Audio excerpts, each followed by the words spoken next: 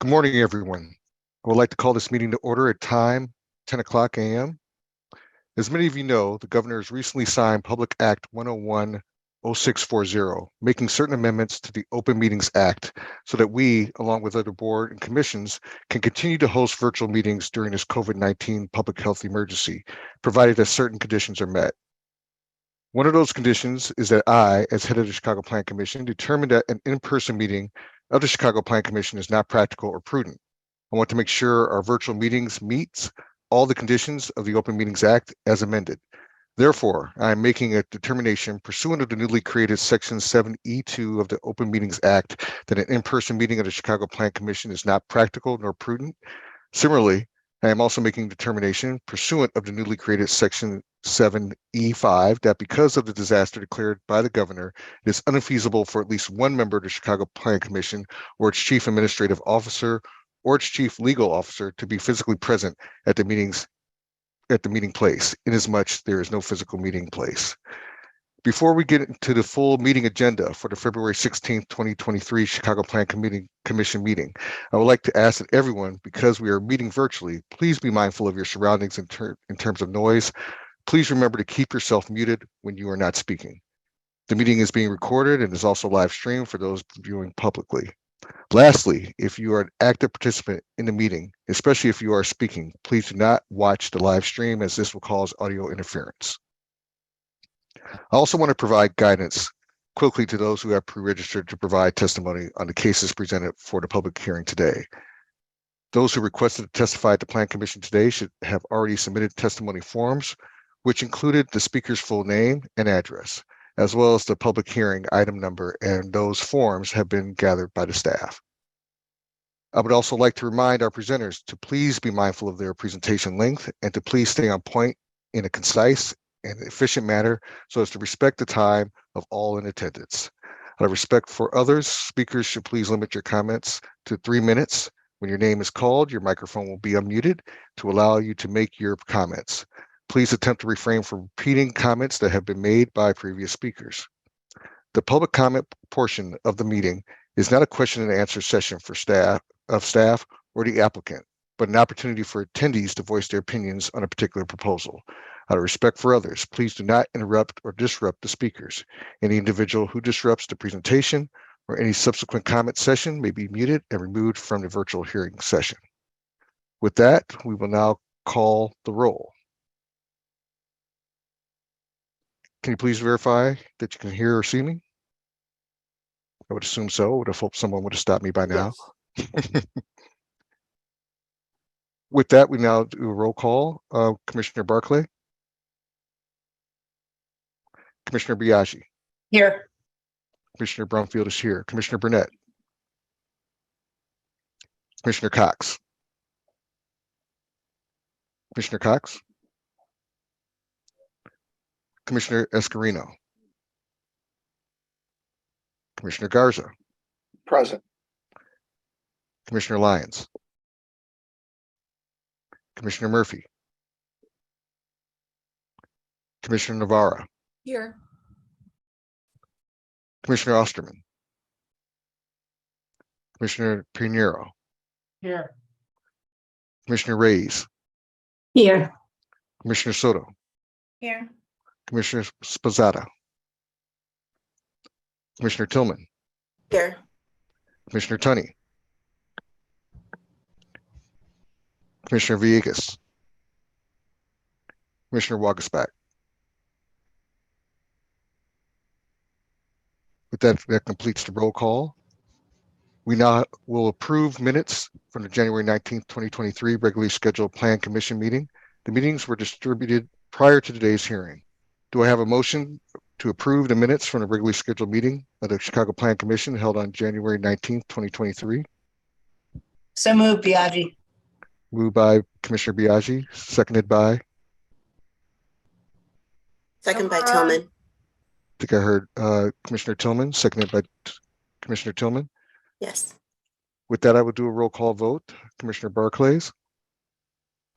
Commissioner Biaggi. Yes. Commissioner Brumfield is a yes. Commissioner Burnett. Commissioner Cox. I am present and I vote yes. Thank you, Commissioner Cox. Commissioner Escarino, Commissioner Gaja, Yes.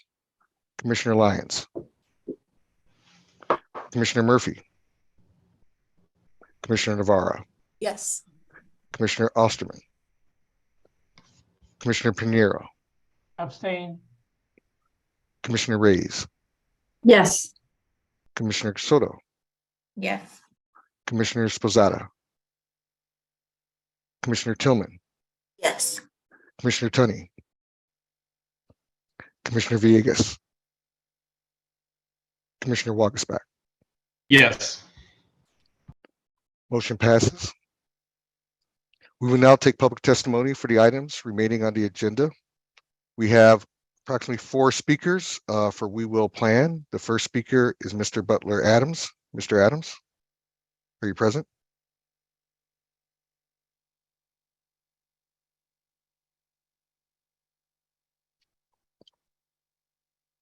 Mr. Adams.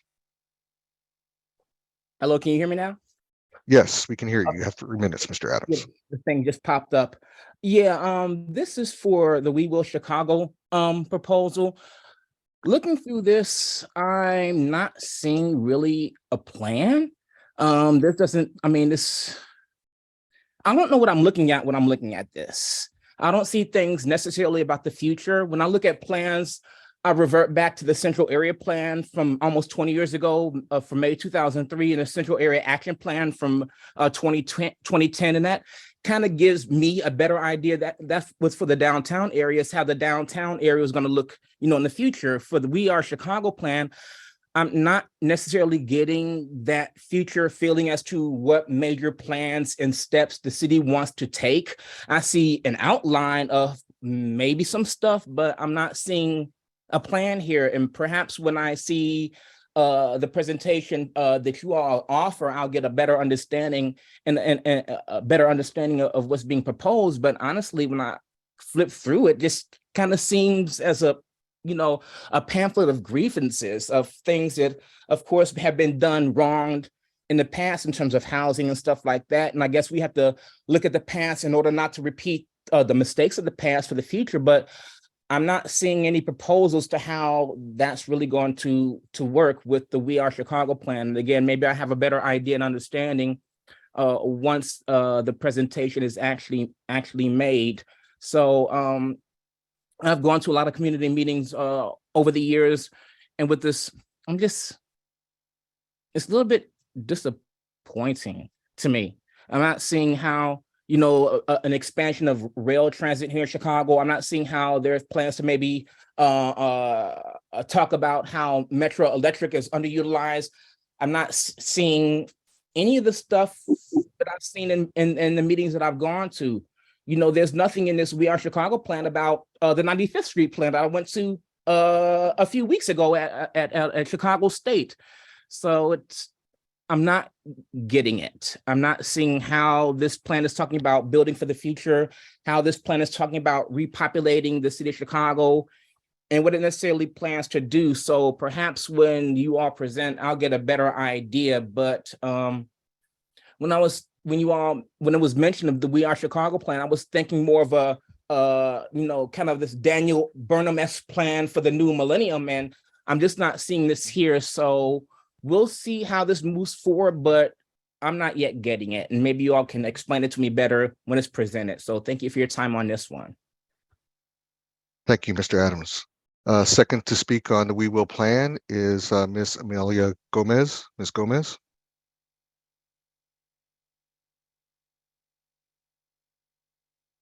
Ms. Gomez, are you here? Yes, can you hear me? Yes. Please. Hi, thank you.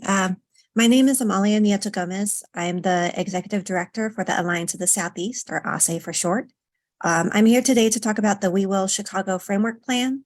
ASE is a multicultural, interfaith, intergenerational coalition of churches, schools, businesses, and community organizations on the southeast side of Chicago. We also organize the Coalition for Southwark CBA, which has 30 plus members, organizational members across Chicago's southeast side. working to ensure equitable development and environmental justice. And we also organize the citywide Equitable Development Roundtable, or CEDAR, which involves 18 organizations from across the city. We were one of the organizations that participated in the We Will Chicago planning process. We had 4 robust community meetings, both virtual and in person. And we also participated in the Pillar research team on economic development for the framework. Unfortunately, most of the input that our organization and community leaders took time and energy to create has been left out of the plan. The 600 policy ideas that came out of the process are publicly available, but they're not integrated into the plan. And while we and many other organizations engaged local residents in locations across Chicago, there are still gaps, as we've learned from our partners, and more that could be done to engage residents and businesses at the local level. What we have instead is a plan that does not have any teeth, timeframes, budget, enforceability, or accountability. When this plan was announced, it was to fulfill resilience and racial equity goals. This plan won't live up to its goals unless it has measurable outcomes and accountability, similar to past city plans. The We Will Chicago plan needs to be more like previous plans that had concrete, measurable steps and named resources, like naming specific departments to carry out specific goals and objectives. We believe that the proposed framework should be passed under the following conditions: that the 600 policy recommendations and recommendations that came out of the Pillar research teams and the recommendations that came out of the We Will Chicago community meetings should be explicitly incorporated into the plan.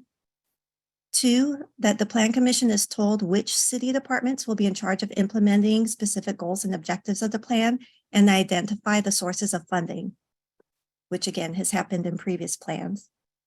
3, that the Plan Commission is given a clear, actionable implementation plan within 6 months of the approval of the draft framework plan. And just noting that the city could put more attention and resources into existing initiatives like the Good Neighbor policies or existing quality of life initiatives, and detail how these plans are incorporated into the We Will Chicago framework, which was brought up not only at our Pillar meeting, but several of them. Thank you for your time. Thank you, Ms. Gomez. The third to speak on the We Will plan is Ms. Christian Harris. Ms. Harris. Ms. Harris, are you here with us? Yes, thank you. I was unmuting. Good morning, everyone. I am Christina Harris, the director at the Metropolitan Planning Council. MPC is a planning and policy organization dedicated to shaping a more equitable and sustainable Chicago region. We are submitting testimony this morning in support of the We Will Chicago Framework Plan. We Will Chicago is the first citywide plan the Department of Planning and Development has undertaken since the 1960s. When the last citywide plan was created, many communities were excluded from fully participating in civic life and planning. MPC believes that We Will Chicago planning process has included some of the most robust and creative engagement strategies that DPD has employed. The impact of that public participation is apparent in the fact that the framework plan before us today positions equity and resiliency as its 2 core principles, as well as having a pillar dedicated to civic and community engagement. It also includes an acknowledgement of the role city planning has played in past and ongoing harms.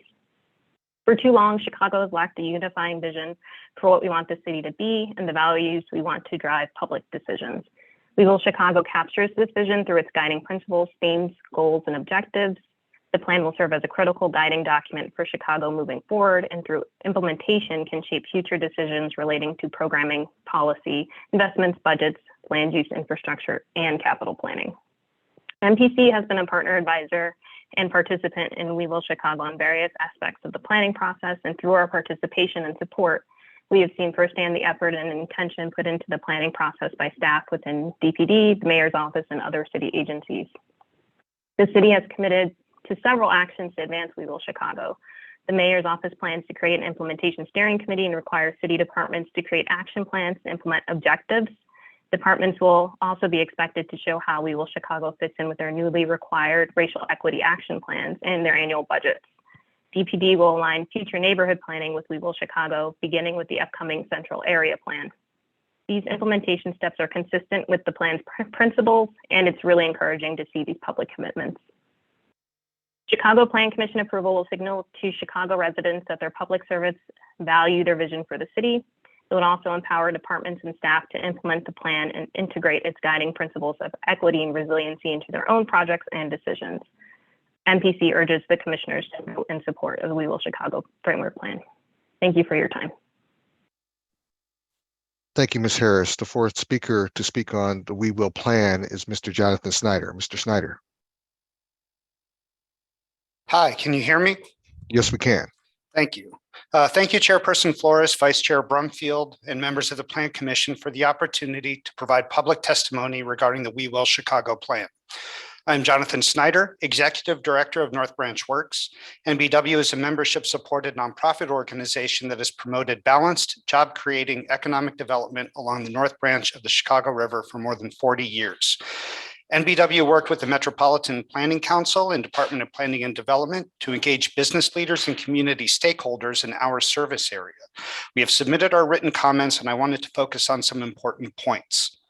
The problems highlighted in this plan are real and persistent, and we appreciate that the plan focuses on meaningful equity and investment in every neighborhood, especially those on the south and west sides that have faced disinvestment and neglect for decades. NBW is pleased that the lifelong learning pillar calls for the engagement between educators and local businesses to ensure that people are provided the skills needed to excel at the jobs of today and tomorrow. We wanted to see a stronger connection with the business community under the economic development pillar, such as including business leaders in developing strategies that support job growth and working together to identify barriers to business growth and create tools to reduce them. More specifically, the economic development pillar also missed an opportunity by not addressing how to leverage the city's assets in the manufacturing and industrial sectors to decrease poverty and build wealth. Given the sector's unique needs for land and infrastructure, these issues should be addressed within the plan and not just supplemental policy documents.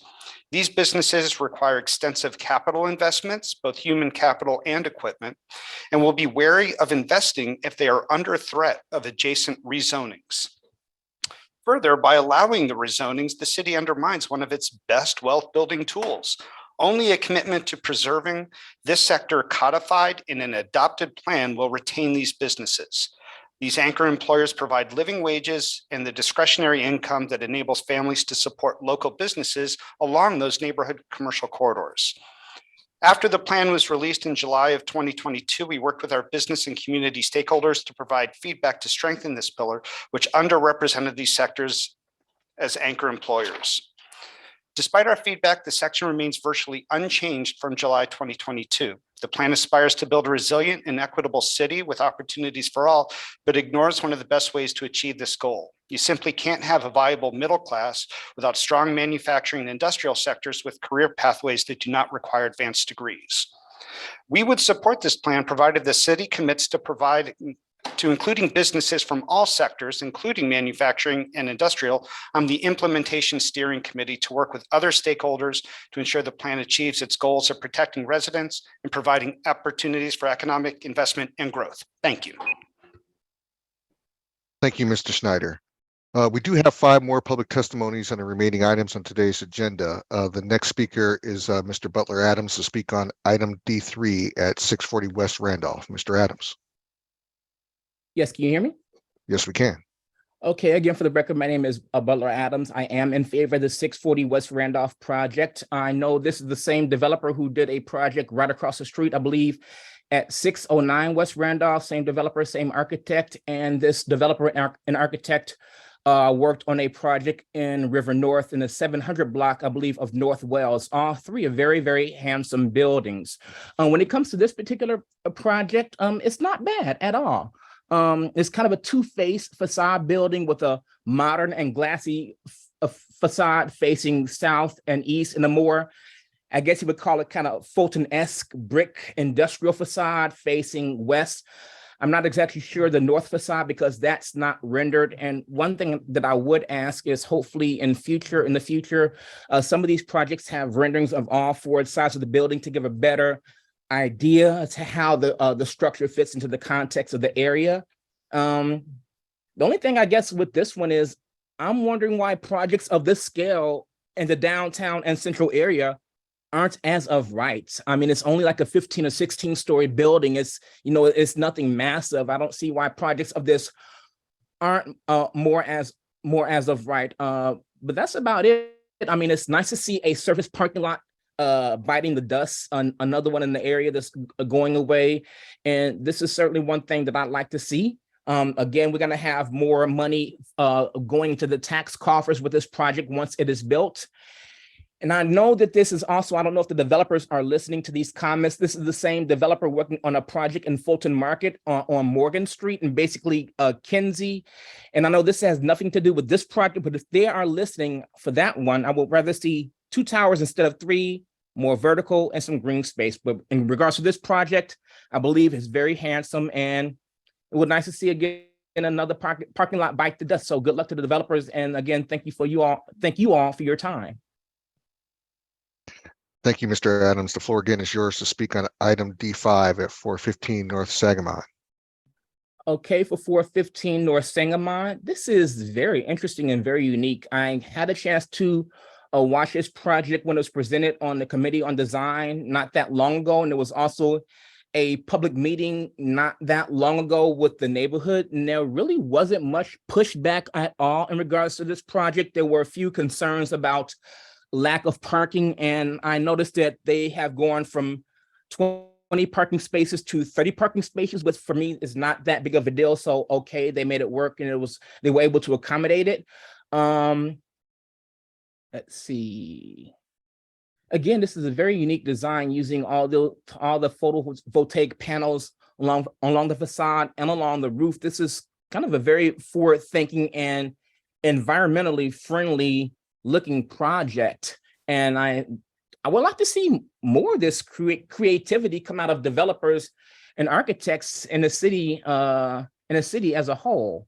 I do like the fact that it has a minimum amount of parking for the area. This will be an office building, and to compare to some of the other projects on the boards in this area, this project at roughly 260 something thousand square feet is going to have 30 parking spaces, whereas other buildings that have been approved or are on a waiting block, like 725 West Randolph, going to have more than 260 spaces. So it seems to me like an area that is fairly rich in transportation and is very walkable, should have less parking versus more parking.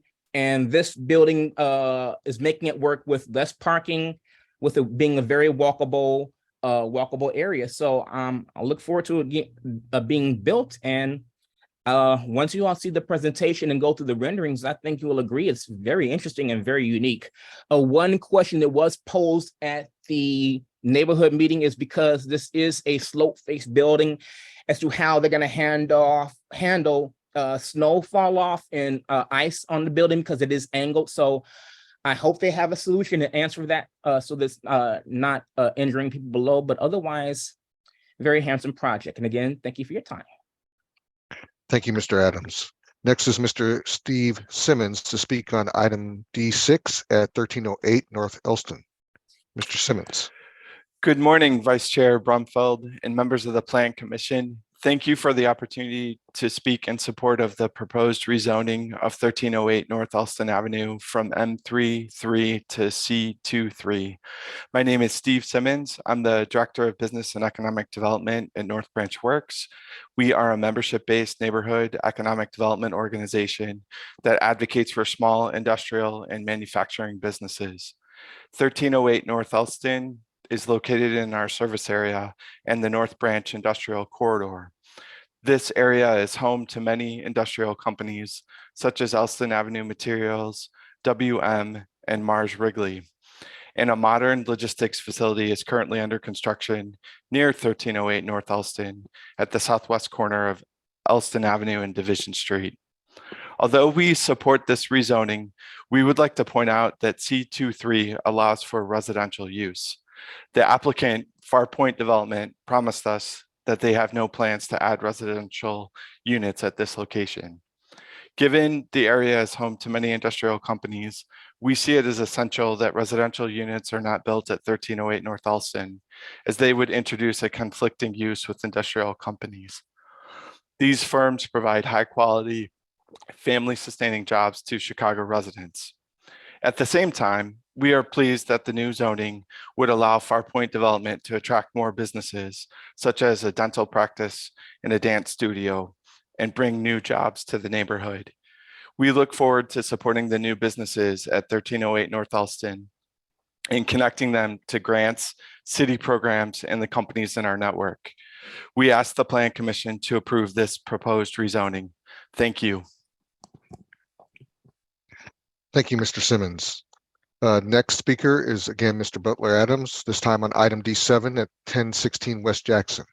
Mr. Adams. Yes, again, for the record, my name is Butler Adams. I did attend a neighborhood Zoom presentation within the past few months regarding the 1016 West Jackson project. And you know what, it's okay. I like the density that's coming in. I like the height that's coming in architecturally. The building itself for me is, you know, it's just okay. I don't necessarily like the setback on the southern facade of the building, setting it back from the base itself. For me, it seemed like the tower should come down to the ground itself. It seemed like that. Another thing that I would hope that we can start working on in the future are the bases of these buildings. While, you know, I've been following stuff like this for the past 15, almost 20 years. And at one time we had like, you know, maybe 8, 10 floors of parking, and we have reduced that down to 2 or 3 floors for these new residential buildings. But how these parking podiums and spaces face the street to me is still sometimes visually annoying with these blank facades and blank spaces and no visual activity whatsoever. While this building only has 2 floors of parking, the base for me needs a little bit more architectural refinement. And I would like to see maybe a little bit more pushback in encouraging these developers to line these parking garages that face at least the street with some type of maybe linear units or some type of active space. So we don't just have these, you know, opaque glass walls. It comes to me as just visually boring and unrelatable. So the tower itself is not bad. Again, I like the density, but architecturally, especially with the base of this particular project, I do think it needs more work. There's several projects coming up that you all will see very soon, like 123 West Randolph. And again, with how the base treats the street level, we need to do better in encouraging active space to hide these parking podiums and the parking garages. But for this particular project, that's all I have. If there's an opportunity for me to raise my hand and talk about the red line extension, I'd like to do that as well. But thank you for your time on this project. Thank you, Mr. Adams. Next is Mr. David Doig to speak on the 95th Red Line informational presentation item. Mr. Doig. Good morning, commissioners, DPD staff, and members of the general public. My name is David Doig, president of Chicago Neighbor Initiatives. I'd like to express our strong support for the Red Line Extension Transit Supportive Development Plan.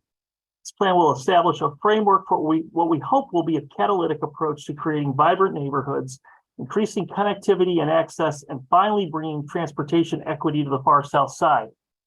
Far south side has suffered greatly for decades due to a lack of investment. It has been disconnected from the rest of the city due to a lack of adequate transportation. And the far south side has been robbed of amenities, services, and resources that we so rightly deserve. The new CTA Red Line extensions presents a once-in-a-lifetime opportunity that will promote transportation equity, increase access and connectivity to residents, and catalyze economic development, forever transforming the far south side of Chicago.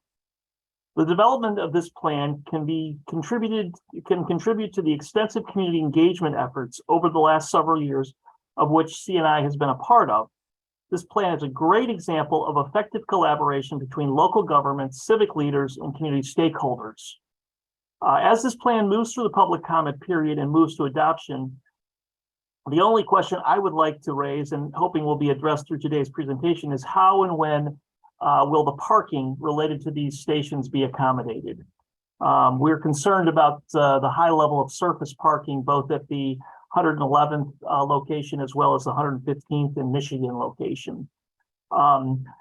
Nevertheless, this plan is a critical step in addressing the inequities that have plagued this region for decades, that include a lack of access to quality jobs, housing, healthcare services, fresh food, and other vital needs. But the investment can't stop there. It's essential that this plan be coupled with the area plans such as the Roseland Medical District Plan that you adopted just a few months ago, and be used to improve infrastructure and build the broken ecosystems of the far south side, such as access to quality healthcare, the loss of population, and the lack of affordable housing options. As mentioned in the plan, the vision for 111th is a health and wellness district and a key strategy to make the connection to jobs and activity in the Roseland Medical District.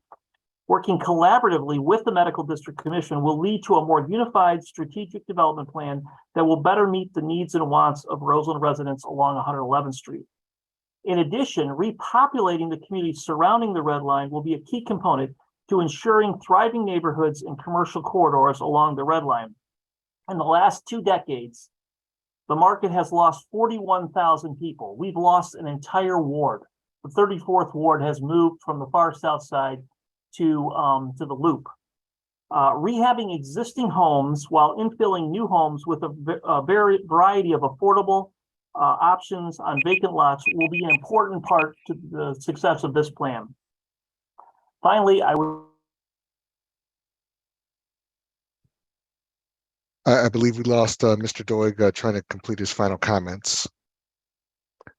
With that, do we have any other members of the public who wish to make public comments at this time? If so, please raise your hand in the Zoom window and we will call your name in the order they appear. And I believe I do see Mr. Butler raising his hand. Mr. Butler?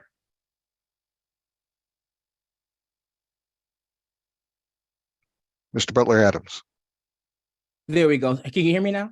Yes. Okay, sorry, I had a problem with the button. I am absolutely 100% for this red line extension. It's been talked about for the past, 20 years. So I'm certainly for this extension. One thing is, I don't think that there is nearly enough density being proposed to sustain these stations. However, I was in New York 2 weeks ago. This past weekend, I was in Boston. I'll be heading to Austin tomorrow, and the week after that, back to New York. And when I was in Boston and New York, the TOD there is just insane. Being in Boston and going to the suburbs and getting off the train there in the suburbs of Boston and having 20-story buildings surrounding you with apartments is just crazy in a suburb of the city. And here we're talking about 4 stations in the city itself. And I believe, I can't remember the number exactly, about 4,000 new or infill units. That should be doubled. Absolutely should be doubled. There's not enough density being planned to sustain these stations. I mean, I'll ride up there on the train, but there's not enough density at all. I know that some tax increment financing is being used, a new tool from the state for transit. I want the whole red line to be looked at. I know that this transit increment is being used for the rehab of the red line up north. And it's being used to build the red line down south, but it seems like one way to contribute to these funds is looking at all the other stations on the red line, 95th Street, 87th Street, 69th Street, and all the vacant land around these stations and building them up. I mean, have you looked at 87th Street? You have 2 major parking lots with retail. You have a McDonald's, and then you have a gas station on the other corner.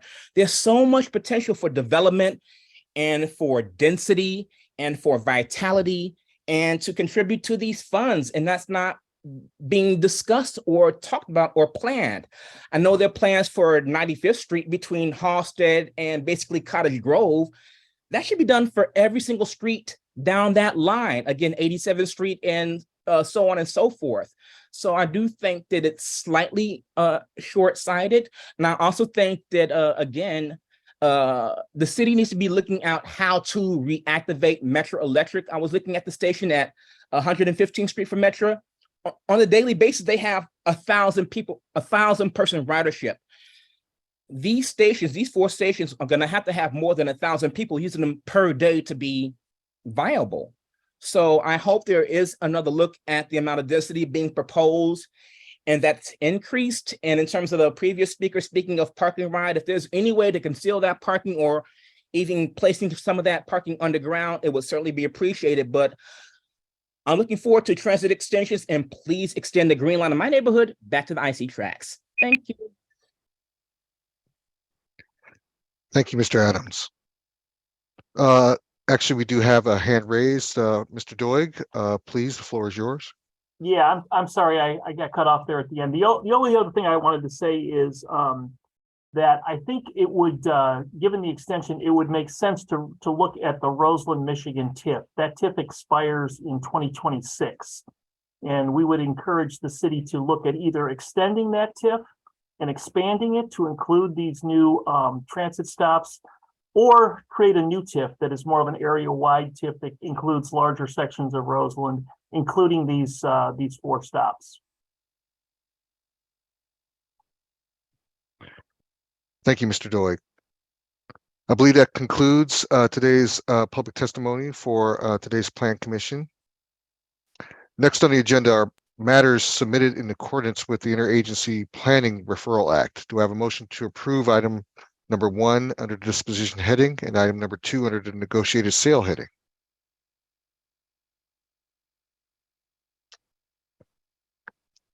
Do I have a motion? Yeah, so moved by Commissioner Cox.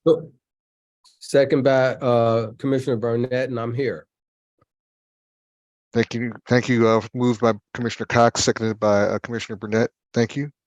We'll do a roll call vote. Commissioner Barclay.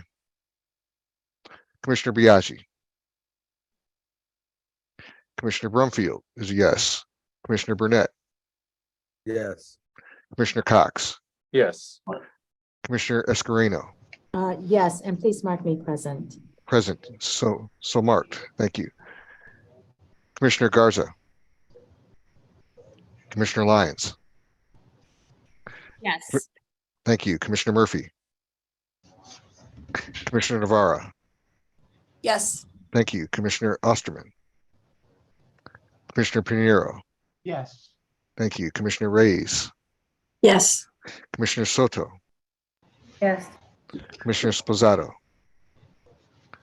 Commissioner Tillman. Yes. Commissioner Tunney. Here and yes. Thank you. Commissioner Villegas. Here and a yes. Thank you. Commissioner Wagasback. Yes. The motion does pass. Now we move on to the public hearing presentation portion for matters submitted in accordance with the Lake Michigan and Chicago Lakefront Protection Ordinance and the Chicago Zoning Ordinance. We have a slight change to the agenda order today. As voted on earlier, item D1 is deferred. We will hear the remaining 3 items. Sorry, Chairman, it's Noah. I messed up that section. That is gone. The order stays the same. Yes. Yes. I appreciate that. Thought there was a little confusion as I was reading that. With that, we'll move on to the first item today, which is D1, a proposed resolution to adopt the We Will Chicago Framework Plan. We Will Chicago is a citywide plan that establishes goals and objectives to guide Chicago's future for the next decade. Initiated in December 2020, the plan process was led by neighborhood stakeholders, civic organizations, artists, community partners, and city agencies based on the principles of equity and resilience for all. The plan includes approximately 40 goals and 150 objectives organized with 8 planning pillars: arts and culture, civic and community engagement, economic development, environment, climate and energy, housing and neighborhoods, lifelong learning, public health and safety, and transportation and infrastructure. A draft of the plan was released in July 2022 for public comment through November 1st, 2022. Kathy Dickett will provide the context overview and present the proposal plan. Ms. Dickett. Good morning, commissioners. Can you see my screen? Oops, wait a minute. Yes, Kathy. Yes, we can. All right. All right. This is the 4th time Kathy Dickett, the Deputy Commissioner in the Department of Planning and Development. So this is the 4th time the Department of Planning and Development has come before this body to report on the progress of We Will Chicago. Today, on behalf of all of the volunteers, community partners, artists, civic, business, city staff, and others who have been involved in or read and reacted to the plan, I have the privilege of presenting the We Will Chicago Framework Plan for adoption by the Chicago Planning Commission. The We Will Chicago Framework Plan is a process plan. In the words of 3 of the volunteers who spent hours creating the document, We Will represents the most voices and ideas than any other plan has in the city. We Will addresses the historical inequities for marginalized populations of Chicago. And We Will aims to create a better and brighter future formed by the voices of Chicago communities. From the beginning, we heard very clearly that people wanted to be involved in the planning, not just react to plans. This plan contains approximately 40 goals and 150 objectives that are intended to guide future physical plans, land use plans, infrastructure plans, and city policy.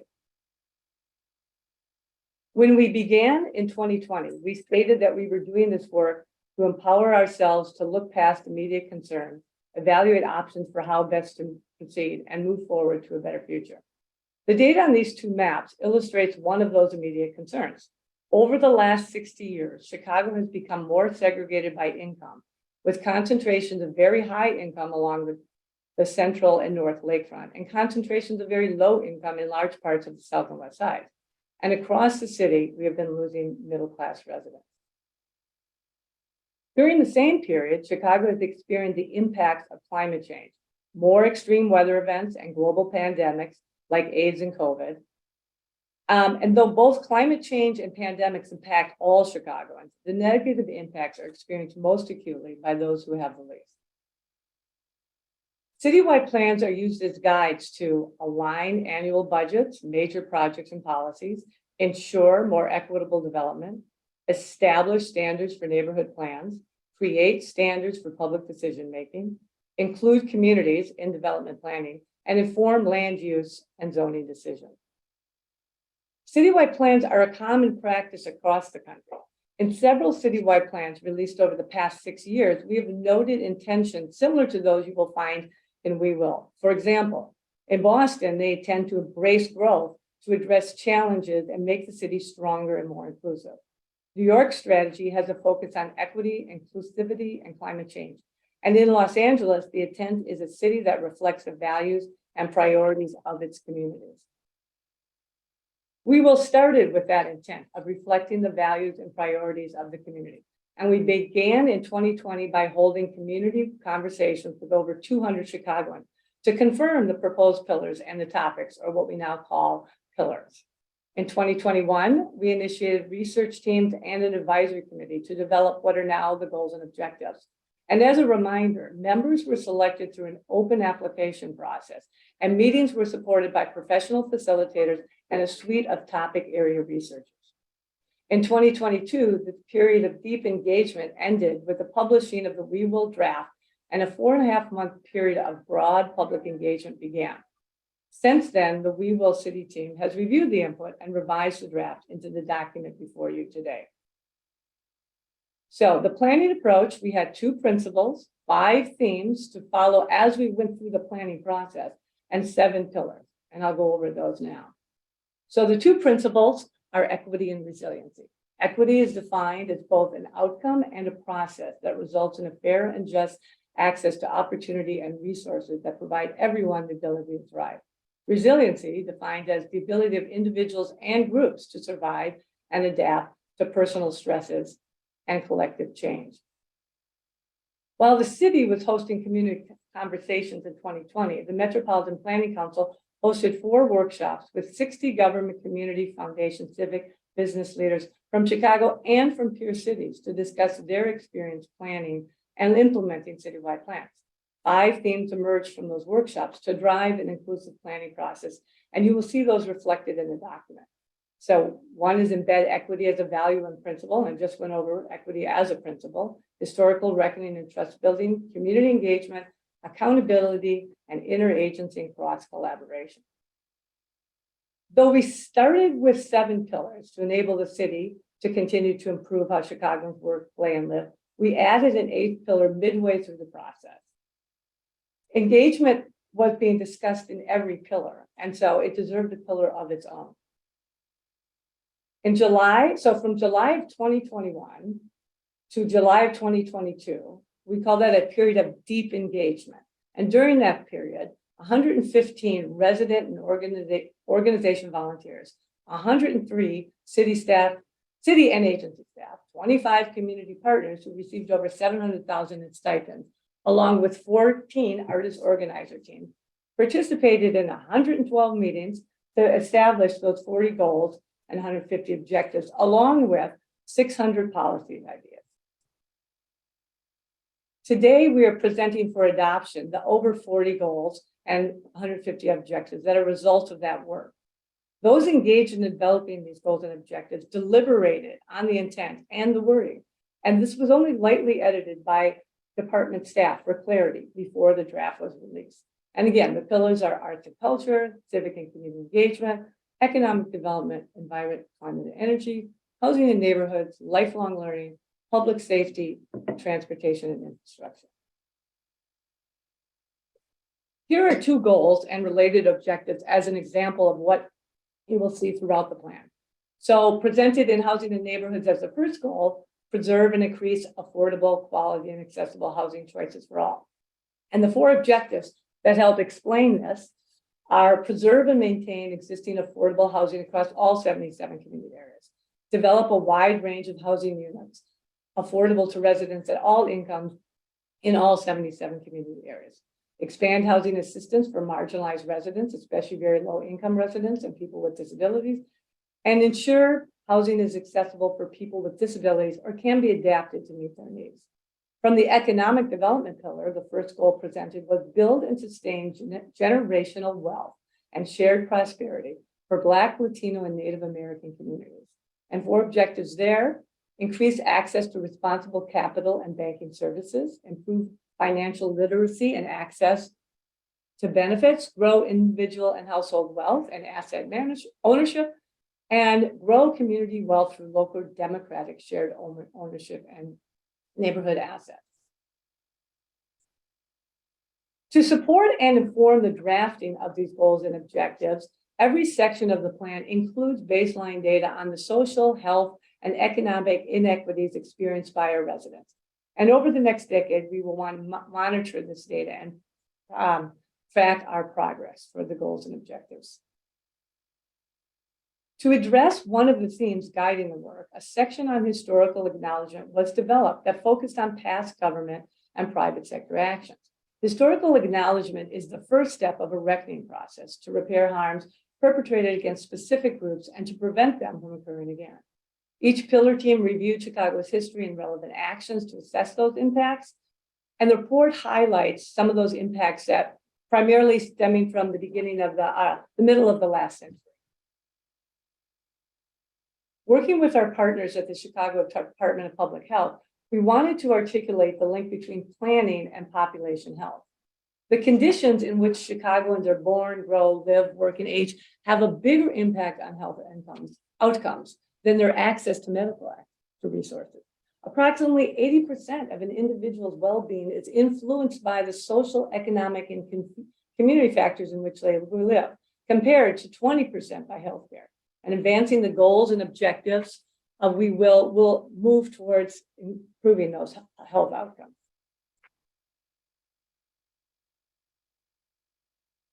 The period of deep engagement with volunteers and community partners, city staff, and artists ended with the launch of the We Will draft on July 14th.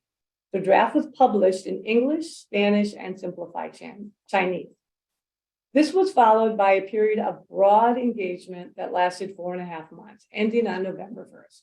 Broad engagement resulted in over 5,000 respondents to our online survey, over 5,000 responses from attendees at 72 neighborhood events. 28 organizations were involved in additional 8 focus groups. 25 stakeholders' letters and emails were received and looked at. The Department of Planning presented to 29 different organizations on We Will, and over 1,000 participants were engaged in seven global event series workshops. I'm just going to show you some images from that period of the broad engagement and out in the communities. So this is the We Will tent at Pilsen Fest in Pilsen. This is at the 79th Street Renaissance Festival in Auburn, Gresham. Sundays on State in the Loop. Taste of Polonia in Jefferson Park. Taste of Chicago in Austin. Pumpkin Patch at Shabona Park in Montclair.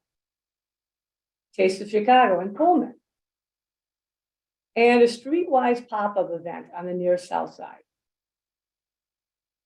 We received, again, over 10,000 responses to our request to rank the goals from strongly agree to strongly disagree. The map on the left represents the over 5,000 respondents who filled out the survey using a handheld tablet with English, Spanish, and simplified language Chinese options. For both maps, the dots indicate the event location. Larger dots indicate a 2-day event. All respondents provided their zip code. So for both maps, the darker the color, the more respondents that live in that zip code. The map on the right represents the 5,800 responses received through the We Will Chicago website. These two maps illustrate another way we looked at the data. The map on the left shows the 10,000 responses combined. The map on the right shows the majority race or ethnicity by census block across the city and the location of the events, as both maps do. As you can see by the maps, the in-person events were critical to our strategy of reaching Chicagoans from all parts of the city. We also calculated the average rating for each goal for each pillar for both the online and in-person surveys. The results depicted by the graph indicates a strong level of agreement between the online and in-person surveys. This is indicated by the vertical solid line above the number 4, with 4 meaning agree. The boxes, blue for online averages and pink for in-person averages, shows that no pillar average was below a 4. So before going over implementation of plan, I would like to note that we have also been updating the aldermen as we proceeded. We've attended some ward meetings to discuss We Will, provided updates at quarterly aldermanic meetings. We mailed boxes of We Will brochures to each ward office and provided a copy of the draft that was distributed to every alderman at the city council session in September. And we presented to the environment, climate, and energy pillar on this to the city council committee on environment. So upon plan commission adoption, all plan developments going forward would need to be consistent with the goals and objectives of the plan. In addition, the resolution presented today also states that We Will Chicago plan is intended to be reviewed and updated periodically, so maybe every 10 years, with annual reports on activities to the Chicago Plan Commission. I'm going to review 2 examples of how a plan development can address the goals and objectives. So this first example is for the 900 West Randolph project, which the commission reviewed back in December of 2019. On the left are the goals. So the first goal in red is from economic development, which talked about support business growth throughout Chicago, especially businesses owned by Black, Latino, Native American people. On the right, you see from the staff presentation when this was presented, it's a minority-owned general contractor, first high-rise co-leading construction with the general GC owned by a person of color. Moving down to the orange goals, which are for housing and neighborhood development, which speak to preserve and increase affordable quality and accessible housing choices for all, and attract and retain residents, increase density to strengthen neighborhood vibrancy, especially on the south and west side. This project included 300 apartments, including 60 affordable units, 20% on-site affordability. The last goal there is from public safety. And it talks about make infrastructure, physical spaces and services safe, beautiful, and accessible to the aspiration and cultures of communities. This is the Point Tower with a slender profile, high quality design, and includes historic rehabilitation in landmark district. Here's another example, the Solar Lofts at 2556 South Federal, which was reviewed by Plan Commission last September. Again, the similar goal, support business growth throughout Chicago. This was a minority-owned developers and MBE, WB participation goals for the construction. The goals in green are for environment, climate, and energy, which talk about prioritizing climate resiliency efforts in Black, Latino, Native American communities, foster public and private partnerships to reduce waste and encourage the reuse of locally produced materials, and mitigate and eliminate sources of carbon emissions in alignment with national climate goals. So this builds on the plan development sustainability requirements, adding electrical vehicle charging stations, rooftop solar panels, and energy efficient appliances. And the 3 goals in orange are from housing and neighborhoods. And again, preserve and increase affordable, quality, and accessible housing choices for all. Invest in Black, Latino, Native American, Asian, and immigrant communities to create safe, healthy, and livable neighborhoods that provide basic needs, amenities, services, and jobs. This project is an adaptive reuse of a vacant warehouse building in Armour Square, 47 apartments, 32 affordable units, and 68% affordability with no public assistance. Another process and way of implementing We Will Chicago involves developing partnerships by directing departments and sister agencies to develop an implementation steering committee through an executive order. Oh, wait. Sorry, I gotta go back to this one. Another implemented process is integrating the goals and objectives using existing city tools such as budgets and plans. So, city has an annual budget process. Future budget submissions can align with the implementation of goals and objectives in We Will. We have right now departmental racial equity action plans, and We Will goals can align and be integrated, and in fact they are, into these departmental action plans. And there are always land use and infrastructure plans. We can align future area, neighborhood, and system plans led by the Department of Planning Development and others with relevant We Will Chicago goals and objectives. And we're starting with the Central Area Plan, which began last fall. Now, moving to another process, it would be developing partnerships by directing departments and sister agencies to develop an implementation steering committee through an executive order. And such a committee would advise on We Will implementation and would be involved in developing near and long-term action plans by pillar that set the clear, measurable commitments. In addition to the document that's before you today, we also created 2 other documents, which will be available for use, but are not being presented for adoption. One is the implementation starter guide, which is the compilation of the 600 policies generated by the research team, and also includes comments that we got during the broad public engagement period. This should be referenced by departments as we develop the pillar action plans and other city initiatives. The example here shows just the different levels of specificity. So under public health and safety, a goal is ensure equitable, affordable healthcare services for all Chicagoans. An objective is to make all health, public, and social services trauma-informed and culturally responsive.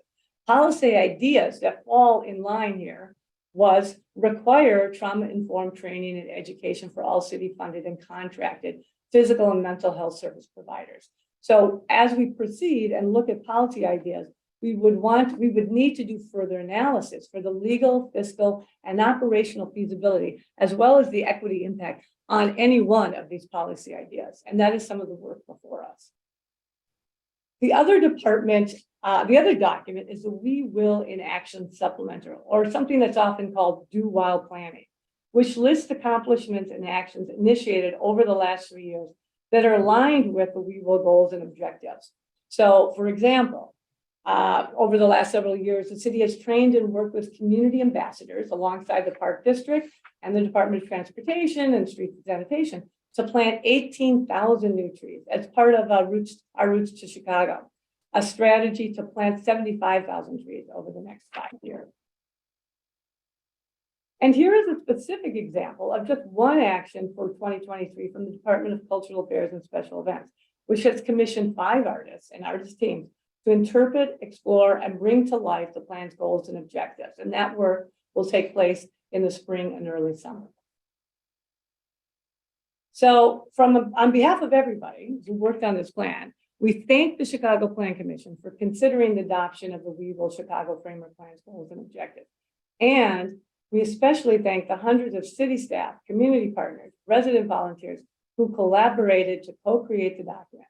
And we're grateful for the thousands of residents who demonstrated their care and concern for Chicago's future by engaging with the We Will plan last summer and fall.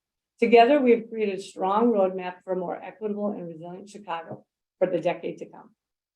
Thank you. And I will just leave with this image of the 8 pillars, which contain the 40 goals and 150 objectives. Thank you, Ms. Dickett. Do the commissioners have any questions of the staff? I believe there's one hand raised, Commissioner Escarino. I don't really have any questions. I just wanted to make a couple of comments and just say that You know, the Park District is really thrilled about this plan. I think it really provides a comprehensive strategy for all of us to be working together. At the parks, the residents rely on a very strong, healthy program of parks in every single neighborhood made up of 8,800 acres of park land. And residents have a park within 10-minute walking distance from their home. So we know how critical these connections to our residents and building a more equitable and resilient city. So we at the parks are just very, very excited. This year, we've already initiated projects working towards that goal to ensure we're expanding on Wi-Fi.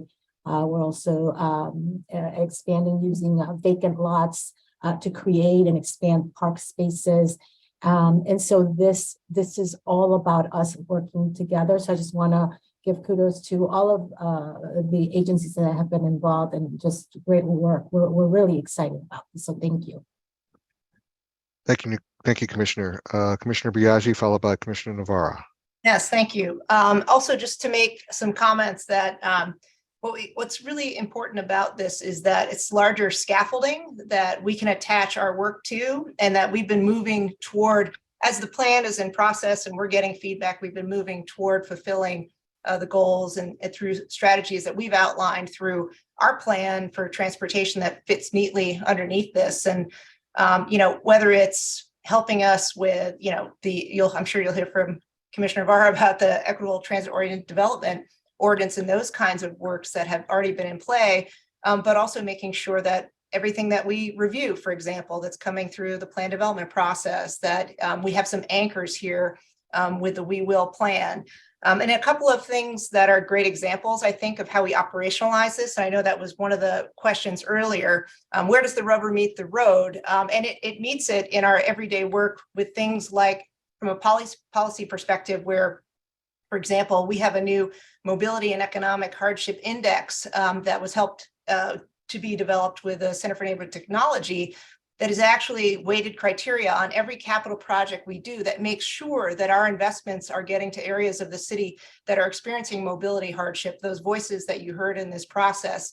It anchors our work to that geography combined with economic hardship. Those areas of the city are priorities for every single one of our capital programs, which includes things like Complete Streets, which is referenced in here. And that's really making sure that everyone, no matter your ability, no matter your vulnerability, no matter your modality of movement, that we are building communities and designing them in a way that live up to these values. I think the Streetscapes investment through our Chicago Works program is really connecting the dots across a lot of these pillars, whether it's safety, whether it's vibrancy through arts and culture that will be on the public way, and whether that's through the economic development that a great streetscape can help to a neighborhood to thrive.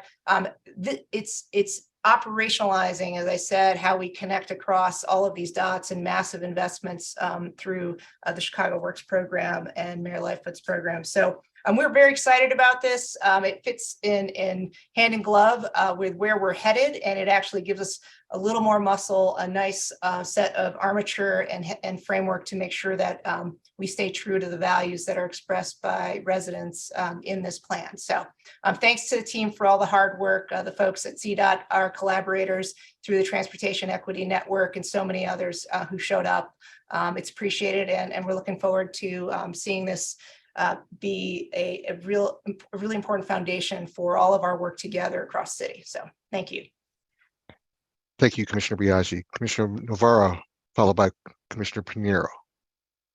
Thank you. I have a couple things I want to add from the Department of Housing perspective. One is that we were closely involved in the drafting of the Housing and Neighborhoods section. And yet I want to stress that I think, unlike plans written in the past that were written entirely by city staff, that's not how this was done. And so we played a big role in that, but so did lots of people on the ground. And the other thing that I wanted to point out was just, I heard some comment in the public comment, just concerns that it feels very high level. And I think it's worth just explaining the difference between a framework plan and an action plan. So the this is the framework plan and the action plan is what comes next, but we can't get to the action plan until the framework plan is ratified. So the idea is that these are the goals that we agree on in each pillar. And then once that is ratified, then we move forward with further refinement on all of the legal and operational questions of each one. And there's a pillar action plan for each one that is where this stuff then hits the road, right? And of course, as Commissioner Biaggi said, in the Department of Housing, we're already doing the things that are noted here, but I understand the importance of laying out commitments by certain timeframes and accountability measures. We absolutely need to do that. I just want to clarify that's what comes next. So we need to get to the point where, you know, as a plan commission, we are embracing this, and then those jump into action, which we are all looking forward to. So this is really the first step to kick into that action planning mode and those accountability measures. The other thing that I will note is that this is the first effort, as you know, as has been noted since the 1960s. And I want to point out, in addition to this not just being written by city staff, it is also, I think, important and notable that the plan includes some very clear language about ways that that the city in the past has made errors and has been discriminatory and names that, and then pledges a different path forward. I think, you know, that's not typical. Certainly was not anything like what anyone was saying in the 1960s with our last plan. And I really want to name that and applaud that. That I think a recognition is a very important initial step. Again, next comes the action steps and the accountability. So my congrats to everyone who worked on this, and I look forward to supporting it. Thanks. A very important critical point to stress. Thank you, Commissioner Novara. Commissioner Pinheiro, followed by Commissioner Reyes. Thank you, Mr. Chairman. And thank you, Kathy, and everyone in your team that has put a lot, clearly there's been a lot of work put into this. So question for you, as it relates to private sector projects, what are the expectations in terms of how this is going to impact our perspective or their criteria with respect to projects that are mainly led by the private sector? And is the expectation, I think the idea of the framework is critical, is very important to give direction to how the development is going to take place in the city. So how does that impact the private sector as it relates to the guidelines, rules, and so forth and so on? And I hear the point. I think Commissioner Novara kind of explained or clarified my question related to the action plan, which would be the next step. My question more than anything relates to the impact on private sector, private projects, rather than the public driven projects.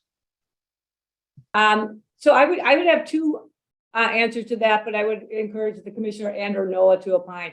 So two things is as we move into an implementation steering committee, we do need private sector and more of the implementers involved as we move forward. Because these are high level goals. They all have to be worked out in detail. And in conversations with, particularly with developers, they have that same question, like, what are we supposed to do with this? And that's why we did provide that example of there are requirements already that meet these goals and objectives, but I think it's sort of like, as Commissioner Novara said, naming how you are noting what the goals and objectives are. So at this point, we've talked about, just especially for development, it's a narrative. How is that done? How does staff see the alignment? But I would encourage Noah or the commissioner to, if you want to fill that out a little bit more. Noah? Sure. I think the question, Commissioner Pinheiro, is a little more about how is this going to be applied when projects come in. And so the zoning code has specific criteria that once the plan commission or city council adopts a planning document or a plan, it is mandatory that plan commission items look to those plans and follow the guidance of those plans. I think, as Commissioner Novara mentioned in her comments, and as I think we all sort of understand here, is there's more work to be done to determine what is going to remain as policy type guidelines, what is going to be further bolstered by adopted ordinances and code changes. So once all those things happen, we'll have both the principles and the criteria of following adopted plans, and we'll have any ordinance changes that come behind.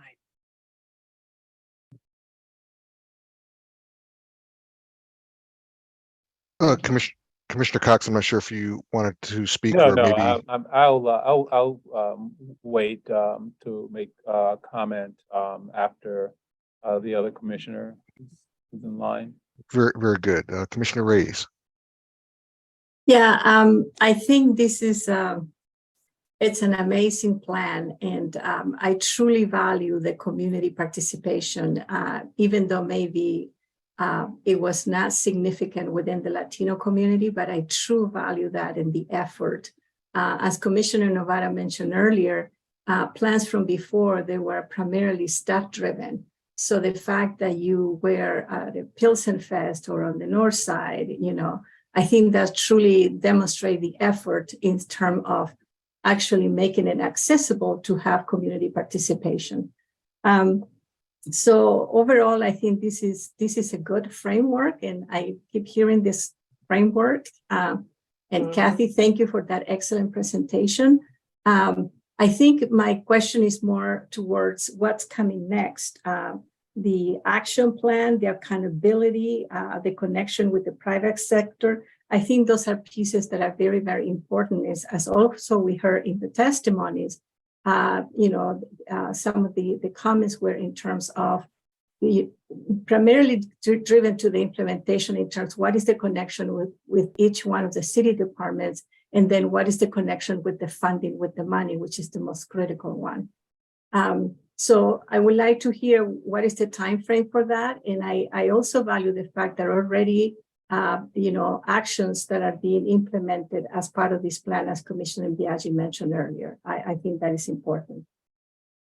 So, well, let me just say, yes, there's a lot of work to do. And yes, it's not like today ends and we don't do anything. So we've already started looking at all of the work we have to do. Like I said, the implementation committee, we are looking to stand that up. The city is looking to stand that up. I think you'll see something about that today, which will again be broad representation and will include, and as we also acknowledge that we also heard like the manufacturing sector and people that were not, or sectors that were not as involved. So we need to combine the sort of the more of the doers, the more of the people responsible for implementation with the people who have helped design the goals and objectives. So we will be doing that. We will be setting up the implementation committee. We will be looking in particular at planning. We'll be looking at this very issue of how we can make the plan development process more accessible to the average resident, and to actually make it a little bit more consistent for developers. We can come back with you with more of a work plan, I would say, in like maybe several months, because right now we are literally putting that together. But each department, and you will see, has, as Commissioner Biaggi talked about, as Commissioner Navarro said, they're all doing that kind of work now, and it remains our job to keep those connections going so that we are connecting. Just because there's a transportation infrastructure pillar doesn't mean that doesn't have a lot of connection to, well, certainly civic and community engagement, environment, climate and energy, and economic development. So we're going to continue the cross collaboration that has begun through this process. Thank you. Thank you, Commissioner Cox, followed by Commissioner Soto. Yeah, I just wanted to offer a few kind of framing thoughts, because the idea of We Will Chicago, that by necessity is a multi-year commitment, and the willingness in this case to engage thousands of residents across the city. This was one of Mayor Lightfoot's very first priorities when she took office, and I remember very distinctly, feeling very nervous about what the mayor would say, about a multi-year timeline for a planning effort. And to her credit, the mayor said, let's do it. I think this is going to be transformational for Chicago. So I know my team in planning and development has felt like incredibly privileged to be a part of this. You know, to seek to adopt a citywide plan, the first one since like 1966. For most of us, this is a once in a lifetime experience.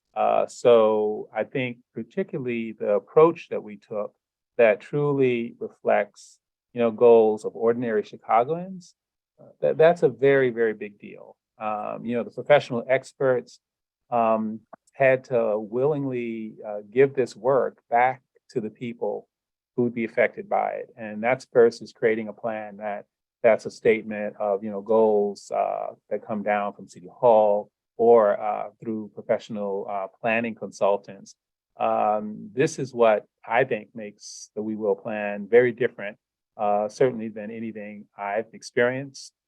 We gave this work back to Chicagoans.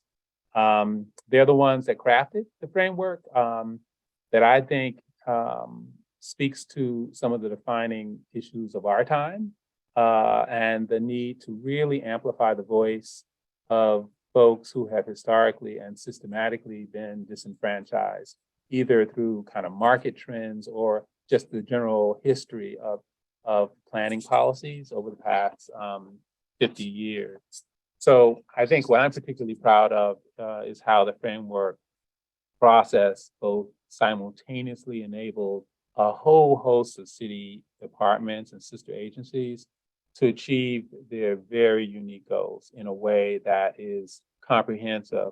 And so how the same entities that have already aligned many of their priorities with We Will, I think effectively We Will is like we're living the We Will values, even as the framework was being crafted. So for us, for example, I mean, we embrace the call for a more equitable development and inclusive growth through all 3 rounds of the Chicago Recovery Plan grants that were given in 2022. So that involved something like 1,800 applications, but the applications were reviewed, you know, based on, you know, very solid criteria like, you know, project feasibility, impact, readiness, but it also considered the applicant's diversity and the project location.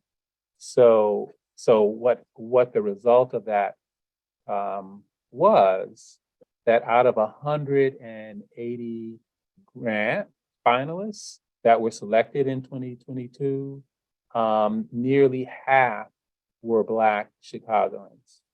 So these 80 plus recipients were more than double the amount of the next closest racial group.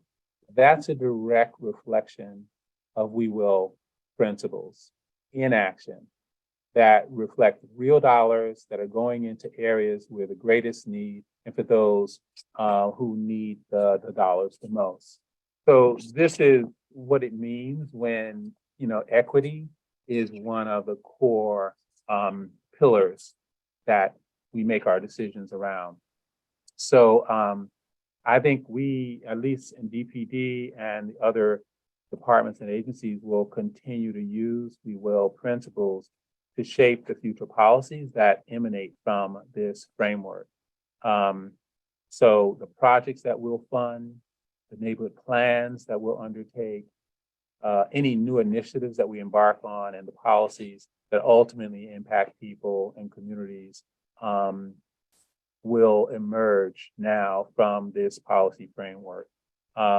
So, you know, I think this is a plan that, you know, is meant to exist for 10 years, but I think it will resonate for many, many, many years to come.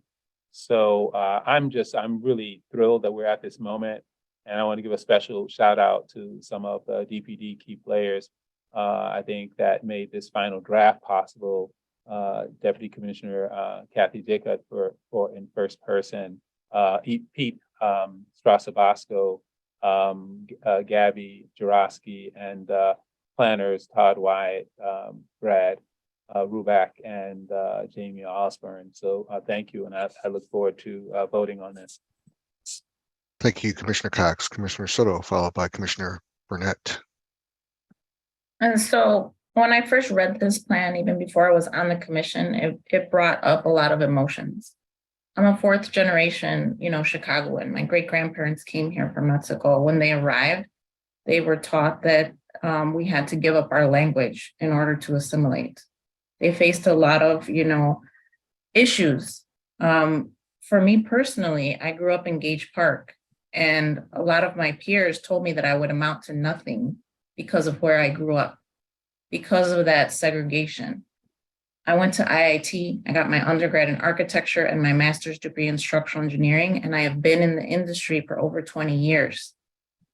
But every time I hit the construction sites, they assume that I am underqualified and that I do not know what I'm talking about. So the systems that we're trying to address in these plans are extremely broken. And it's going to take a lot of work, a lot of consistency, and a lot of pushing the boundaries.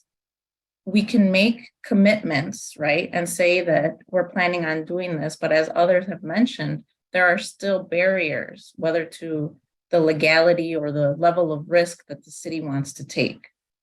So cautiously, I am optimistic, right? Because historically, promises have been broken. A lot of promises have been made, but they are broken. And I can tell each of you as well that sometimes when I go and try to advocate for my clients at City Hall or with developers, with architects, or with general contractors, I still face that adversity and I still face that pushback. And it's a lot for us to be fighting through. So we need allies working alongside us. We need that knowledge sharing, because in order to make advancements, things should not be done in the shadows. So my hope is that we make good on this, that we push forward, that we're nimble, and that we're able to go around any barriers in a meaningful way.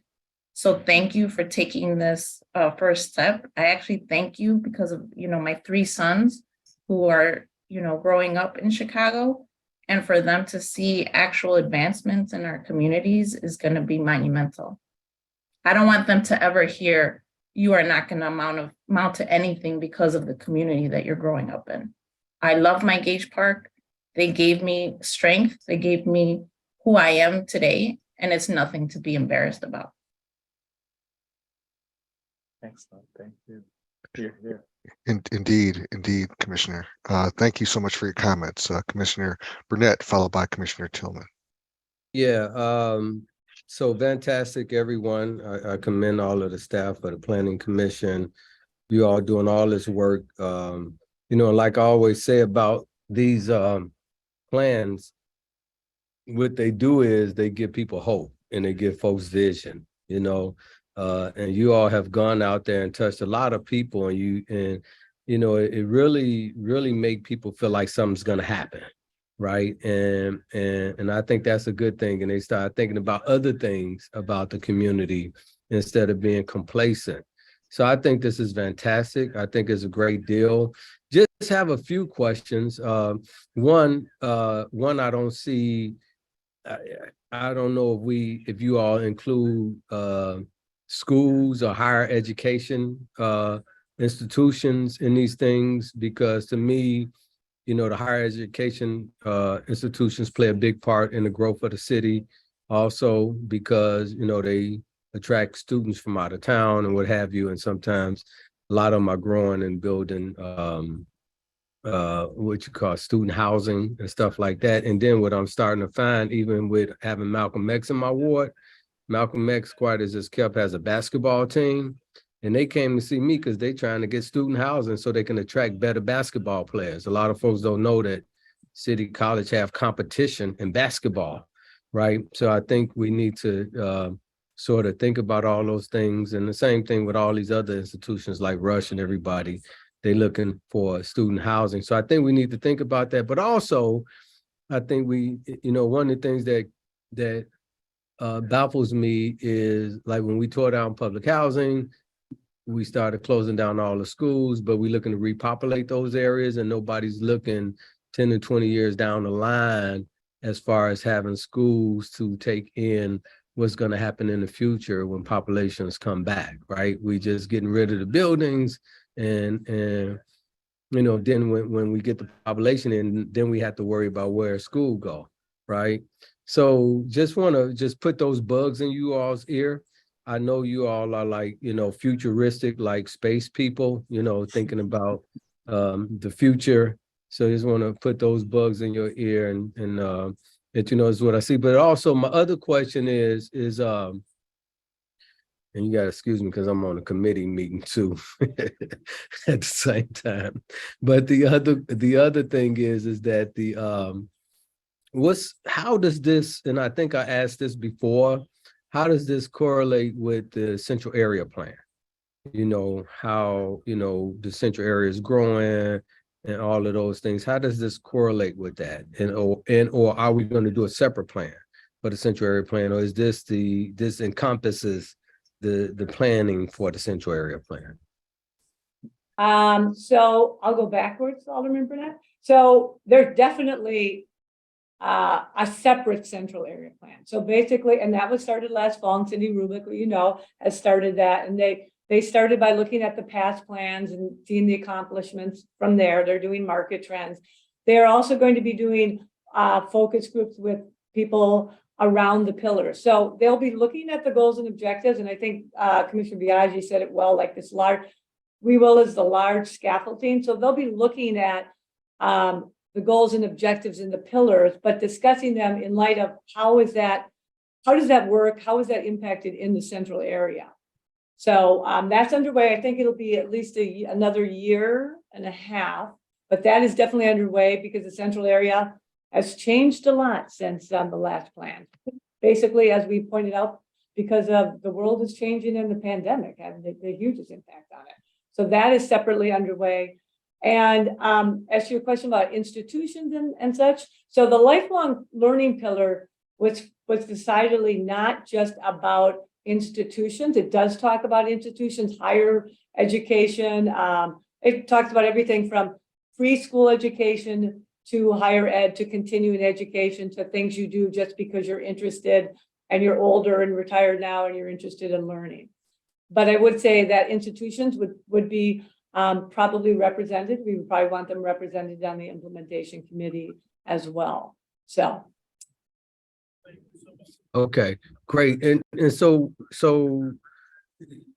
do we share, you know, like I appreciate having the superintendent of the parks engaged. But is the Board of Education involved with this or City College?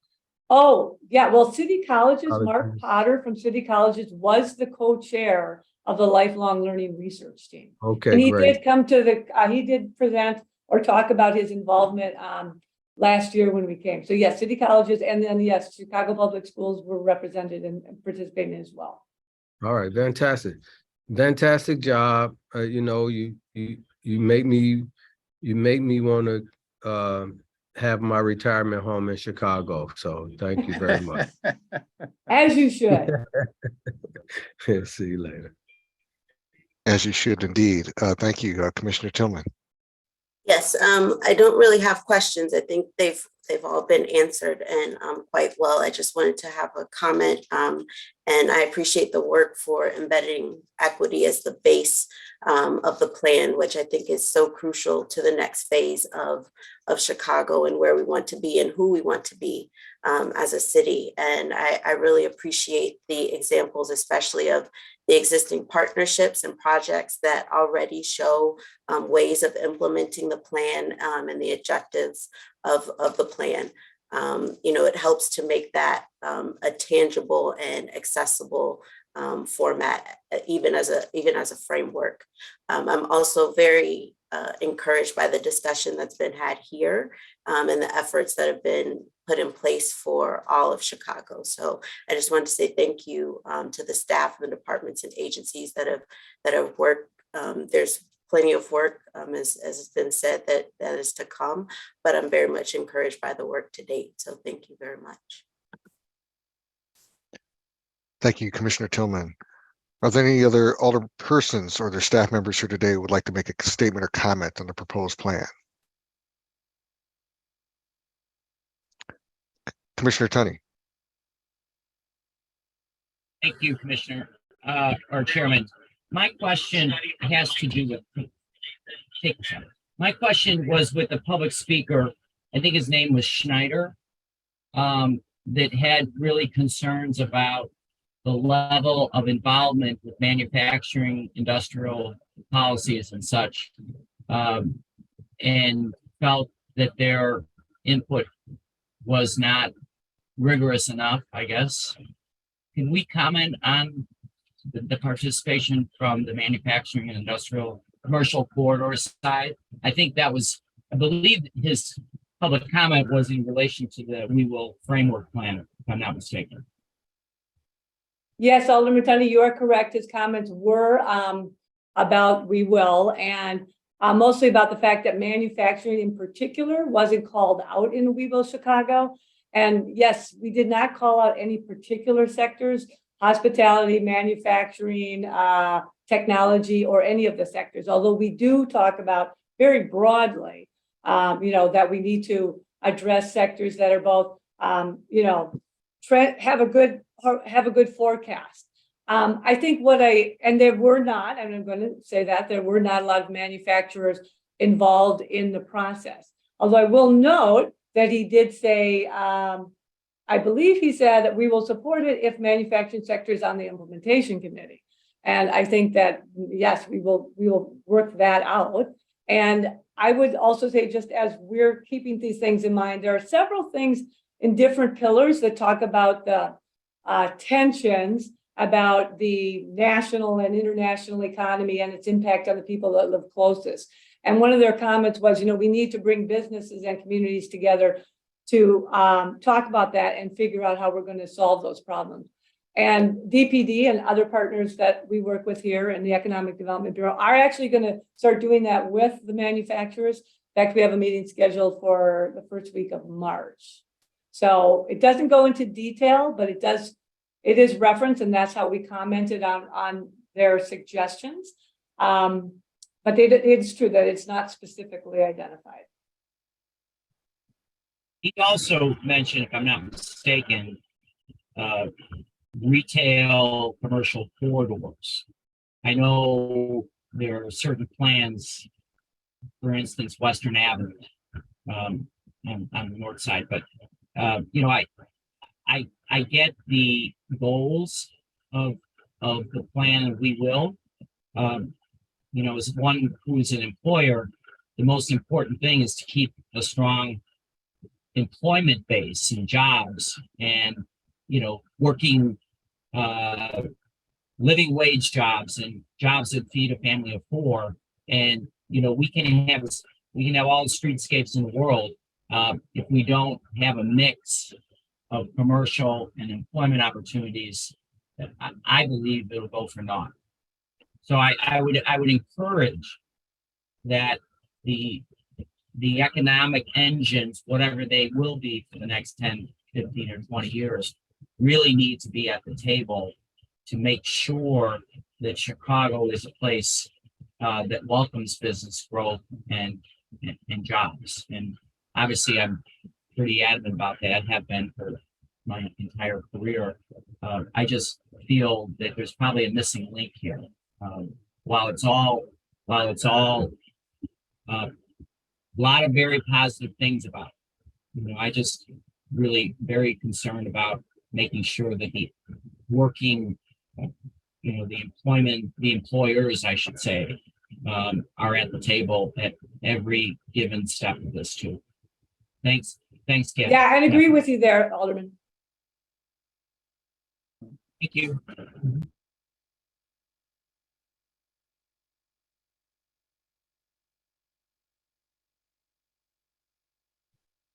say, or a few things to say. I just want to thank and commend the city for taking on this very bold effort, and also thank Kathy Dickett in particular for ushering this effort forward. So thank you all, as well as the related departments that have been involved. But more importantly, I'd like to thank the community. It's, as many have said, this is a great opportunity, I feel, for the community to really have some authorship. And I think it's not up to just the community and not just up to the city, but it's up to all of us to really hold each other accountable, to really kind of find ways to move this plan to the next step, to create actionable items. And I also want to say that this is a living document. So I think a number of us have talked about some of the things that we certainly would like to see more of. You know, I think this is really up to us here to talk about where those gaps are and how to fill them, to make sure that this living document goes to the next step toward action. And before Commissioner Lyons, before I turn the floor over to you, I do want to say one more thing that everyone should note, that other cities are looking at this plan. And they're not looking at it just in terms of what to do, but also how to engage their city and their community as a whole, to give them a voice in terms of what their vision wants to be for the city moving forward. So I think as we start to examine what the next steps are, we have to keep in mind that this is a potential template that could be used nationally, where other cities are already looking, you know, for guidance on how to actually move their city plans forward for the next 20 or 30 years. With that, Commissioner Lyons. Thank you, and thank you all for your presentation today. And I know the many hours and months of work on this. And it's sort of similar to Commissioner Tunney, Alderman Tunney. In terms of the economic development, I think is really important to continue to think about the stakeholders. And I would just advocate to, as we move through the process, to continue to think about workforce development, labor, and making sure that we have a pipeline to creating really high quality jobs, and that we're continuing to think about how we're doing that as we move forward. Thank you. Thank you, Commissioner Lyons. With that, do the commissioners have any additional questions for staff? If not, do I have a motion on a proposed resolution to adopt the We Will Chicago Framework Plan, finding that it meets the requirements for approval? So moved, Novara. Moved by Commissioner Navarro, seconded by? Second, Escareno. Seconded by Commissioner Escareno. Roll call vote. Commissioner Barclay. Commissioner Biaggi. Yes. Commissioner Brumfield is yes. Commissioner Burnett. Yes. Commissioner Cox. Yes. Commissioner Escareno. Yes. Commissioner Garza. Commissioner Yes. Lyons. Thank you. Commissioner Lyons. Yes. Commissioner Murphy. Commissioner Navarro. Yes. Commissioner Osterman. Commissioner Pinheiro. Yes. Commissioner Reyes. Yes. Commissioner Soto. Sí. Commissioner Sposato. Commissioner Tillman. Yes. Commissioner Tunney. Yes. Commissioner Villegas. Commissioner Wagaspak. Yes. Thank you. The motion passes. Again, congratulations to the city, and also, more importantly, congratulations to the community of Chicago. The next item is on the agenda is D2, proposed amendment to residential business plan development number 1366, submitted by Uptown 4601 owner LLC for a property generally located at 4601, 4617 North Broadway, 1056 and 1064 West Wilson, and 4616, 4622 North Winthrop. The applicant proposes to amend plan development number 1366 to allow for the inclusion of additional uses. No other building construction is contemplated as a result of this application. This is item number 22067 in the 46th Ward. Danielle Kreider will provide the context overview, and the applicant will present their proposal. Ms. Kreider. Good morning. Thank you. As you mentioned, my name is Danielle Kreider for the record, and I'm with the Department of Planning and Development. This project is generally located at 4611 North Broadway and is located within the Uptown community area within the 46th Ward. It is to amend an existing residential business plan development to allow for additional uses. It's located in the North region and in the Uptown community area, which is an urban transit-oriented neighborhood. The median age here is about 36, with a per capita income of about $36,000 per year. It's a predominantly white community with about 15%, 18%, and 10% respectively of Hispanic, Black, and Asian populations. There has been about 1.5% of population growth in the last 10 years in this area. Now I'll hand it over to a representative of the owner, Tyler Manick.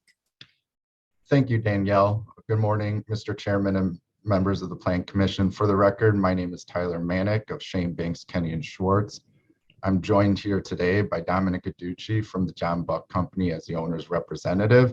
I'm also joined by Steve Rezebek from Papa George Hames, who acted as a project's architect. In March 2017, City Council passed the Residential Plan Development 1366 for this location at 4611 North Broadway, which allowed for the construction of an 8-story mixed-use building. The ground floor has approximately 10,000 square feet of commercial space. Presently, the owner has constructed the building under PD 1366. This application does not seek to change the building. Rather, the application is seeking the limited purpose of adding permitted commercial uses for the ground floor space, which the owner has found relevant to its leasing efforts here. As you can see by this screen, the property sits on the northeast corner of Broadway and Wilson. The building is oriented to face Broadway. It is across the street from the Wilson Red Line station and adjacent to numerous bus routes, making this a transit-served location. If we can move to the next screen. PD 1366 has an underlying B35 zoning designation. The east side of Broadway is consistently B3 zoning north and south of the site. C1 zoning is a predominant zoning across the street on the west side of Broadway. If we could go to the next slide, please. As I referenced earlier, the owner has constructed the building. Here you can see a side-by-side with the rendering of the building on the left and a picture of the building as it currently sits today on the right. Can we move to the next slide, please? On this slide, you can see the proposed change to PD 1366. The left-hand column identifies the current uses permitted in PD 1366. The right-hand column shows the new uses that this amendment seeks to add to PD 1366. Each of these new proposed uses are considered permitted uses in the underlying B35 zoning district. They're also permitted uses on the B3 zoning districts on the east side of Broadway and the C1 zoning districts on the west side of Broadway. So making these new proposed uses compatible with the zoning of the surrounding area. And these proposed uses will affect or add to the economic vitality of the area by allowing the owner to activate the commercial space. If we go to the next slide, please. Prior to filing this application, the owner shared its intent to add the permitted uses with Alderman Kappelman, Uptown United, and the Uptown Chamber of Commerce, who are all supportive of this request. Moreover, these new uses were viewed and approved by CDOT, MOPD, Fire, Stormwater, and reviewed by the CTA. These new uses will thus not impact traffic flow or pedestrian connectivity, and the reviews confirm that there's sufficient infrastructure to accommodate these uses. In this slide, you see the only change to PD 1366, which is reflected in Statement 5 of the PD statements. The bold and underlined verbiage reflects the edits to Statement 5. Everything else in the PD 1366 will remain the same. At this time, I'll turn it over to Mr. Aducci to give the commission an overview of the commercial leasing efforts at this site. Thank you, Tyler. Commissioners, I'm Dominic Aducci, for the record, the head of development and construction at the John Buck Company. And this is not a new story. You know, we've been here before you in the past on the same issue with other projects. And I know many of the other developments around the city are really in the same situation. And that is that what we all envisioned as food and beverage type uses to activate the ground level of these primarily residential developments, just post-COVID, are not able to find those tenants to any degree. In fact, we're very fortunate here in that we do have a food and beverage tenant that is signed up and about to open with Stan's Donuts, but we've been unable to obtain the other type tenants that we originally envisioned. We are finding a great deal of interest in this neighborhood for medical, dental type facilities, which certainly serve a purpose, a needed purpose in the neighborhood. They're not exactly, you know, what we would all like to have in terms of street activity, but the alternative is that these spaces remain empty, which does no one any good at all, including the project. So with the neighborhood support, we really feel like this is the best thing that can be done with the space. Steve, do you mind going just through the first floor plan, and then we'll turn it over to Danielle to wrap up? Sure, absolutely. Yes, for the record, I'm Steve Rezebeck, partner with Papa George Hames Architects at 640 Northwest Hill. So the exhibit in front of you, the original PD exhibit is on the left-hand side, showing the original contemplated 5 tenant spaces, which start about a third of the way down from the north along Broadway and then wrap the corner around onto Wilson.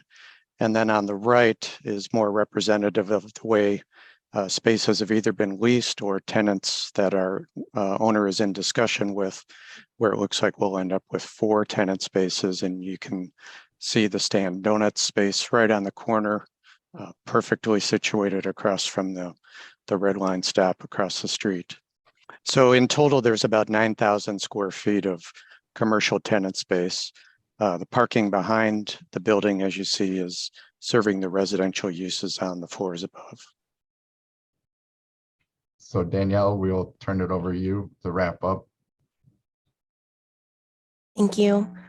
Here's another slide of theirs showing the location of that retail space. And then I will note that DPD's recommendation is that you approve this application. We find that to be economically beneficial to the development patterns that are, and find the development patterns that are compatible with with the neighborhood. Sorry, I butchered that grammar. You know what I'm saying.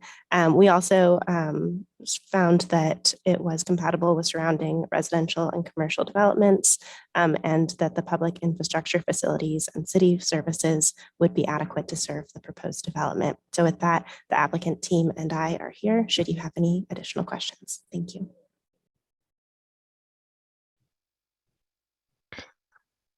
Thank you. Do the commissioners have any questions for staff or the applicant? Is Alderman Kippelman or staff here to make a statement?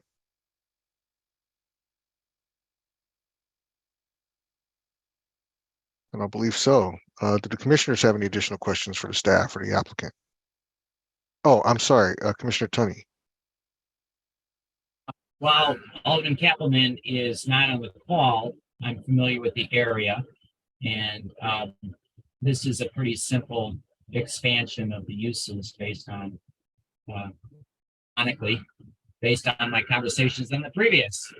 We're definitely seeing a change of employment opportunities and retail challenges. And, you know, I think when we're looking at some of these businesses moving forward, these PDs should probably be a little more inclusive than having to go back and do this, because I know we've done this time and again, especially for medical services, and such. So just, you know, I don't know if we've got a letter of support from Alderman Kaplan, but it doesn't take rocket science to say this is the right direction we should go, and not just for this development.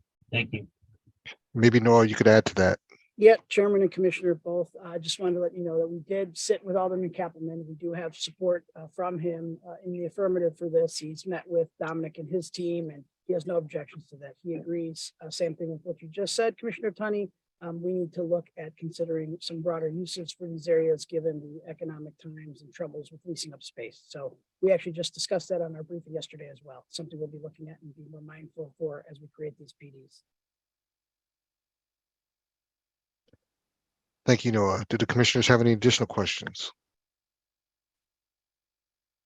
If not, do I have a motion on a proposed amendment to the residential business plan development number 1366 submitted by Uptown 4601 owner LLC for the property generally located at 4601, 4617 North Broadway, 1056, 1064 West Wilson, 4616, 4626 North Winthrop, finding that it meets the requirements for approval.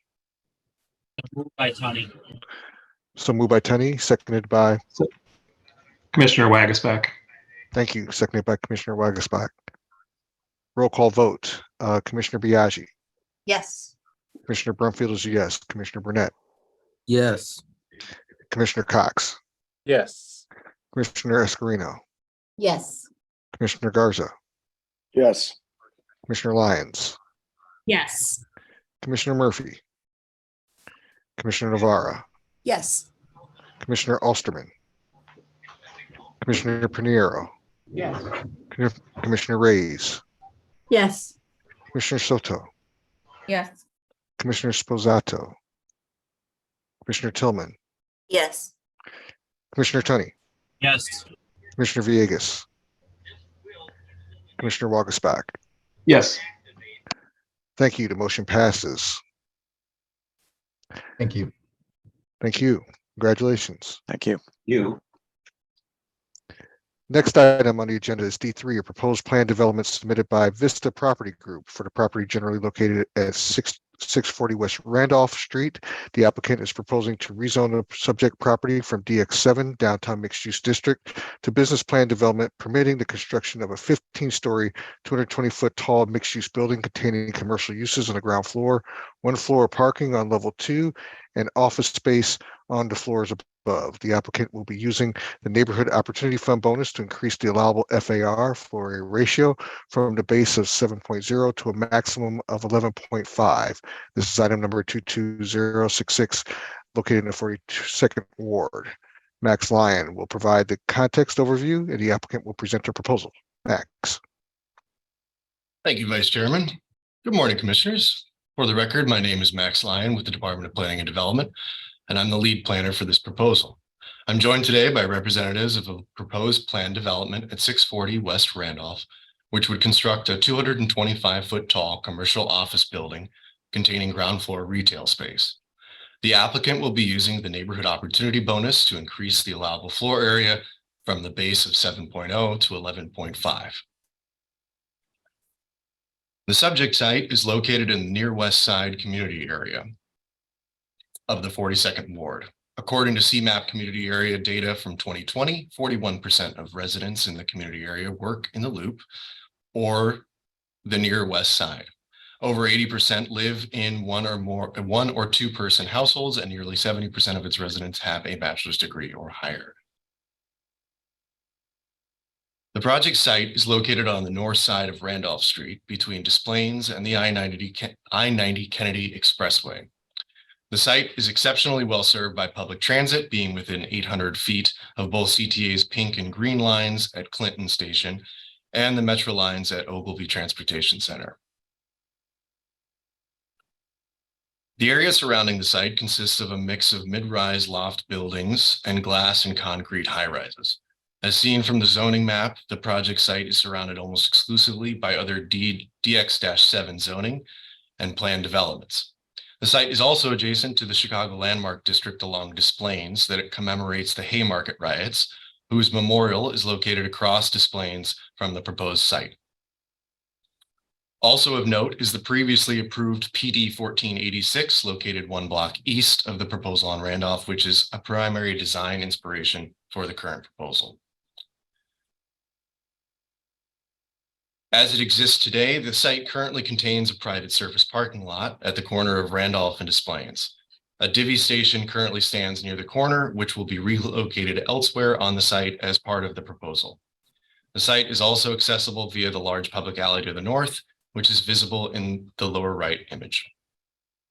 With that, I will turn over the presentation to the applicant's attorney, Katie Jenke-Dale, who will further explain the details of this proposal.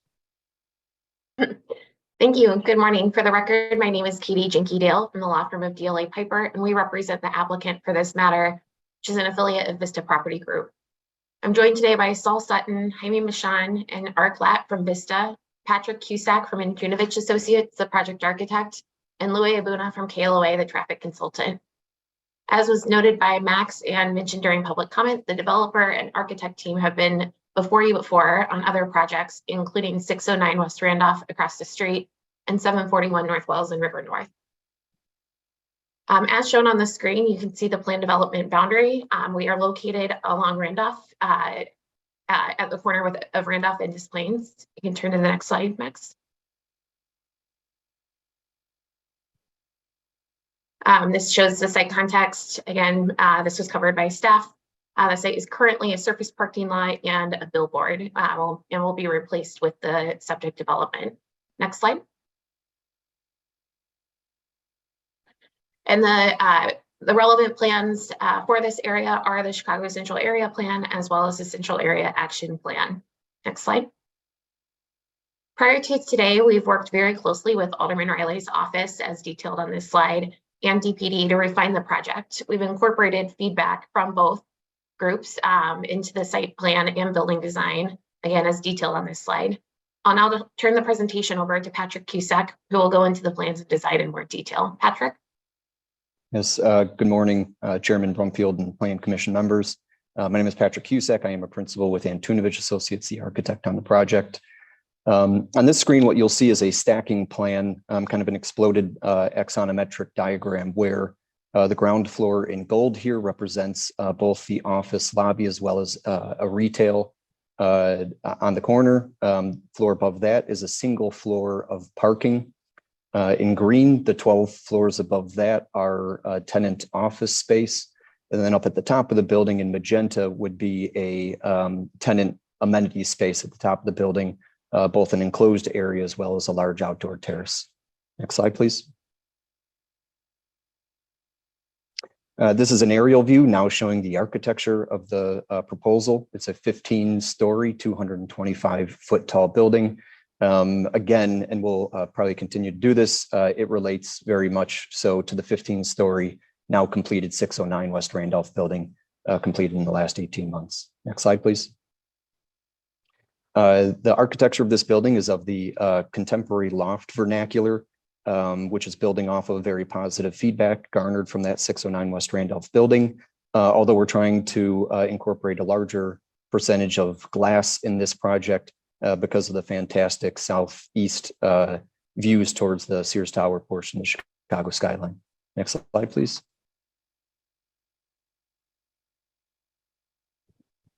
Another view, this one taken on Randolph, looking directly north at the proposal. You could see that the architecture is comprised of almost two halves. There's a brick portion with punched hole openings that we feel grounds the project in this West Loop Gate neighborhood. And then we kind of transition to this more glassy corner element that again opens up those fantastic views to the southeast. Next slide, please. This is a view along Randolph now looking northeast, and you can see that the west side of the building is comprised of a larger percentage of solid. This is due to two reasons. We are sharing an interior lot line or property line to an adjacent property that we do not own to the west. It also serves as double duty, creating a larger percentage of solid, less glass towards the west, which helps minimize solar heat gain to that strong westerly sun. Next slide, please. This is a view standing roughly at the intersection of Randolph and Des Plaines, looking at the ground floor. And really what we like to do is focus a lot of our attention on that pedestrian realm, what people of the community and passersby will really interact with the building. So you'd see the set of doors to the left would be the office entry. There's a large canopy covering that entry. And then this glassy portion at the corner would be a prospective retail space. Next slide, please. This is a contextual site plan. I think what's important to note here is that this is the first block heading west out of the loop of Randolph that breaks into the boulevard. And so the stretch just in front of our building is thankfully on the kind of the offshoot to Randolph, which really slows down traffic. And so we're asking for a standing zone to be located on that offshoot of Randolph. And then if you go to the next slide, I think it'll be easier to point out to greater level of detail here that you could see the office lobby located along Randolph Street, as well as a bike room that would service the office tenants. And then at the corner of the ground floor would be a retail space. We've pushed both utility uses as well as access to the second floor parking to Couch Place, which serves as a public alley in this location. Next slide, please. Second floor is our parking floor. It's comprised of 19 parking spaces that will be entirely for the office users of the project. Next slide, please. This is a typical office floor, and you could see how there are large clear spans looking to the east and to the south. And then we have a terrace that'll be located on alternating corners of the project. It'll either be in the southwest corner or the northwest corner, depending on the floor. So these large west-facing terraces actually have basically a 2-story tall space, really give a nice outdoor characteristic to these tenant floors. Next slide, please. 15th floor of the project would be a tenant amenity space. You could see that there's, in this pink color, an enclosed area that would be comprised of a large club room, fitness, conference space with access to a south-facing roof terrace.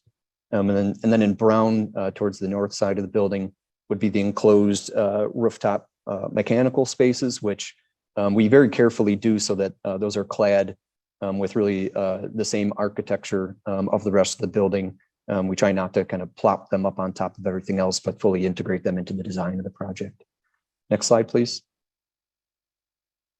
In terms of materiality, I believe I already spoke about the kind of the west half being more of that kind of brick aesthetic. You could see the brick selection on this particular slide, as well as some of the other materials we plan on utilizing here. Next slide, please. Elevations simply call out where those materials will be used. Next slide, please. Would like to point out one small thing here. I think there was a public comment at the very beginning of Planning Commission about there not being a rendering of the north facade. You could see the north elevation on the right side of this particular page.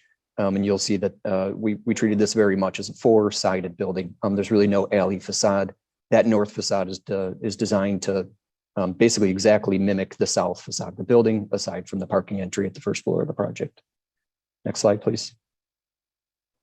This is a streetscape elevation showing our building in some of the neighborhood context. So this is looking west. You could see kind of in the background the significantly higher density of some of the current proposals and now built structures in that West Loop Fulton Market district. Next slide, please. Another streetscape elevation. This one's simply looking north. Next slide, please. In terms of transportation matters, we are making some really significant public right-of-way improvements here in terms of adding better street lighting, improving the landscape, both on Randolph as well as Des Plaines. And then a detail that's unfortunately not captured in this plan, but is in our approved CDOT plan, is that we are incorporating a pedestrian bump out on Randolph Street so that very wide crossing along that boulevard, the distance of that crossing would be significantly reduced, really improving the pedestrian experience along Randolph Street. Next slide, please. The traffic impact statement simply says, due to our fantastic location 800 feet from the CTA station, 1,000 feet from Ogilvy Transportation Center, that we would assume there'd be a significant use of public transit in this location. For those familiar with the 609 West Randolph project that's already open, we have 0 parking spaces in that project, and leasing has been going fantastically. So we have great evidence showing that an office building of this size will be served by public transit in the neighborhood. Next slide, please. Already covered many of the urban design topics, but just once again want to say that we believe the building is really highly articulated, and we're designing it very much with the pedestrian scale in mind. Next slide, please. This slide outlines that we are satisfying and going beyond the landscape ordinance, incorporating better site lighting and landscaping, as well as incorporating a greater than 50% green roof on the top of the building. Next slide, please. The draft sustainable development policy matrix shows that we will be using the a la carte menu method to arrive at our 100 points, with using several of the items on the bottom exceeding the energy code, exceeding stormwater ordinance, as well as a variety of other menu items. Next slide, please. And this slide simply states that we are complying with and exceeding the stormwater management ordinance, and it lays out those matters. I don't think I need to go into great level of detail here. Next slide, please. Thank you for your time. Would like to hand things back off to our zoning council. Thanks, Patrick. Again, for the record, Katie Jinky-Dale from DLA Piper. This project has extensive public benefits, including approximately 1.3 million in neighborhood opportunity bonus and the elimination of the surface parking lot and billboard to be replaced with a vibrant commercial development. Additionally, the developer is committed to and initiated the process to engage with M&WB and local workforce. With that, I'll turn the presentation back over to DPD, but we appreciate DPD and Alderman Riley's work with us on this project, and thank you for your time and consideration. Max? Thank you, Katie. Thank you, Patrick. So the Department of Planning and Development has reviewed this project and the materials submitted by the applicant and has concluded that the proposal is appropriate for the following reasons. It promotes economical development patterns in the existing neighborhood through its improvement of an underutilized lot and addition of commercial office space. It complies with floor area standards for the zoning district, and it promotes safe and efficient access to transit and pedestrian circulation. Additionally, the proposal has received a letter of support from Alderman Riley of the 42nd Ward.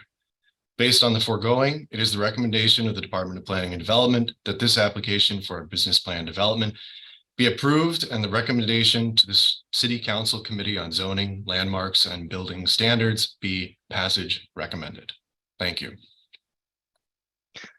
Thank you, Mr. Lyon. Do the commissioners have any questions of the staff or the applicant? Is Alderman Riley present or is staff present to make a statement?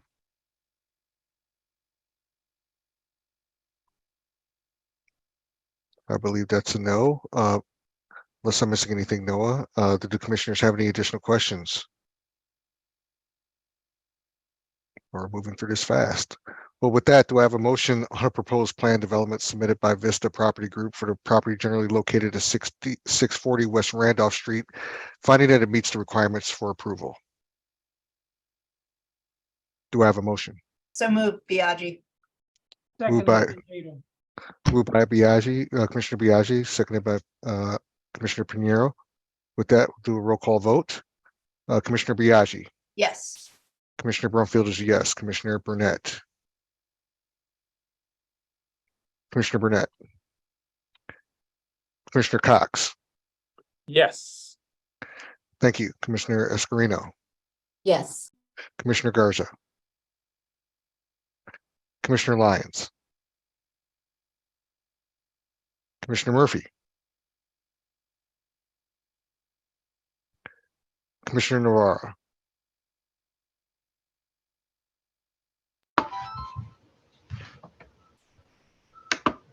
Commissioner Osterman. Commissioner Pinheiro. Yes. Commissioner Reyes. Yes. Commissioner Soto. Yes. Commissioner Tillman. Yes. Commissioner Tunney. Just one question. Do we have a letter of support from Alderman Riley on file? A letter of no objection. Yes. I'm sorry, Commissioner Tenney, was that a yes? Yes. Yes. Thank you, Commissioner Villegas. Commissioner Wagasback. Yes. Commissioner Burnett, I see you on. Yes, yes. Thank you. With that, the motion does pass. Congratulations. Thank you. Thank you. The next item on the agenda is D4, proposed amendment to institutional plan development number 666 submitted by the Chicago Board of Education for the City of Chicago for a property generally located at 5501 North Kedzie Avenue. The applicant proposes to rezone all of institutional plan development number 666 to RS-2 residential single unit detached house district, and then back to institutional plan development number 666 as amended. The applicant proposes to expand the plan development boundaries to include adjacent property owned by the Metropolitan Water Reclamation District of Greater Chicago, and to replace the Northside College Preparatory High School existing grass athletic field with a new and expanded synthetic turf. This is located in the 40th Ward. Carmen Martinez will provide the context overview, and the applicant will present their proposal. Ms. Martinez. Great, thank you. Good afternoon, Chairman Brunfield and Commissioners. For the record, my name is Carmen Martinez with the Department of Planning and Development. The applicant, Chicago Board of Education for the City of Chicago, and their development team appear here today for the purposes of amending Institutional Plan Development 666 to expand the PD boundaries to include adjacent property owned by Metropolitan Water Reclamation District of Greater Chicago, and to replace the Northside College Preparatory High School existing athletic field with a new expanded synthetic turf field. This request has been submitted as a mandatory amendment to the PD due to resulting change in character of development. Community snapshot. The subject site is located in the North Park community area of the 40th Ward, which has experienced 5.2% decrease in population since 2000, which is identical to Chicago overall. In North Park, the number of family households is 61% compared to 52.3% in Chicago. Additionally, the median household income in North Park is $60,363 compared to $62,097 in Chicago. The Northside College Prep has been serving the North Park area since 1995. The applicant requests to amend PD 666 to add 15-foot easement, on the east side of the site in order to install a regulation size artificial soccer field. The existing site is a natural lawn currently used for non-regulated sporting activities. The existing lawn frequently has issues with maintaining a level and consistent amount of grass. Included in the project scope are new chain link fencing with sporting netting, scoreboard, and sports lighting. This is the aerial map. The PD 666 is located with the red boundary line. It's generally bounded by West Bryn Mawr Avenue to the north, North Shore Channel on the east, and North Kedzie Avenue to the west. The existing land use is surrounded by residential, commercial, industrial, and open space.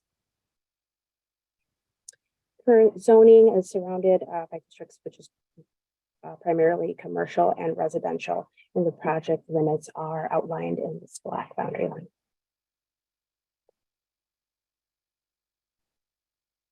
And now, at this point, I'll turn it over to Mr. Scott Borstein with the applicant team to discuss a proposed PD amendment on the subsequent slides. Thanks, Carmen. Can everybody hear me? Yes. Great, thank you. So Scott Borstein from the Law Office of Neal and Leroy, here on behalf of Chicago Public Schools. I'm joined by Evan Smith from CPS, our Director of Planning. We also have our project architect Justin Rossman from Site Design, and there's others on the line as well if additional questions come up, Steve Stoltz, etc. But so this is a small but worthwhile project at Northside College Prep. As you've heard, it's to replace the grass turf area in the back of the school, which just has a lot of maintenance issues, with a synthetic turf field. The zoning issue is that our original boundaries had a line going down, basically running parallel with the north branch. And in order to put the turf field in with some bleacher seating, we needed a little more space. And so we went to the Metropolitan Water Reclamation District and asked if we could lease just a small sliver of additional land, which they own back there. And they have, of course, consented to that, and they've authorized the filing of this application. But of course, that required us to change the boundaries of our plan development.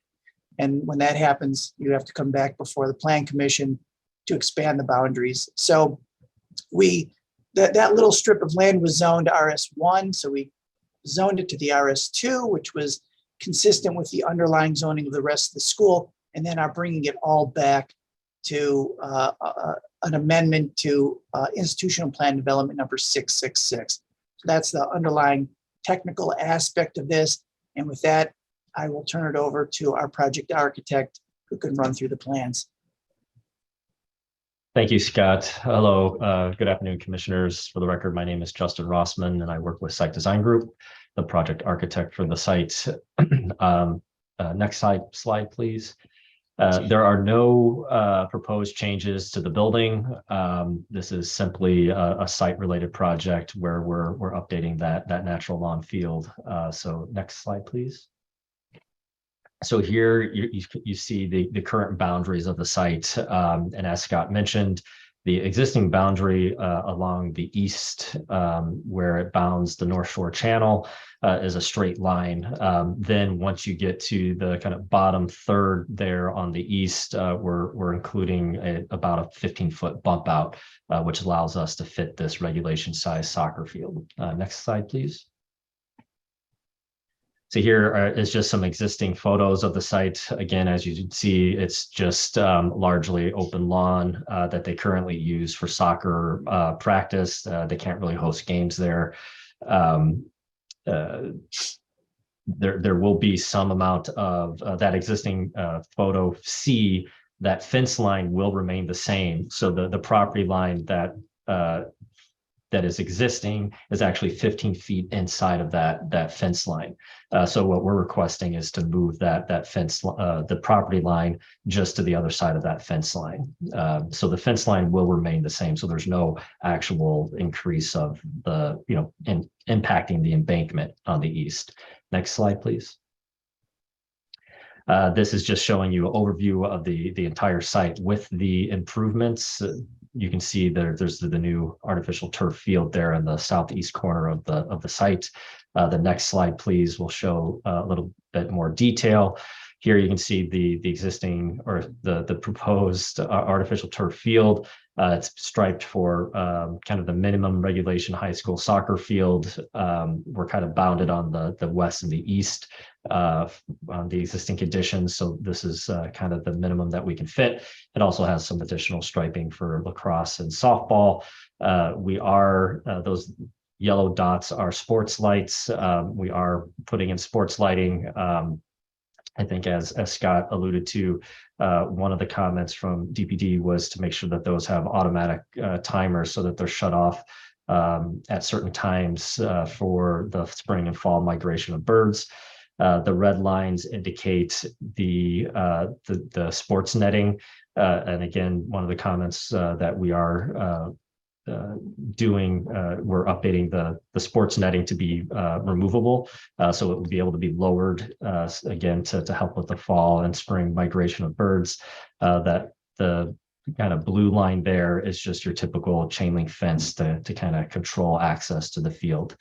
Other than that, there's also some accessory elements to the sporting activities of the site. There's a couple of small bleachers and scoreboard, etc. So next slide, please. Here is just some the details for the typical chain link fence as well as that sports netting. You can see there in the big boxes the general notes of that the lighting will be timed and the netting will be hoistable, so it can be lowered for the migration. Next, please. Scott, do we want to go back to you for these? Sure.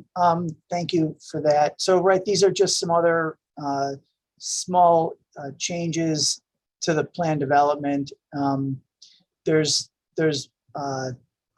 under the original plan development, there was a requirement for a third or a second offsite parking lot.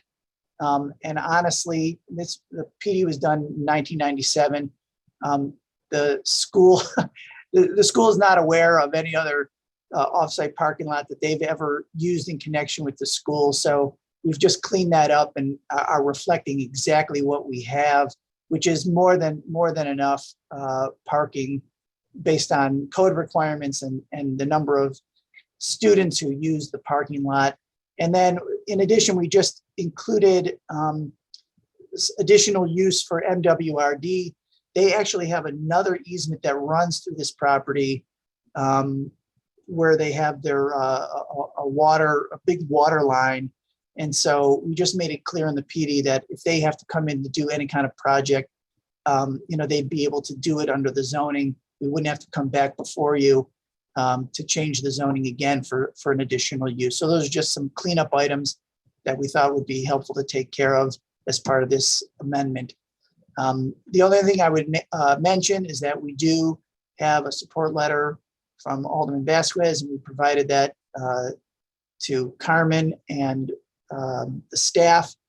And with that, we would turn it back to the commission or anybody else on our team if there's any other questions or comments.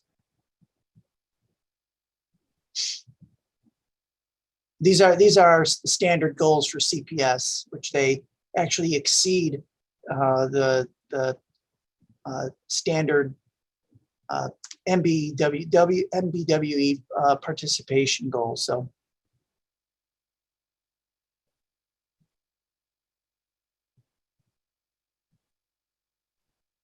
Would anyone else from the team have any final comments? Nothing from me. Okay.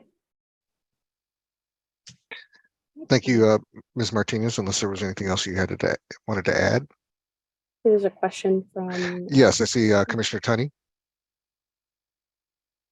The chairman and the team, I know it's not a zoning issue per se, but in your community participation, was talking about netting, and you don't have a picture of the netting, and then there was some ability to raise it and lower it. What does that actually look like, and why? Because it was originally said the practice field, now maybe it's more legitimate for lacrosse and whatever. So I'm just interested because we have a dilemma in my ward about netting, no netting, and the ability to raise and lower it. Alderman, you don't have a picture of what this looks like, do you? Alderman, while Justin checks that, this is Evan Smith, CPS. Yeah, the technical drawing he has up on the screen isn't, as flashy as like a rendering of it, but maybe Justin can speak to it a little more. But I think this also came as a result of our conversations with DPD as we were planning to try to, least impact bird migration and other things. But Justin, I thought we did have a picture, I know it's not in the technical drawing, of what the combination chain link and flexible netting would look like. And if you don't right now, I mean, Alderman, we'd be more than happy to share it with you. I think offline, that was helpful. Yeah, for the benefit of the committee, this is not pertinent, but I have my own selfish reasons to thoroughly understand this cost and application because there's a request along the lakefront for one of these netting apparatuses, and I don't think it's appropriate along our lakefront. So I would like to know offline some of the some of the details on this, but absolutely. That is Alderman, it's Noah. Let me interject. I want to put it on the record because this is a great way to say how we're meeting the rules and regulations of the river design guidelines. So this came up as part of our sustainable review for this project. This project sits immediately adjacent to land that the Water Reclamation District owns and has operated as essentially a 30-foot wide river setback. So it's similar to how we would ask any other private developer to implement that. And so when the netting was looked at by our sustainable people, there was concerns about how it would affect both bat migratory patterns in the evening hours and bird migratory patterns during the day hours. But obviously we had to balance that with the need of some of these sports having balls go over the fence that's only at a lower height into the Riverwalk area or into the river itself. So we had asked them to consider having a portion of the fence, you'll see in the lower left corner, not the pretty flashy image you'd like, but the technical image, that there will be a permanent fixture fence at a certain height. And then this netting will be able to be raised, whether it be manual crank or some automated system up on game days to prevent that from happening. But then when the games and students have left the section, it can come down so that it doesn't have an impact on the biosystems of the river. Thanks, Noah. Appreciate it. That's a pretty big red, and the fence is the red line, right? So it's in two places, along probably the river edge setback, and then somewhere else. But that's got to be pretty expensive, especially if you're raising and lowering it. So again, I would, with the team, would you just contact my office and we get more details, because we're struggling with something along the lakefront in the 44th ward, and I'm intrigued by this, actually. So Definitely, thank we you. will. Thank you. Sure. Happy to do it. I'm not sure if there were additional recommendations that needed to be mentioned. If so, we'll allow time for that.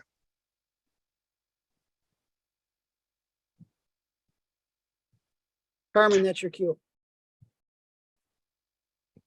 Sorry, I was trying to click. With that, DPD has concluded the proposal is appropriate for this site and supports the amendment for the following reason.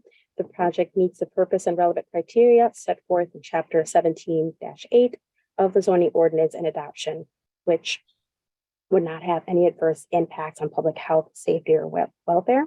This project has been reviewed by the Mayor's Office for People with Disabilities, Chicago Department of Transportation, Chicago Fire Department, and the Department of Planning and Development. Proposal will not adversely affect adjacent developments and is comparable with base zoning district of RS-2. Proposed use is compatible with the character of adjacent properties in the neighborhood. Project meets the purpose and criteria set forth in Chapter 17-313-0609. Please refer to the staff reports for further details regarding this project and plans identified here today. Based on the foregoing, it is a recommendation of the department that this application be amended, be approved and forwarded to the City Council Committee on Zoning, Landmarks, and Building Standards as such. Thank you. Thank you, Ms. Martinez. I'm not sure if I did see Commissioner Escarino with her hand up. I see her I shaking her- apologize. No, No. that's quite all right. Wanted to make sure you're recognized if you were raising your hand. Were there any other comments from the commissioners? And is Alderman Vasquez or staff here to make a statement, or is a letter on file? We have the letter, Chairman. He's not able to attend. He was here earlier, but had to leave. Thank you. With that, if there's no additional comments, do I have a motion on a proposed amendment to institutional plan development number 666 submitted by the Chicago Board of Education for the City of Chicago for the property generally located at 5501 North Kedzie Avenue, finding that it meets the requirements for approval? Do I have a motion? So moved. So moved by Commissioner Lyons, Second. seconded by Commissioner Tillman. With that, we'll go to roll call vote. Commissioner Biaggi, Yes. Commissioner Brumfield is a yes. Commissioner Burnett, Yes. Commissioner Cox, Yes. Commissioner Escarino, Yes. Commissioner Garza, Commissioner Lyons, Yes. Commissioner Navarra, Yes. Commissioner Pinheiro, Yes. Commissioner Reyes, Yes. Commissioner Soto, Yes.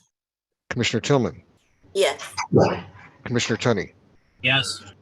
Commissioner Villegas, and Commissioner Wagasbach. Yes. Thank you. The motion passes. Congratulations. Thank you all very much. Yeah, thanks, everyone. Thank you. Thank you. Thank you. The next item on the agenda is D5, a proposed plan development submitted by Fortum Valentis Partners LLC for the property generally located at 415 North Sagamon Street. The applicant is proposing to rezone a subject property from M23 Light Industrial District to DX7 Downtown Mixed Use District, and then to a business plan development. This will permit the construction of a 265-foot tall commercial office building containing ground floor uses, 30 accessory parking spaces. I should actually mention that's containing ground floor commercial uses, 30 accessory parking spaces, and 55 bike parking spaces. The applicant will be using the Neighborhood Opportunity Fund bonus to increase the FAR floor area ratio from a base of 7.0 to a maximum of 11.5. This is located in 27th Ward. Actually, we did read this one before, it looks like. No, you're doing it right. Okay, well, with that, again, we'll turn this over to Max Lyon to present. Thank you, Vice Chairman. Hello again, Commissioners. My name is Max Lyon with the Department of Planning and Development, and I'm the lead planner for this proposal. Today, I'm joined by representatives of a proposed plan development at 415 North Sangamon Street, which would construct a 265-foot tall office building with ground floor retail uses. The applicant will also be using the Neighborhood Opportunity Bonus to increase the allowable floor area from 7 to 11.5. The subject site is located in the Westtown community area of the 27th Ward and lies within the extents of both the Kinsey Industrial Corridor and the Fulton Market Innovation District. According to CMAP community data from 2022, almost half of the nearly 68,000 residents are below the age of 34, with an average household just less than 2 individuals. Additionally, almost 50% of people employed in this area live outside of the city. The project site is located on the north side of Kinsey Street, just west of the Kennedy Expressway, and just south of the raised embankment of the Metra and Union Pacific elevated railways. As part of an industrial corridor, this area consists primarily of light manufacturing zoning districts, with structures and planned developments that have converted loft manufacturing spaces into modernized office and commercial uses. North of the elevated railway, however, consists primarily of low-rise residential development. The proposal lies between 2 sets of railways, shown here in blue, about 2 blocks north of the burgeoning Fulton Market corridor and just west of the Kennedy Expressway. The site is also less than 1,300 feet from several transit options, including CTA Blue Line Station at Grand, the CTA Pink and Green Line Station at Morgan, and bus routes on both Grand Avenue and Halsted Street. The proposal will be located on the northeast corner of Kinsey and Sangamon intersection, abutting existing development to the east and the elevated railway to the north. The proposal will also be accessible via a public alley along the northwest corner, which feeds from Hubbard Street and extends under the elevated railway into the PD boundary. This alley will provide the project's primary vehicular and loading access. The site as it stands today consists of a vacant lot and 3 existing structures, all abutting one another. The largest of these structures has been identified by DPD and the Plan Commission as one of 9 character buildings in the Fulton Market Innovation District. Character buildings help reinforce and retain the existing character of the neighborhood, the historical context, and the feel of a specific community, especially for the public realm. In this case, the look and feel of the Fulton Market area. The FMID plan identifies these character buildings as opportunities for historic preservation and adaptive reuse, prioritizing maintenance and retention of these buildings and allowing for interesting dynamics between old and new construction. Here we have a closer look at the existing site conditions and is viewed from the neighboring site to the south on the image on the right. These also help show the developing state of the industrial corridor around the site as contrasted to the low-rise neighborhoods beyond the raised railroad tracks. These images show the existing character building as it stands today between 2 smaller masonry structures. Though the entirety of the character building cannot be retained due to structural instability resulting from the additional new construction, its facade will be reconstructed as it exists today and creatively incorporated into the new construction. These street view images begin to show another unique feature of the site, the sloped grade change of Kinsey and Sangamon. Over the length of the site, these 2 streets slope up to meet at their highest point, which is at the corner of Kinsey and Sangamon. In the top left, we see the sloped sidewalk barrier of Kinsey with the vacant lot almost disappearing behind it. And on the bottom right, we see the retaining wall of Kinsey sloping down from its peak at Sangamon. With that, I will turn over the presentation to the applicant's attorney, Katie Jenke-Dale, who will further explain the details of this proposal. Thank you, Max. Again, for the record, my name is Katie Jenke-Dale from the law firm of DLA Piper. We represent the applicant for this matter, Fortum Vidlintas. I'm joined today by Joy Jordan from the applicant and Matt Wiley from ESA, the project architect. We also have Louis Buna from KLOA, the traffic consultant on. The project is subject to the West Loop design guidelines and the FMID Fulton Market Innovation District Plan. Next slide. Prior to today, we've worked with Alderman Burnett and the various community groups on the project and appreciate their time and effort on the project. As a result, we made changes detailed on the slide, including increasing the both automobile and bike parking in the building. I'll now turn the presentation over to Matt to go through the plans. Matt? Thank you, Katie. For the record, Matt Wiley, a principal with Eckenhoff Saunders Architects, our business address 130 East Randolph in Chicago.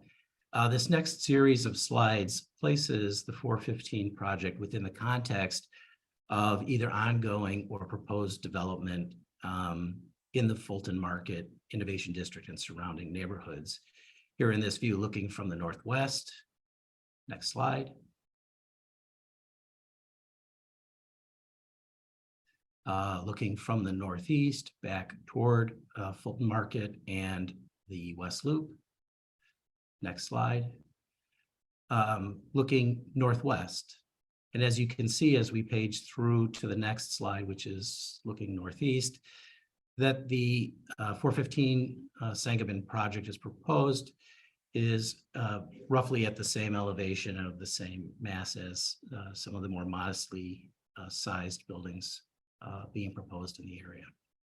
Next slide, please. This is an overall view of the building taken from the southwest. And in this view, we're able to point out the primary design drivers of the project. Most readily apparent is how the south facade of the building tips back at 15 degrees and opens itself up to the sky and to the sun as this south facade is covered in a design of photovoltaic panels meant to collect energy for the building. As the building reaches the top, that folds and becomes a photovoltaic array that covers the roof at a 5-degree angle, again capturing sunlight. At the bottom of the building are two other design drivers for this project. As Max already alluded to, we've got a very unique site in terms of street slope. You're going to see in subsequent slides how that drove the design of the public realm at the pedestrian level. And in the bottom left of our image here, you'll begin to see the character building and in the subsequent images and how that has impacted the overall design of the project. Next slide, please. Dropping to the bottom of the building and taking a good look at the context. In the upper right corner, you see what Max has already talked about, the sort of absent nature right there at the corner of Kinsey and Sangamon. And our building will fill what is now an empty void in the public realm at that level. What you're seeing here is the view from Sangamon and Kinsey. And one of the primary responses to design guidelines of the West Loop and Fulton Market District is the provision of our open retail arcade at the ground floor. And in response to the to the sloping nature of both Kinsey and Sangamon, a series of tumbling or waterfall steps as you move further away from the intersection with public seating integrated with lush landscaping. Next one, please. Here's a view from the elevated railway embankment looking south along Sangamon. And in the center of the image, you can see in the darker brick, the character building. As Max alluded to, due to construction, the existing building would be removed, cataloged, and replaced. And that is what's shown in the darker building. There is some tremendous character in that building. And we've elected to extend and take elements of that character and extend it into the new parts of the building, show in a slightly different, lighter brick range, both to the north and to the south of the character building as it's reconstructed. Next slide, please. A site plan simply showing the boundaries of the planned development. Our building is 17 stories. And because of the unique configuration that number of stories is taken from the alley elevation, the public alley elevation, which you can see, we've got a 12-foot public alley that's running east-west into our property, and an 18-foot public alley coming from underneath the elevated railway. The building's 160 feet in height. Next slide, please.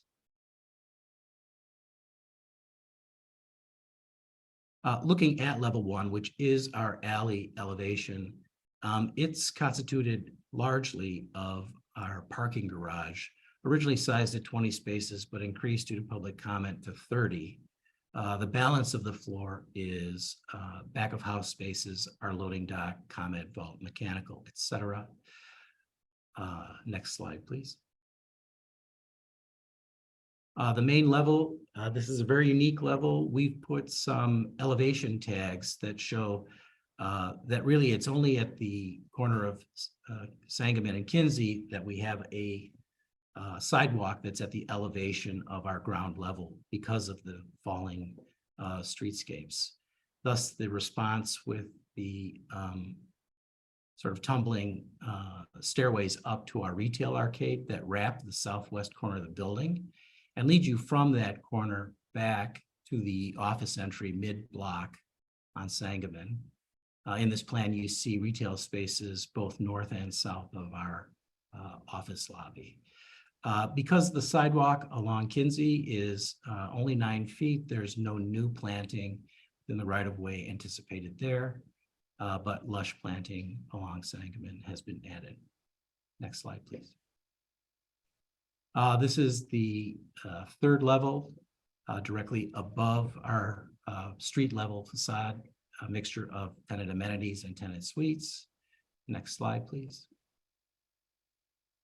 Our typical floor, but we really don't have a typical floor. You'll see in the lower right-hand side that as the building slopes further and further away from this, from Kinsey, due to the cant of the solar array, that boundary of the building moves to the north. All office space. The top floor, top occupied floor is an amenity level with an outdoor terrace and a small tenant suite on the north side. Next slide. This is our roof plan. At the bottom, you can see where the angled facade changes and folds and becomes nearly flat for the rooftop photovoltaic array. Next. This is our west elevation. You can see in an effort to highlight the base and conform with the design guidelines of the West Loop, the building does set back at that masonry base at the top of the character building to provide relief to Sangamon Street, and that setback is formed by a series of steps that follow the angle of the photovoltaic array. We've labeled our materials as proposed here. Next.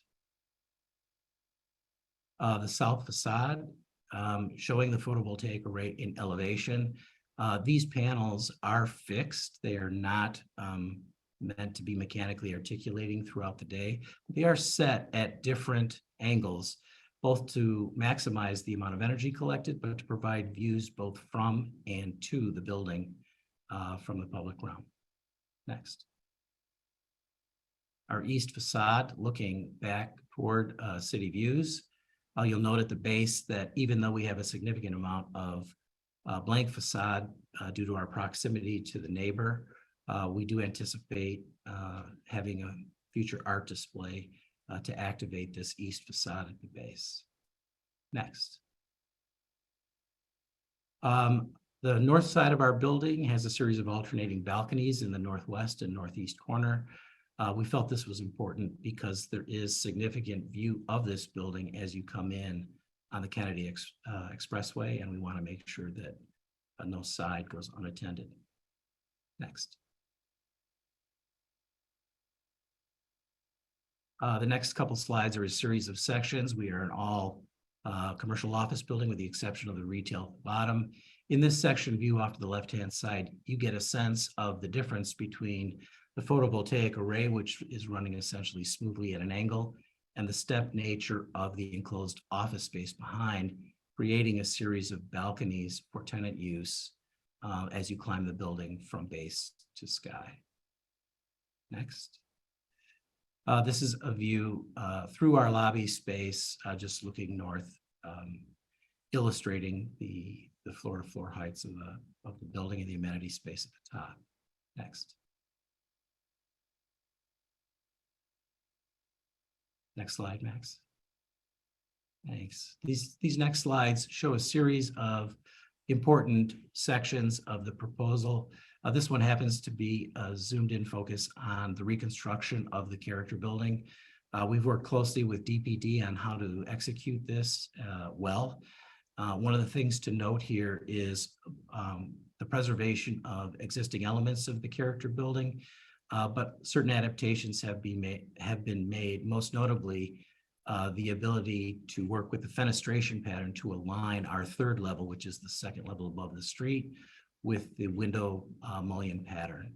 Here you also see in section the continuous terrace that's at our fourth level that utilizes the roof of the reconstructed character building and the new spaces north and south we're constructing.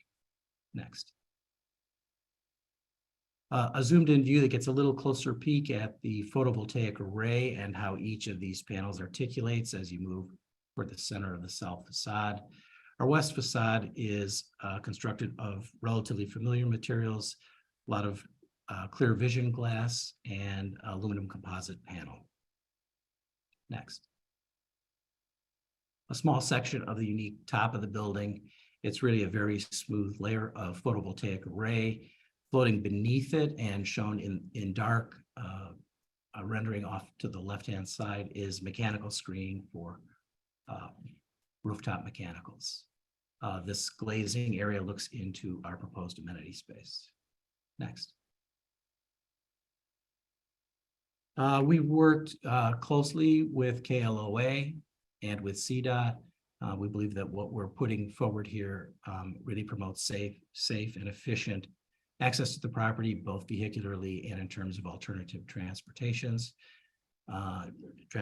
modes. And because of the unique level of separation of level 1 and level 2, we're able to provide and separate vehicle access from pedestrian access, which is a nice bonus for this property. Next.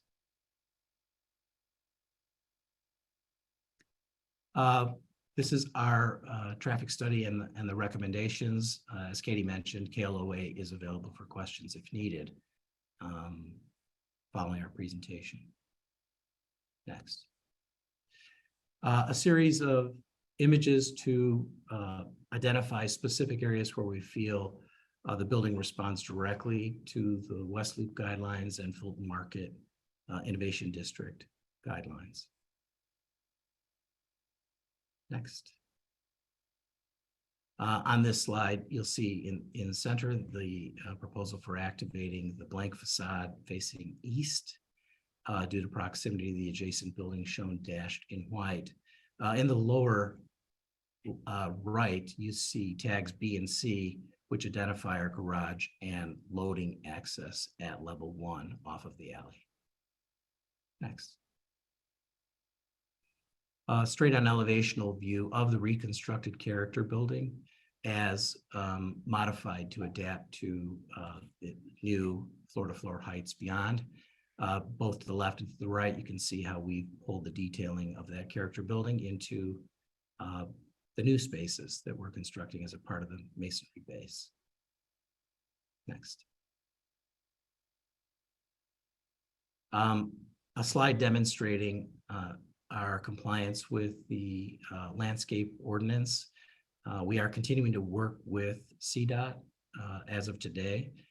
which will require some slight modifications to these as directed by their comments. But adding significant planting where none exists along Sangamon. Next. A zoomed in view that shows the magnitude of that retail arcade, both along Kinsey and along Sangamon. Our office entry is at the top of this arcade. Next. The next two slides are just a series of proposed plantings for plantings that are on our property and within the right-of-way along Sangamon. Next. And then finally, materials tagged to the rendering at the right. The dark brown brick is really the given. It is the salvaged brick of the character building as it's reconstructed, which we may need to supplement depending on that salvage process. The brown brick that constitutes the rest of the base, which carries into it the darker brown brick from the character building. The salvage timber material shown, as we are removing the character building, the intent is to recycle and repurpose as much of that as possible to diminish the amount of, or diminish our carbon impact on the development of the building. The limestone is also part of the character building that we're preserving. Painted metal is a significant part of the character of this short block of Sangamon Street. So we intend to use exposed and painted metal details to make the streetscape cohesive. Next. This is our table for compliance with the Sustainable Development Policy. We're following an a la carte path. You can see that our points, 70 of our 100 required points are skewed into the energy portion of that chart, which is unique for a project, but because of the sustainable driving nature of the project, it's completely appropriate. Next. A slide showing our intended locations for water service and connection to the stormwater system. These have been reviewed with the Department of Stormwater Management. Next. And Katie, back to you. Thanks, Matt. Again, for the record, Katie Jenke Dale from DLA Piper. This project will create over 2.4 million in neighborhood opportunity bonus and over $250,000 in industrial conversion fees.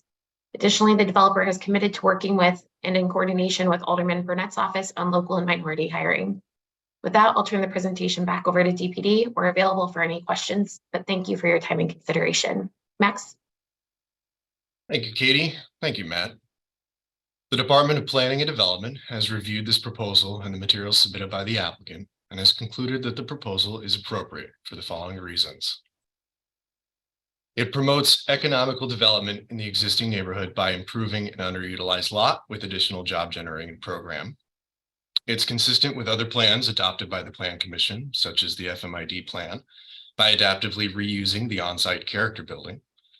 And finally, it encourages the protection and conservation of natural resources through several high-performance building systems, salvage materials, and sustainable design strategies. As evidenced by our recent winters, such strategies have become increasingly critical to addressing climate change and are fundamental to acknowledging the effects our buildings have on the natural environment that we rely on. Based on the foregoing, it is the recommendation of the Department of Planning and Development that this application for a proposed business plan development be approved and the recommendation to the City Council Committee on Zoning, Landmarks, and Building Standards be passage recommended. Thank you. Thank you, Mr. Lyons. Do the commissioners have any questions of the staff? I believe I see Commissioner Tunney.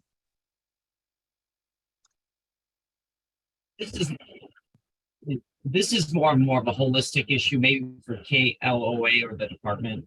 So in a previous screen, you saw proposed buildings, existing buildings, and I think each and every one of them talked about its proximity to transit, but also very close proximity to the Kennedy or the Expressway.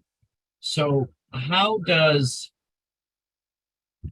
one determine the parking ratio? It looked like in the community sessions, they asked for more parking.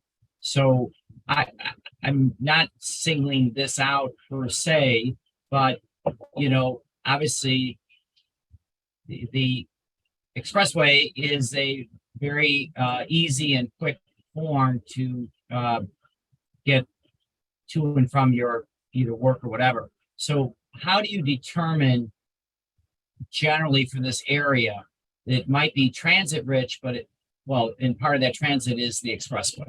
So, you know, I just feel we're doing a lot of bike and we're doing a lot of reduction in parking, but there is an asset there called the Kennedy Expressway, which is vehicular. And I'm wondering, as we put more and more buildings with fewer and fewer parking spaces, whether it be for commercial and or residential, you know, how many people, have we done any studies about how many people are taking CTA over there and how many people are driving? Because right now it's still underdeveloped, but if we keep putting these projects in with minimal parking. And so it's more of a holistic question about how do we address its close proximity to Kennedy with the number of parking spaces for automobiles.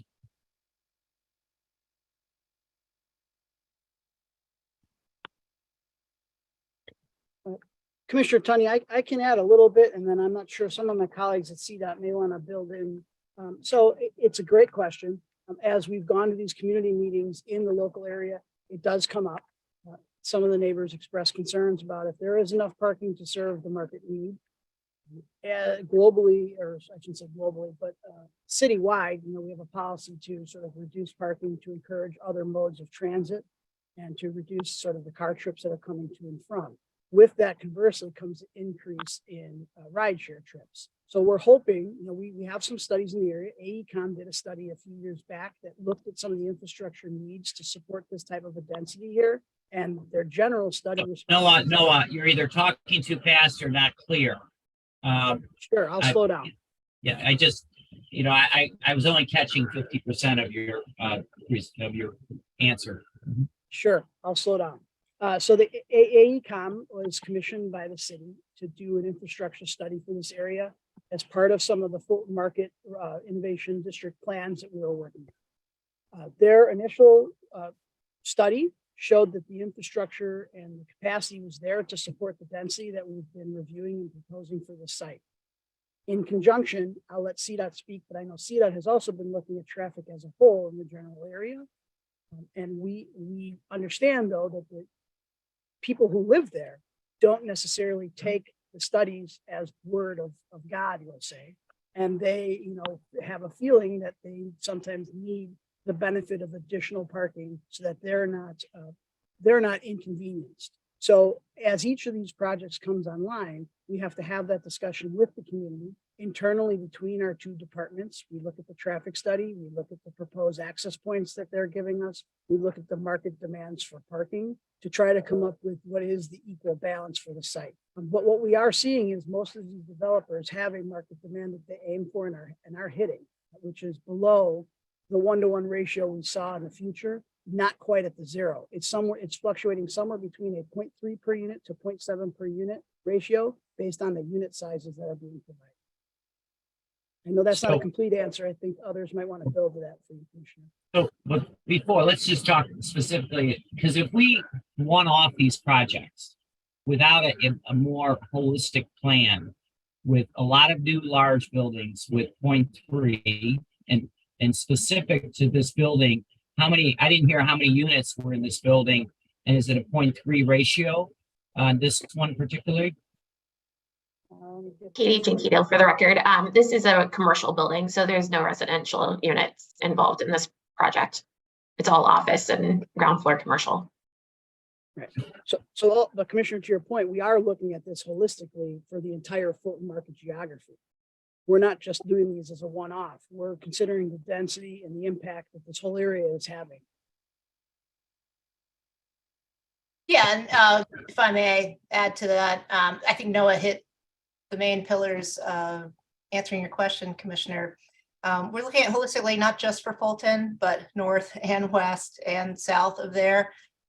We obviously, these areas have had a lot of density. And so part of the challenge is the Kennedy is a resource, absolutely. It's also quite close to capacity, as we know, even with some of the improvements. And it causes an induced demand. The more roads we build, the more expressways, you know, all this, Alderman, Commissioner.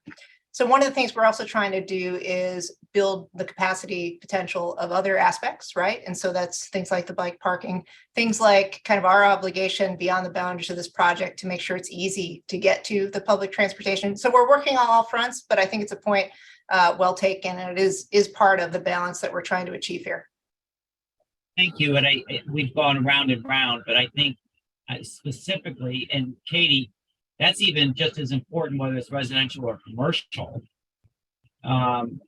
You know, I just think we really need to monitor this about, we have new buildings, and then quantify how many are using public transit, how many are getting to work by Uber or living or whatever. And we should really get some empirical data about what's actually happening and what are the habits of the residents and or employees, so that we can keep abreast of these changing modes of transit. But you know, I think if this gets, you know, downtown has a lot of commercial, you know, parking garages have historically, some have been retrofitted, but, you know, I haven't, you know, all I've seen is, you know, basically a 0.3. And I know if I'm a developer, I don't want to build parking if I don't have to, kind of thing. But at the end of the day, you know, the intellectuals need to be validated by actual data as we continue to grow this part of the city. And, you know, I just, it's not just on this project, it's really, you know, especially it came to mind when I saw all those already approved or, you know, whatever, and maybe not built, that we have to see, hey, what we've done is we're creating a new downtown. And without the parking that has been traditional, I'm not saying that's right or wrong, but I think we constantly need to do the social science research. Is that what are these people doing? You know, and if I'm paying $3,500 for an apartment, I'm not so sure that I'm going to be taking public transit. I might be wrong, but I think that kind of data we should continue to monitor. So, thank you. Thank you, Commissioner. Commissioner Burnett. Yeah, thank you very much. And I appreciate Alderman Tunney's concern. And some of that was very much some of my concern at the same time. That's why we encourage them to increase the parking. And as you know, Alderman, it was also my concern when planning pushed for the ETOD, and which this area is a part of, where they're pretty much trying to encourage less parking in these areas. And I wanted to make sure that in the form of the ETOD, we still have options to be able to ask for more parking, right? But also at the same time, and I'm feeling you 100%, Alderman, I'm talking to Commissioner Gia about trying to get an L stop at Halsted and Lake Street, right? Because we do have all of this population coming over here, and it's warranted in this community, with, especially if we're going to continue to encourage folks not to drive, right? So we do need to have all of these transportation modes. Of course, we're still looking at a metro stop over at Ashland, not too far from here, and probably ingress egress to it maybe on Lake Street and Kinsey, right? So we're looking at all of these things, and you know, I'm anticipating more and more people Of course, a lot of the young people do not like to drive. They like to move to these communities because they can just walk out of their house and eat or play or whatever they do and work. But at the same time, if we're gonna encourage less parking, we need to encourage more transportation opportunity modes in this area. So yeah, we need to get that L stop. We need to use some of these TIF dollars we're making off all this stuff and put L stop at Lake and Halsted. So it can help complement all of the other things that we're doing over here. But yeah, and that's why me and the community encourage them to increase the parking. And also we encourage them to increase the bike parking also.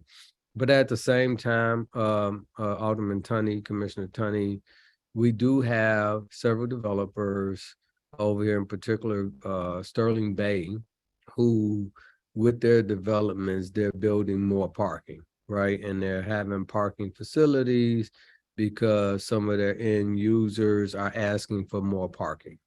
There's a couple of developments over here where the end users are wanting to have more parking in these buildings. I know that goes against the vision that planning has for the environment and all of these other things, but those things are happening. And I would venture to say that some of these developments, we have been encouraging them to allow for their parking to be their parking and also public parking too, right? So we have a few of these things over in the area where there are opportunities, and also some of them have been putting in larger bike parking, public parking spaces in their areas too. So I think it's going to come together, but we do need to keep an eye on it. And we do need to add those other two things, the Metro stop and the Lake Street stop. I don't see Gia shaking her head, Noah shaking his head, but Gia, you're not shaking your head. But we do need those stops at Lake and Halsted. So it's warranted. It's definitely warranted, and we really need to. I mean, if we don't want people to park, we don't want cars. We need to accommodate all of these thousands of people that are moving, not only here, also with the one that we just looked at 600 on Randolph. You know, the stuff that Related is doing, proposing to do on that's going to come back to us on Randolph and Halsted, and several other projects. Just to think about, I'm just thinking about the site, the parking lot that's right there on Lake and Halsted in the storage place there. You can't tell me that that's not going to be a huge building one day, and folks going to need to have access to transportation. So we need to continue to look at all these things. So that's my thoughts. Thank you, Commissioner Burnett. Commissioner Cox. Yeah, no, this is a fantastic conversation, and I do hope that we keep an eye towards the shifting demographics and mobility alternatives that people are taking advantage of. I see enormous number of people on our divvies who are going to work. That means they live within 15, 20 minutes from their place of work. And Fulton Market has been consciously designed as a 15-minute neighborhood. And so it will be very interesting to follow those who are working in the office buildings, how close they live to their place of work.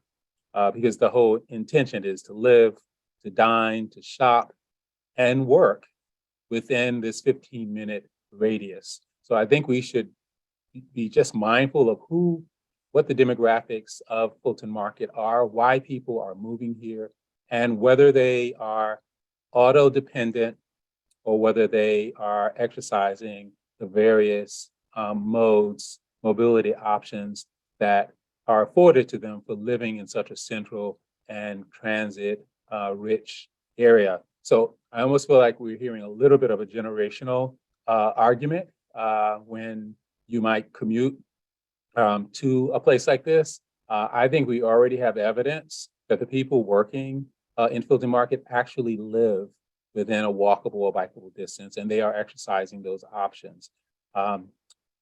So that was just one thought. I think the point that Alderman Tunney makes, that we should really, really monitor this, because we have enough examples now, so we can begin to look at people's patterns of use.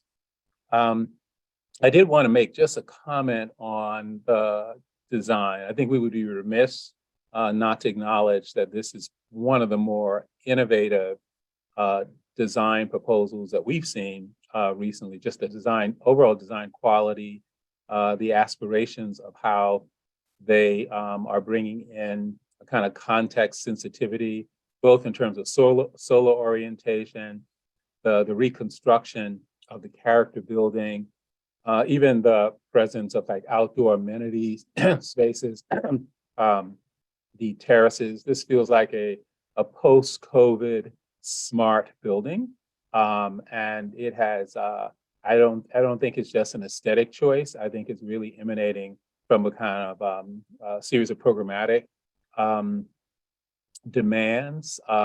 It's interesting because it's not the tallest building in the area, but it most likely will be the most noticeable, just because of the character that and the thoughtfulness that's gone into the design. So I really I think it has the potential to be a character building in the vernacular of Fulton Market, and I'm looking forward to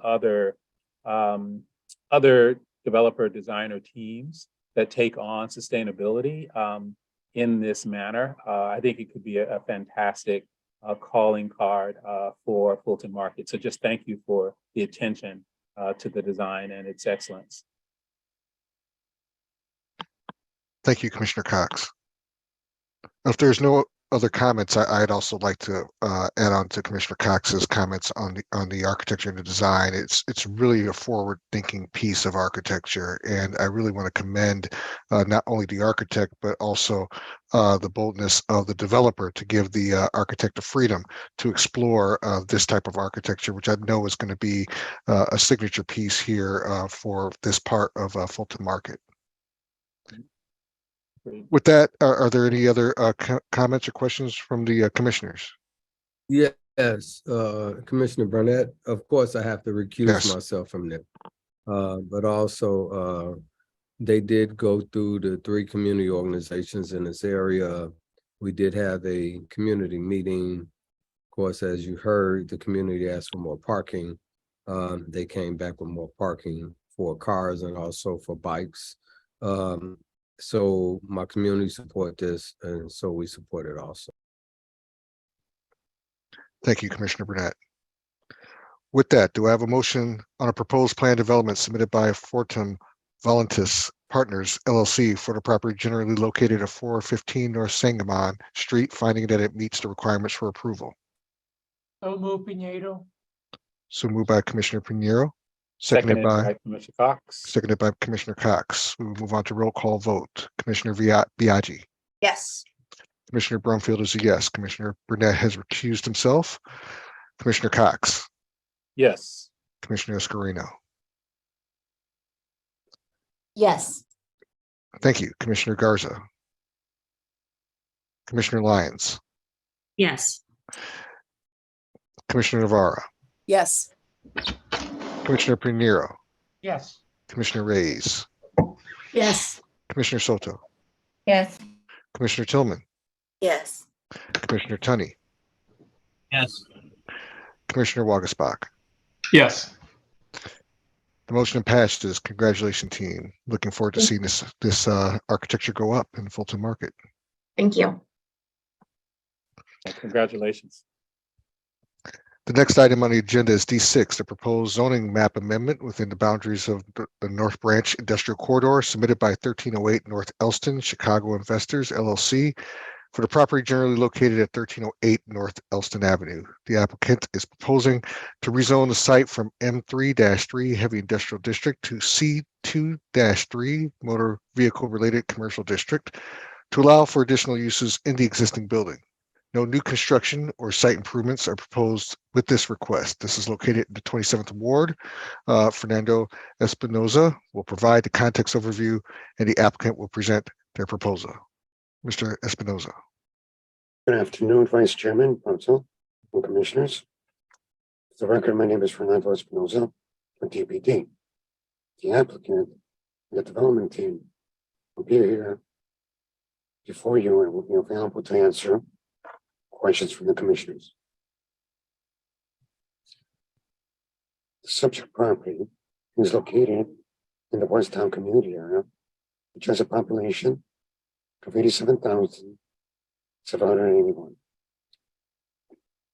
The total employment sectors for this area include administration and combination of food service, healthcare, retail trade, and professional. 43.2% of workforce lives outside of the city of Chicago. As it relates to the project overview, as stated previously, the applicant seeks to change the zoning from an M3-3 to a C2-3. The zoning change will allow for expanded uses within the existing building, including a proposed dentist office and possibly a dance studio, among other uses. The applicant fully renovated the existing building in 2019 as a Class A office building.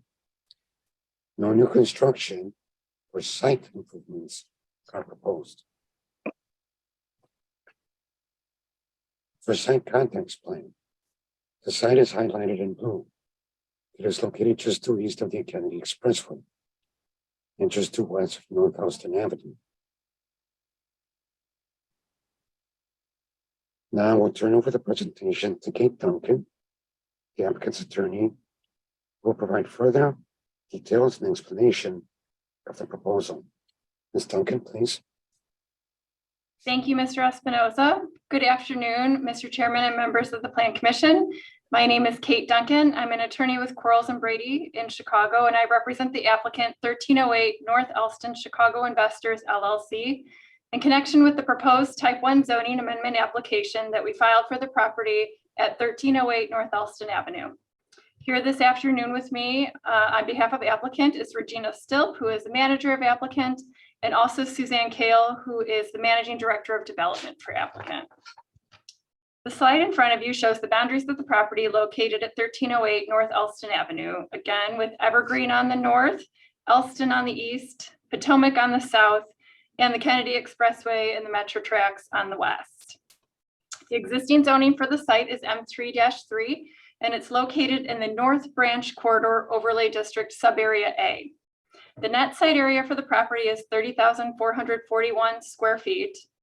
In 2019, applicant fully rebuilt the existing 6-story building in accordance with the North Branch Corridor Overlay District into a Class 1 office building with approximately 72,000 square feet of area to be leased, with an existing FAR of 2.37. A complete renovation of the building was done, including new windows, elevators, lobby, bathrooms on all floors, interior egress stairs, and removal of old fire escapes and tuck pointing. Gas service was removed and all new mechanicals were installed into the building. The applicant created a new interior courtyard with reclaimed permeable pavers, as well as a paved and landscaped parking area with 25 parking spaces, 1 loading dock, and bicycle parking. Since the renovation was completed, applicant has leased approximately 40,500 square feet of the building to various office tenants, including KDM Engineering and First Women's Bank, as well as a restaurant tenant called 1308. Applicant is now proposing to amend the zoning from M3-3 to C2-3, though absolutely no changes or modifications to the building or the property are proposed. Applicant has recently found that some of the tenants who have approached them to lease space in the building and who would be a good fit in the existing building are not allowed uses in the M3-3. For example, a dentist office is interested in occupying space in the building, but as a medical service use, the dentist office is not allowed in the M3, though it would be allowed in the C2-3 classification. Similarly, a dance studio is interested in space in the building, but personal service is not allowed in the M3-3, while it would be allowed in the C2-3. Accordingly, applicant is now seeking the zoning amendment from the M33 to the C2-3. And this must be reviewed as and approved as a type 1 zoning amendment since it's within the North Branch Industrial Corridor. The C2-3 zoning classification will allow the building to be filled with tenants that operate consistently with and that are compatible with the surrounding neighborhood, and the C2-3 zoning itself is compatible with other zoning classifications in the neighborhood. Next slide, please. This is the land use context plan. As you can tell from this plan, there are a mix of land uses in the surrounding area. There are industrial uses to the north of the site that remain active today. To the east of the site, while it's labeled industrial, it is a commercial venue. The salt shed and the Morton Salt facility are directly across the street from this building. To the south of the site is the McGrath Automobile Dealership Complex. And then to the west is the Kennedy Expressway and the Metro Tracks. And significantly west of that is a church along with various commercial and residential uses. The land uses that the applicant is contemplating, including the dentist office and the dance studio, are compatible with the neighborhood land uses that also include a broad range of commercial and industrial uses. Next slide, please. Please note, this is a view looking north from West Potomac Avenue. You can see there's a screen where the entryway to the building is. It says Elston. As you walk through those doors, there's a courtyard in there and then the lobby entrance to the building. Please note that when applicant rehabbed the building, it created this new entrance to the building off of the parking lot, which is what you're looking at. And then it did create this beautiful interior landscape courtyard and the new lobby. Next slide, please. This is a closer view of the entryway into the building. And then I think on the far right side, you can see the Morton Salt logo, which is the building across the street. So you can better tell where the entry is located within context of Elston Avenue. Next slide. This is a view of the Elston Avenue frontage of the building, showing the new windows and the rehabbed condition of the building. Next slide. And you can see this is a view from the roof of the building looking east and south. You can see Morton Salt across the street along with the McGrath Acura. And you can also see the view looking all the way downtown. It really is an unobstructed panoramic view of downtown. Next slide. This property is in the North Branch Corridor Overlay District. And as such, the North Branch Framework Plan applies. Goals of the Framework Plan are to maximize the North Branch as an economic and vital job center. We believe this zoning amendment will allow the applicant to do just that, to maximize use of the existing building for economic and job growth. Compatible commercial uses will expand the tenants in the building and allow for continued growth in the neighborhood. The framework plan also states that states as a goal the enhancement of the area's unique natural and built environment. Applicant very painstakingly remodeled the existing building and preserved the character of a building that has existed in the neighborhood for many years, which achieves the goals of the framework plan by enhancing the unique built environment of the North Branch. The zoning amendment will allow the applicant to further utilize and enhance the neighborhood's character by allowing uses that are compatible with the neighborhood within the existing character building. Next slide. We first met with Alderman Burnett about this project in December 2022, and very shortly thereafter had a meeting with North Branch Works to discuss the proposed expanded uses in the building. We filed the application for a zoning amendment on January 18th and received a letter of support from North Branch Works at the beginning of February. We hosted an all-community meeting and did not receive any objections to the proposal. Community benefits from this application include continued investment by the applicant in the existing building, bringing additional jobs to the neighborhood. Applicant is also required to pay a fee of $372,902.25 into the industrial corridor system as a result of the zoning change. Next slide. This is a site plan depicting the existing building and parking lot. You can see Elston Avenue is along the top of the screen. Potomac is to your right and Evergreen is to your left.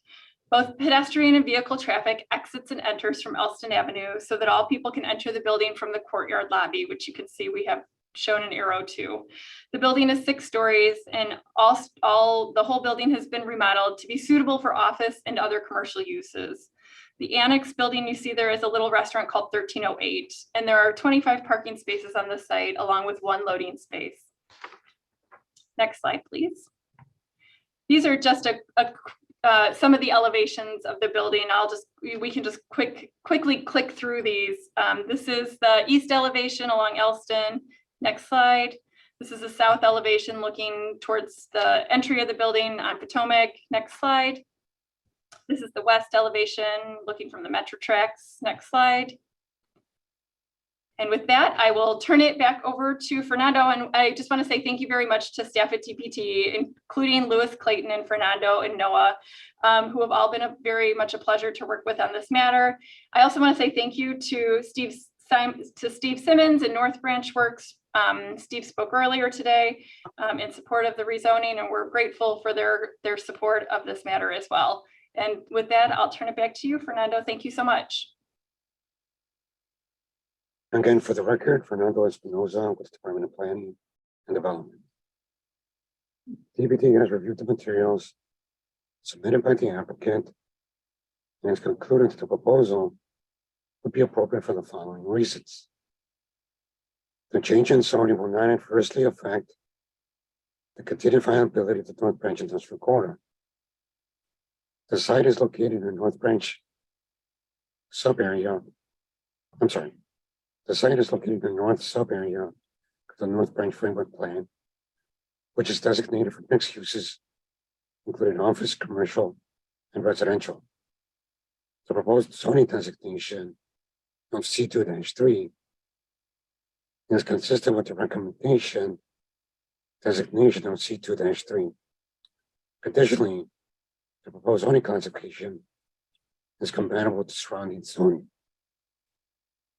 Please refer to my staff report for further details.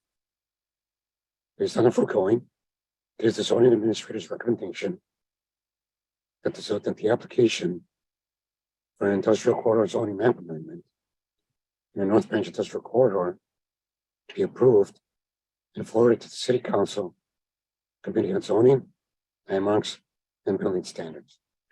This concludes the department's presentation. We're available to answer any questions. Thank you. Thank you, Mr. Espinoza. Do the commissioners have any questions of the staff?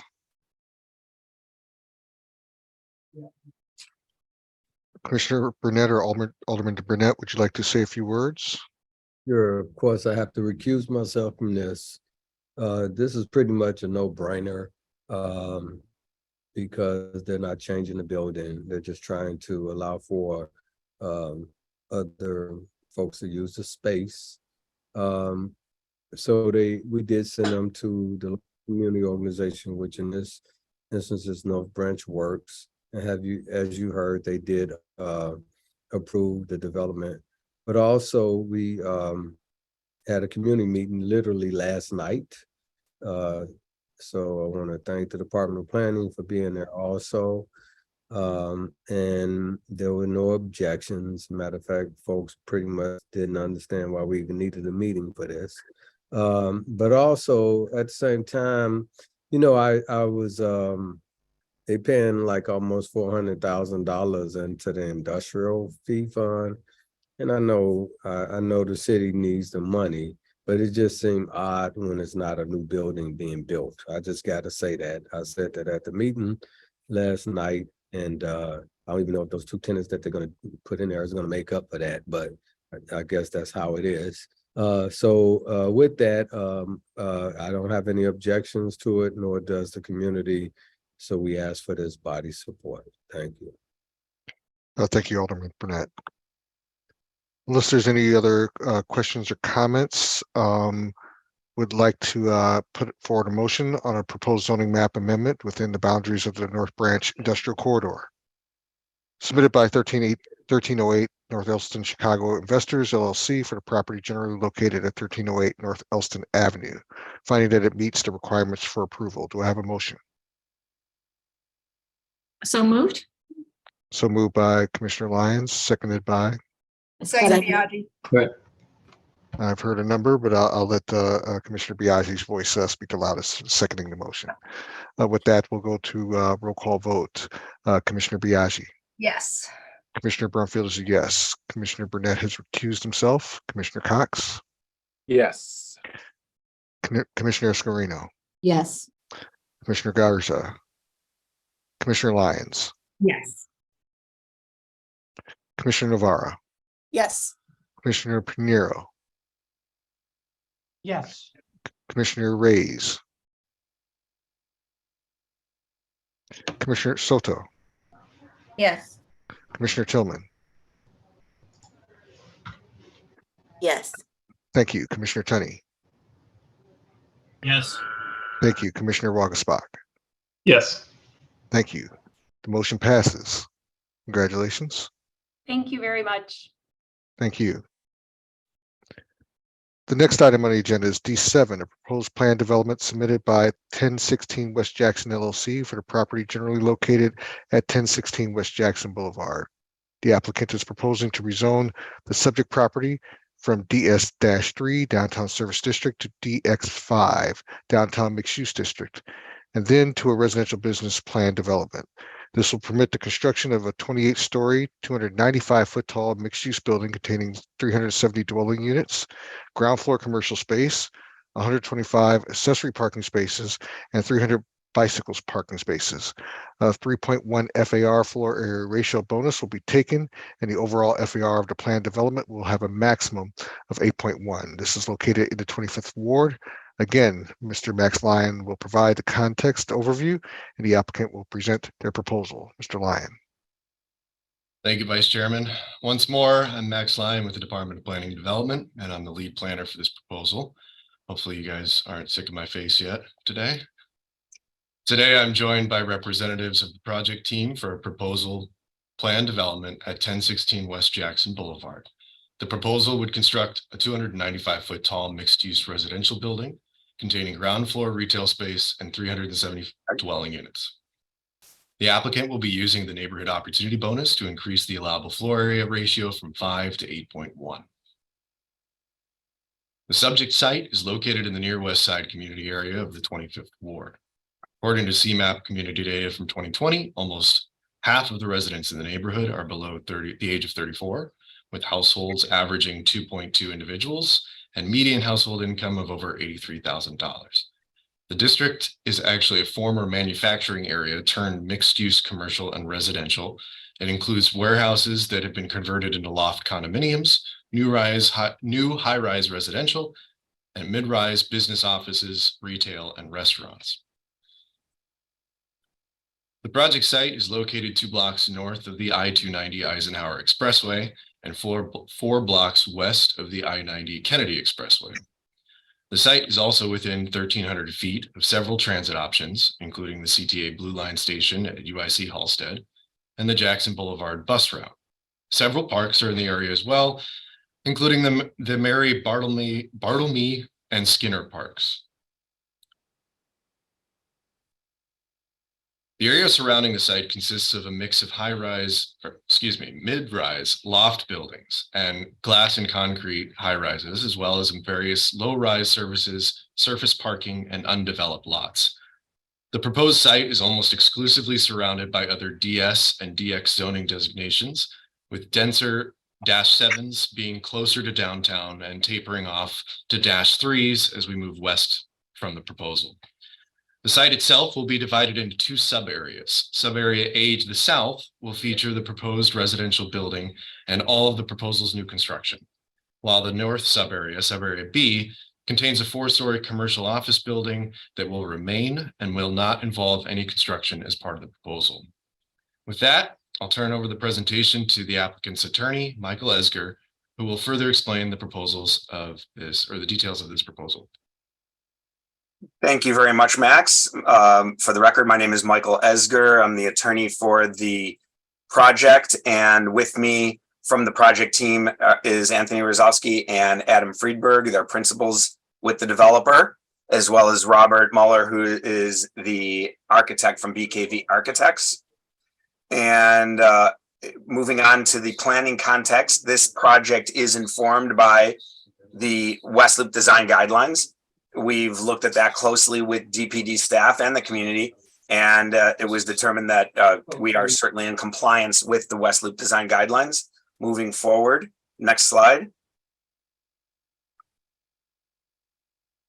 We have the site context, as Max mentioned. This is 2 sub areas. In the upper left corner, you're seeing sub area B to the north, which has a existing medical office building that you can see in the lower left.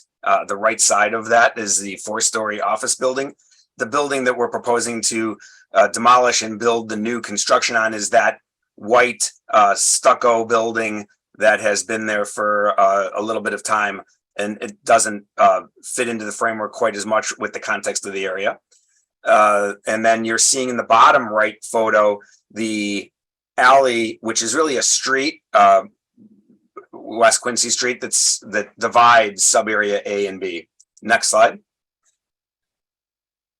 The West Central Association, the area's Chamber of Commerce, maintains a database of all projects, both proposed, approved, and not yet built, as these projects aren't so readily available on Google Earth, as so much of the new development in the West Loop hasn't quite been picked up yet.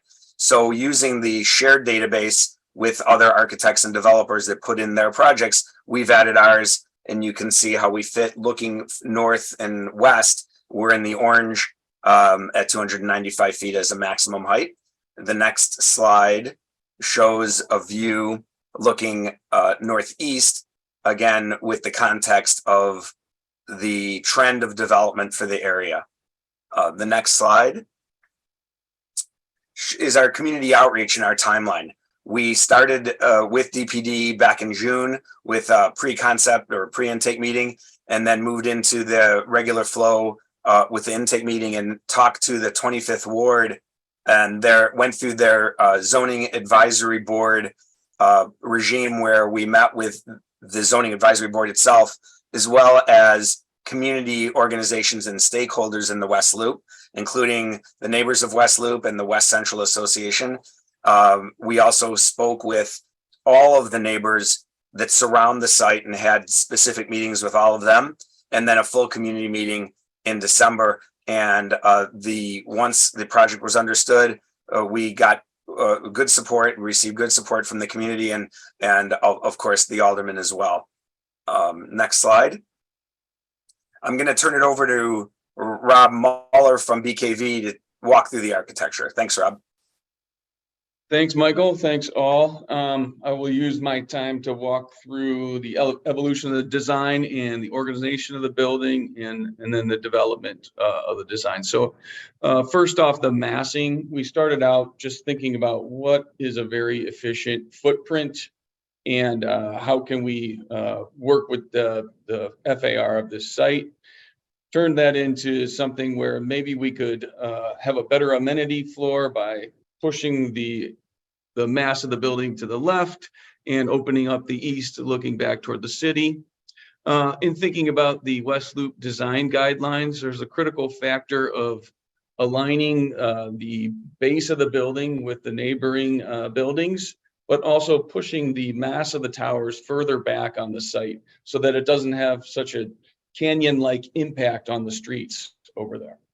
So that was step 3. And then in step 4 was just a minor adjustment of the L shape that's projecting out to the west, pushing that further north to get it closer to the center of the site, and also allowing for some better unit layouts within. Next slide. This is our technical site plan. Jackson is to the right, Quincy is to the left. All of our loading and parking is off of Quincy.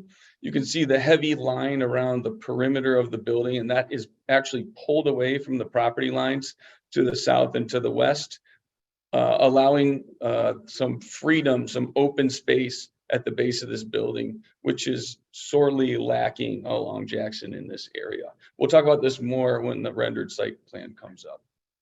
Next. Just walk quickly through the plans. Now you're oriented up is north. We have a retail fronting Jackson that's pulled away from the street via an arcade.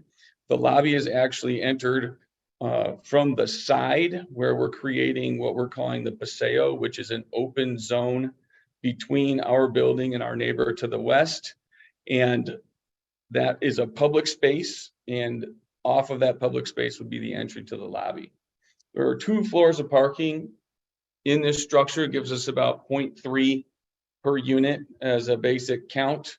But it also, it keeps the impact of the parking to a minimum in terms of the massing. Next slide.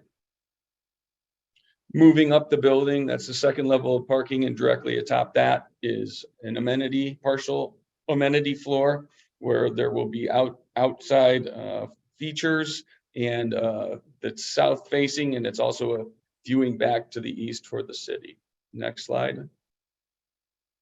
These are our typical unit floors. Michael mentioned that there's 20% affordability on the site, and those will be intermixed throughout. We have 2 tiers currently planned where there's some larger units at the upper levels. Next. At the very top floor, there's a small amenity space with an outdoor deck adjacent to it. That's a unique city view feature for the site. And then we have a mechanical space. Next slide. We have some renderings later on, but this is really a 4-sided design. We focused on every elevation because the neighboring buildings, you'll be able to see this. Simple material palette. We're using rust colored metal panel as the evocative accent color for the project, leaving the glass to be a more neutral character. Next slide. Now you can see here the variety in design. Each one of these elevations has a composition of a solid / punched opening feature adjacent to a glass feature. Next. In our building section, as Michael mentioned, we're 28 floors. Top level 27 is our top residential floor, and then we have mechanical above that. Next. Another site plan here, we're talking about transportation and parking, and there's a lot about the bike path adjacent to Jackson that went into our thinking about how to organize this site. There are bike repair stations and bike locks and stands all along the Paseo, in addition to outdoor seating and benches, etc. Just really trying to draw people in off of Jackson as a respite in the middle of the block. Next slide. We did perform a traffic impact study, and it says that is sufficient within the reserve capacity of the area as pertains to traffic. We can go into more detail with that as necessary. Next. This is the rendered site plan that I was talking about. So we're looking at a really cohesive outdoor area, a unified ground plane, space for outdoor seating, bike parking, bike repair stations, benches, landscaping. We're even thinking about the potential of a bike-oriented retail outlet right at that corner. And you can see that this space is going to be active all day long because people going into the building, which will be monitored 24/7, are actually walking down the Paseo to the middle in order to enter. Next slide. Quickly, I already mentioned the materials. Very neutral, slightly reflective glass is planned for the building. In the next slide, there's this is the rust colored metal panel that really gives the building its visual character. So we're not doing just a glassy box here. We have this variety that's built in with the metal panel. And then there are a few renderings next. This is from the east. You can see that composition of solid and glass. You can also see how the tower mass is set back from the street, and the low-rise portion of our building is in alignment with the street. Next slide. So here you're seeing the base of the building down low being pulled away at the ground floor in order to allow some relief and respite from that tight sidewalk, a slender profile from the south side. Next slide. A close-up of the base. We're looking to introduce some warmth of color on the undersides of these arcades. That's a wood look metal panel is the current plan. But you can also see in this image is how the parking has been integrated into a bigger move related to the base, which is a 3-story expression. And that's why those columns are running up and over. There's a rhythm of it that integrates those parking levels into the ground floor. Next slide. Yeah, there's an image of the amenity deck atop where we're looking to the east toward the city. In the next slide. A view of the base during the daytime, really opening up there at the Paseo. You can see part of this base is covered by the building. Another part of it is open all the way to the sky, and that's about 18 feet wide, that portion. Next. A little bit about the entry sequence. So here you're walking down the Paseo in the upper left, passing past what we've represented as a bike shop on the image on the upper right, walking down this outdoor corridor, covered corridor, back towards your entry, and the arrival at the entry in the lower right. And next, so that's, I think, everything regarding the building. Michael, I'll just turn it back over to you. Thanks, Rob. Michael Esger again. Look, we were asked by DPD to do a school impact study. And as expected for these multifamily projects, there's a significant benefit to the schools over the 20-year period that we studied this. And obviously the tax increase from these projects is significant for the city and the schools. Next slide. The project will meet or exceed the sustainability requirements, and it's an energy efficient building. We also have received, of course, approval from stormwater management. And next slide. The Rob mentioned the affordable requirement ordinance, and our commitment to Alderman Cicho Lopez was to include all 20% of the required units on site. It'll be done at an average of 60% AMI. And we've been working closely with DOH to make sure that everything is ready to go for to execute this plan. 74 units. Next slide. Also the team is committed to the MBE, WB, and local hiring strategies, and the economic impacts of the project is noted: significant real estate tax increases, but also the contribution to the Neighborhood Opportunity Fund, as well as money staying into the local neighborhood as well. And so with that, I'll turn it back over to you, Max, to conclude the presentation. Thank you, Michael. Thanks, Rob. The Department of Planning and Development has reviewed the proposal materials submitted by the applicant, and has concluded that the proposal is appropriate for the following reasons. It is designed to be compliant with plans previously established by the Plan Commission, such as the West Loop Design Guidelines. It promotes economic development patterns in the existing neighborhood, and it promotes safe and efficient access to transit and pedestrian circulation with its improvements to the Jackson public right-of-way, mid-block Paseo, and ample bicycle facilities. Additionally, the proposal has received a letter of support from Alderman Cicho Lopez of the 25th Ward. Based on the foregoing, it is the recommendation of the Department of Planning and Development that this application for a business plan development be approved, and the recommendation to the City Council Committee on Zoning, Landmarks, and Building Standards be passage recommended. Thank you. Thank you, Mr. Lyon. Do the commissioners have any questions of the staff or the applicant? I believe I see Commissioner Navarro. Thank you, Chairman. I just wanted to add a commentary from the perspective of the Department of Housing, as this reflects the 2021 ARO in a way that I think is important to point out. First of all, I think it's really exciting that we're talking about a level of affordability here that we would typically have to subsidize with low-income housing tax credits. So to be at 70+ units without any public funding is pretty outstanding for a department that never has enough funds to subsidize the units that we need. So that's one thing. And the other is just to point out what was stated, which was sounds non-trivial or sounds trivial, but it isn't. In accordance with the new ARO, These units will be at an average of 60% AMI, which means, again, we're getting a mix of incomes that we did not used to get.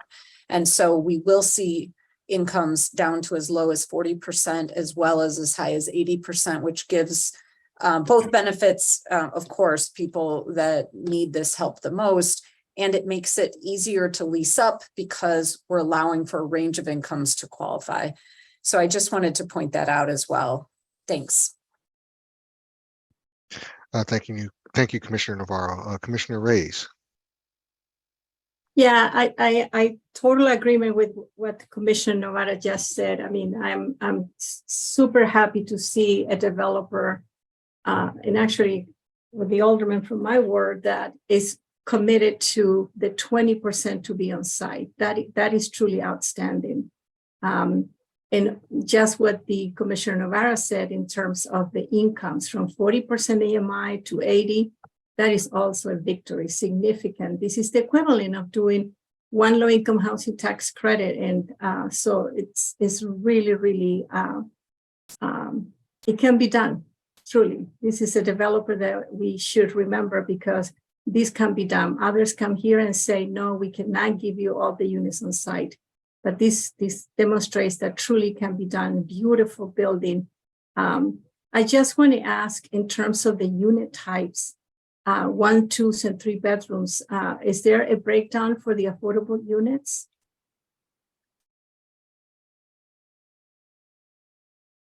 So obviously the breakdown for the affordable will be in the same percentage as the market rate, which is approximately 40% efficiencies or studios, 40% 1 bedrooms, and 20% 2 bedrooms and larger.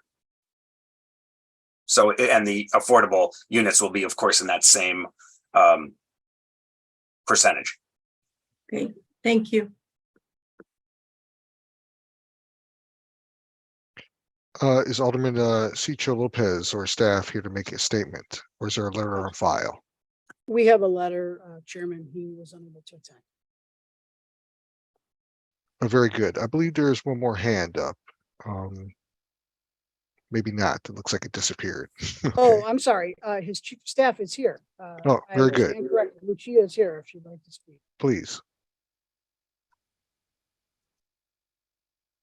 Oh, sorry, apologies there. I didn't get a chance to change the name. This is Ruben Franco, Director of Legislative Affairs for the 25th Ward. Just wanted to echo everyone's comments and thank the whole team and our 25th Ward Zoning Advisory Board on this item. We're very excited for many reasons that both the Commissioner and Commissioner Reyes mentioned, and happy to move forward with this.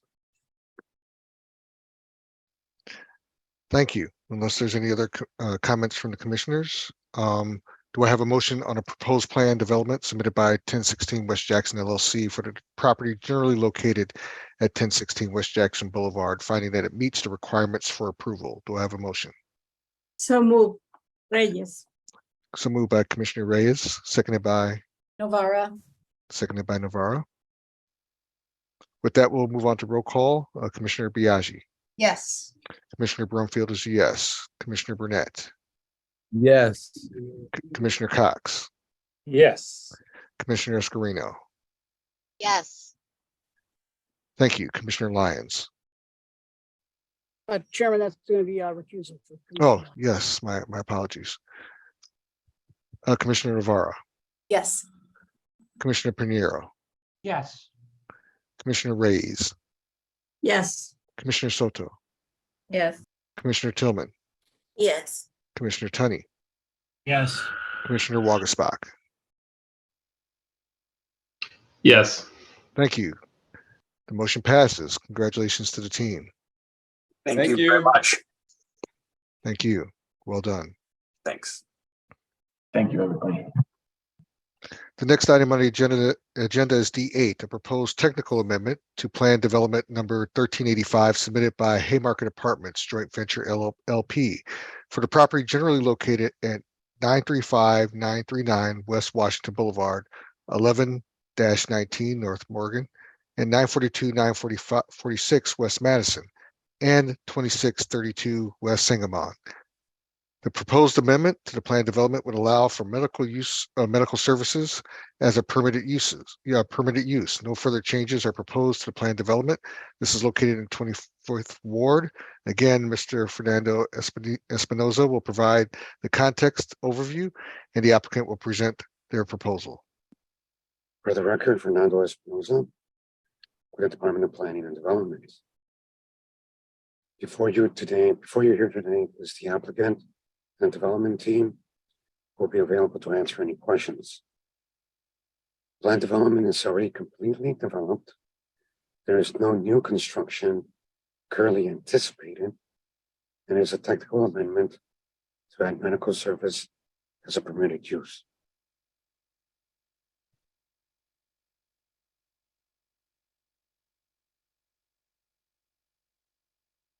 The site is currently located in the near West Side community area. Total population currently stands at a little over 67,781 individuals, with the following top 3 employment sectors: healthcare, professional, and administration. The median age of the community area is 31.7.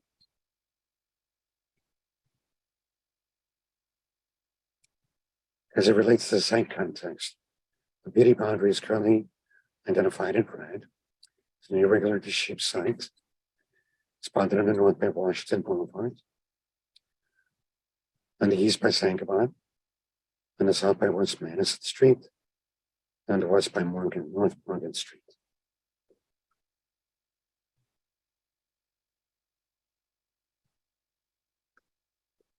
As it relates to the land use context plan, the site is surrounded by a mix of uses that include commercial, office, and multi-residential. The site that's further identified in red is the approximate location for the future dental office that will be placing the site once this is approved. Now I will turn the presentation over to Rich Clowder, who represents the applicant and development team. Mr. Clowder, please.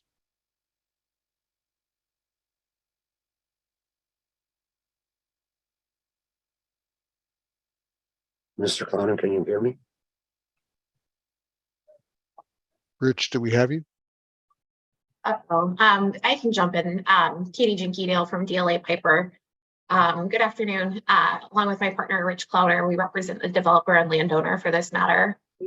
With us today are Andy Cretel from ZOM and also Roderick De La Cruz from ORA Dental Studio, which is the proposed tenant. This is a proposed technical amendment that seeks to authorize medical service uses to accommodate, in the immediate case, the relocation of a dental practice to this location. This slide depicts the boundaries of the plan development, PD 1385, which was approved in 2017 and enabled 2 residential high-rise buildings. Next slide. This slide depicts the aerial view. Oh, sorry, the last slide was the aerial view. This slide depicts the pedestrian context and shows the residential building in perspective. Next. This slide shows the location of the proposed dental tenant, which consists of approximately 2,650 square feet, and it's about mid-block on North Sangamon Street. Next. And finally, this slide shows where, in relation to the ground floor retail spaces, the dental practice will be located in perspective from the east. But before turning it back to DPD, we'd like to thank Alderman Cicho Lopez for his prompt and thoughtful review of this technical amendment, and also thank DPD for moving this forward so quickly. Fernando, back to you. Thank you. I will be brief. Again, for the record, Fernando Espinoza. The Department of Planning and Development has reviewed the project materials submitted by the applicant and has concluded that this proposal is appropriate for the site and supports this amendment for the following reasons. The addition of medical service as a permitted use to existing PD 1385 will not negatively impact the remaining uses on the site, the adjacent uses to the site, no uses in the impeded area. Finally, please refer to the department's staff report for further details. Based on the foregoing, it is a recommendation of the zoning administrator that the application to amend Plan Development 1385 be approved, and the recommendation to the City Council Committee on Zoning, Landmarks, and Building Standards be passage recommended. This concludes the department's presentation. Staff and the development team are available to answer questions. Thank you. Thank you. Do the commissioners have any questions of the staff? And is there anyone to speak on behalf of the alderman and his office? There's a letter on file. Oh, I'm sorry. I Ruben is believe I here. see. Yes, Ruben please, is here. please. Hi there. Again, Ruben Franco, Director of Legislative Affairs for the 25th Ward. As Ms. Jenkins-Dale mentioned, the alderman reviewed this with his senior staff and is in support of the technical amendment to this PD. And we did supply a letter of support. Thank you very much. Thank you, Alderman. Unless there's any other questions or comments, believe I don't see any. Do I have a motion on a proposed technical amendment to the plan development number 1385 submitted by Haymarket Apartments Joint Venture LP for the property generally located at 935-939 West Washington Boulevard, 1119 North Morgan, 942-946 West Madison, and 2632 North Sangamon to find that it meets the requirements for approval? Do I have a motion? So moved. So moved by Second. Commissioner Lyons Commissioner Barnett. and seconded by Commissioner Burnett. Thank you. With that, we'll move to roll call. Commissioner Biaggi. Yes. Commissioner Brumfield is a yes. Commissioner Burnett. Yes. Commissioner Cox. Yes. Commissioner Escarino. Yes. Commissioner Lyons. Yes. Commissioner Novara. Commissioner Yes. Novara? Oh, there you Yes, are. Thank sorry. you. No problem. Commissioner Pinheiro. Yes. Commissioner Reyes. Yes. Commissioner Soto. Yes. Commissioner Tillman. Yes. Commissioner Tunney. Commissioner Tunney. Commissioner Wagasbach. Yes. The motion passes. Thank you. Thank you, sir. And with that, the last item on the regular agenda is D9, a proposed amendment to the residential business plan development number 1465, PD number 1465, submitted by Lookout LLC for the property generally located at 1212 North State Parkway. The applicant proposes to amend PD number 1465 to permit the following use: medical services. No changes to the PD number 1465 are proposed. This is located in the Second Ward. Mr. Josh Sun will provide the context overview and the applicant will present their proposal. Mr. Sun. Thank you. Good afternoon, commissioners. Again, for the record, my name is Josh Sun with the Department of Planning and Development. This proposed amendment to PD 1465 is generally located at 1210 North State Parkway and is located within the near North Side community area within the Second Ward. The applicant is Lookout LLC, as previously mentioned. Again, the request is being submitted as an amendment to Plan Development 1465 pursuant to the provisions of the Chicago Zoning Ordinance, Title 17 of the Municipal Code of Chicago, due to the fact that the amendment seeks to add medical service as a permitted use as part of the existing PD 1465. The remainder of the plan development will remain with no other changes. The subject site is located in the North Planning region in the near North Side community area, which had a population of about 105,000 people in 2020. The largest age cohort at 42.3% of the area were those aged 20 to 34, followed by a 17.2% share of those aged 35 to 49. This slide depicts the site located within the blue square in relation to its current zoning surroundings. As you can see, PD 1465 is located in a dense urban environment surrounded by a mix of uses such as commercial, retail, residential, and some office. This aerial illustrates PD 1465, again in the blue square. General context in the Gold Coast community with mostly residential to the northeast and commercial mostly to the west and south. And with that, I will hand it over to Katie Jenke-Dale, who is representing the applicant team. Thank you. Thank you, Josh. Again, for the record, my name is Katie Jenke-Dale from DLA Piper, and along with my colleague Rich Clowder, we represent the applicant and property owner for this project, which is an affiliate of Chicago-based Newcastle Limited. I'm joined today by Brennan Hitpass from the applicant. Similar to the last agenda item, this proposed amendment is also technical in nature and seeks to authorize medical service uses, this time to accommodate, in the immediate case, a cosmetic dermatology tenant. This slide shows the site and existing building, which was approved in 2020 and enabled the building shown here on the right. Next slide. This slide depicts the pedestrian context and shows the building in perspective, and none of that will change. Next slide. The property is subject to the Central Area Plan and the Central Area Action Plan. Next slide. As noted previously, this PD was approved in 2020. Construction commenced later that year and was completed just under a year ago in 2022. Next slide. This shows the ground floor plan. The current proposed tenant that has triggered the need for this amendment is going to be in the middle space shown on this plan, labeled tenant B. Next slide. And here's a zoomed in view of that tenant space. Next slide. This slide shows the south elevation of the building where the tenant will be going. Next slide. And finally, this slide shows the proposed tenant's entrance will be along Division Street. We worked very closely with Alderman Hopkins on this project, both during the initial approvals and throughout this amendment process, and you should have a letter of support in the file from the Alderman. We're available for any questions, but I appreciate your time and consideration. Thank you. Thanks, Katie. The Department of Planning and Development has reviewed the materials submitted by the applicant, and we have concluded that the proposed amendment would be appropriate for the following reasons. The proposed change to PD 1465 to accommodate medical service as a permitted use is consistent with other zoning, both adjacent to the site and in the immediate area. It promotes economically beneficial development patterns. The proposed development complies with the standards and guidelines of section 17-8-0900. The proposed development is compatible with surrounding developments in terms of land use. The proposed development is compatible with surrounding zoning, and the public infrastructure facilities and city services will be adequate to serve the proposed development at the time of occupancy.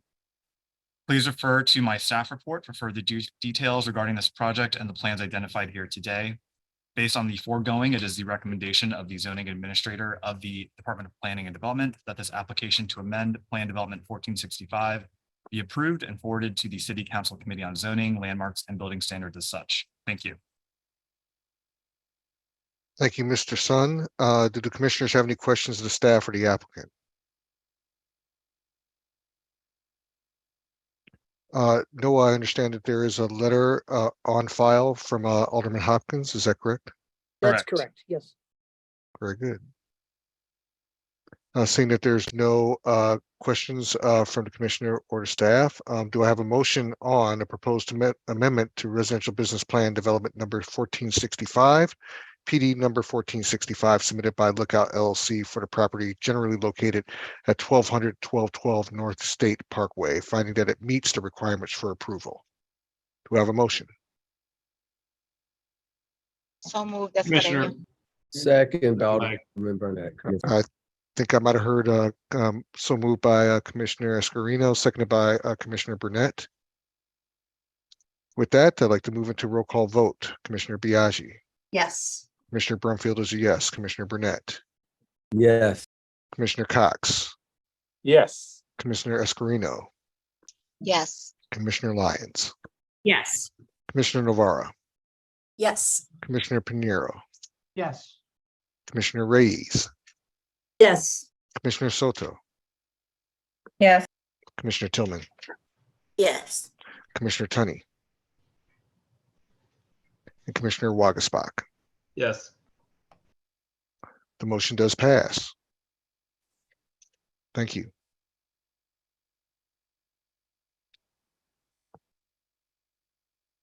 And Noah, I believe I move on to the chairman update. Is that correct? Yes, sir.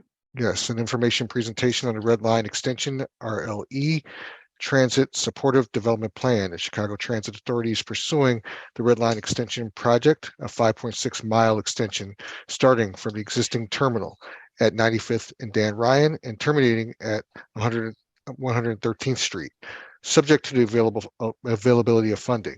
The RLE Transit Supportive Development STD plan is a proactive effort to create and guide a future development in communities located near the RLE project area. This TSD plan is being led by the CTA and in partnership with the City of Chicago's Department of Planning and Development. At the heart of the TSD plan will be the community's vision for each of the station areas, which seeks to promote development without the displacement of existing residents and achieve community-focused benefits such as affordable housing, local economic development, and environmental sustainability. This presentation is for informational purposes with the goal of adoption at a future Plan Commission hearing. Ms. Jasmine Gunn will make the presentation. Ms. Gunn? Yes, good afternoon, Commissioners. For the record, my name is Jasmine Gunn with the Department of Planning and Development. As was mentioned, I am here today to give an informational presentation, and I'm here also with CTA to give an informational presentation on the Red Line Extension Transit Supportive Development Plan. So today we'll give background on what the project is and what the plan covers itself. And with that, I'll pass it off to Amar with CTA. Good afternoon, Commissioners. My name is Amar El-Mashdub, and I'm a strategic planner at the CTA working on the Red Line Extension project. Next slide. All right. So the Red Line Extension project is a 5.6-mile extension of the system from the current terminal at 95th Street to 130th Street. This includes the construction of 4 new stations at 103rd, 111th, Michigan Avenue, and 130th. Adjacent to Alkel Gardens.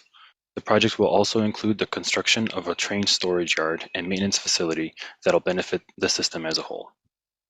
I want to point out here too that there are 2 Invest Southwest corridors in our project area, one along Michigan Avenue and the other is along 111th Street. Many of you might already be familiar with the benefits of the project from the Transit TIF briefing last year. The Red Line Extension is fundamentally a transportation equity project. The far south side is an area where a higher proportion of residents live in poverty compared to the citywide average. In addition to the benefits of improved transit access and connectivity that will provide residents with new opportunities, the Red Line Extension project will also stimulate development around the new stations.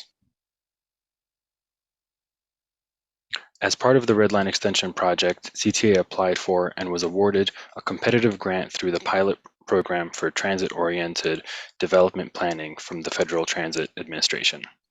In partnership with DPD and in collaboration with other agencies like CDOT, DOH, and the Cook County Land Bank Authority, we developed the Transit Supportive Development Plan. This comprehensive plan is intended to act as a guide for future development in the communities located near the new station areas. We utilized an equitable transit-oriented development framework to ensure that the future growth and development benefits the existing community. RLE has the potential to transform and catalyze development on the far south side of Chicago, and this planning effort is necessary to ensure that we can fully leverage the benefits of the transit investment. The TSD plan has been a multi-year process that has included both technical analyses and also significant agency coordination, as well as extensive public outreach throughout the process. This plan is a proactive effort in advance of the project construction and opening. Keeping in mind that the TSD plan launched during COVID, we did make sure to include a variety of outreach forums, including virtual and in-person meetings, one-on-one interviews, local community events, and an engagement website. And now I'll hand it off to Jasmine, who's going to give an overview of the structure and the type of content that's included in the plan. Great, thank you. So now I'll go over just what kind of information and things are included in the actual planning document.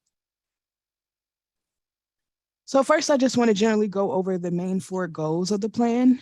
So that includes increasing residential development variety and affordability, strengthening commercial, retail, and mixed-use development, enhancing public space and greater transportation access. And the fourth is encouraging economic development, business and employment generators. To give a high level overview of the content in the plan, first there's planning context that gives a background through a market analysis that was completed. And then we go over the station area development concepts themselves, including land use and zoning strategies. Then there's an economic development and implementation section that highlights key recommendations and goes over different tools and programs we recommend. And then lastly is an appendix, which does have a lengthy strategy and action plan matrix specifying specific strategies and potential partners and funding sources to accomplish that strategy. So I'm about to go over the next slides fairly quickly. This is meant to be a preview to kind of pique your interest in reviewing the draft plan itself. I'm going to go over the three levels or layers of each station area. So for each station area, we looked at the half-mile radius around the station and what development potential there was for that area. The buildings highlighted in yellow are the rehab buildings, and these were identified through the Cook County Land Bank Authority as well as land and building surveys. So any building that we are highlighting is currently a vacant, unoccupied structure. And then we also projected some infill and current vacant lots in the station area. Looking closer at the station, we identified catalyst sites, which are sites that are good for development right next to the station area. And so this is what it looks like for 103rd here. And then lastly, we looked at the street level view, which would be more of the pedestrian user experience at each of the 4 station areas as well. So this is the station area view for 103rd. And then I'm going to go through the remaining 4 station areas. So 111th, this is the overall station view. You can see, as was mentioned in our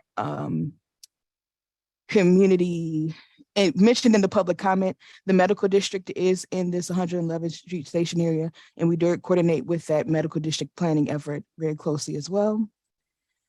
And then this is a zoomed in view of the catalyst sites, as well as the street level view inside of that development.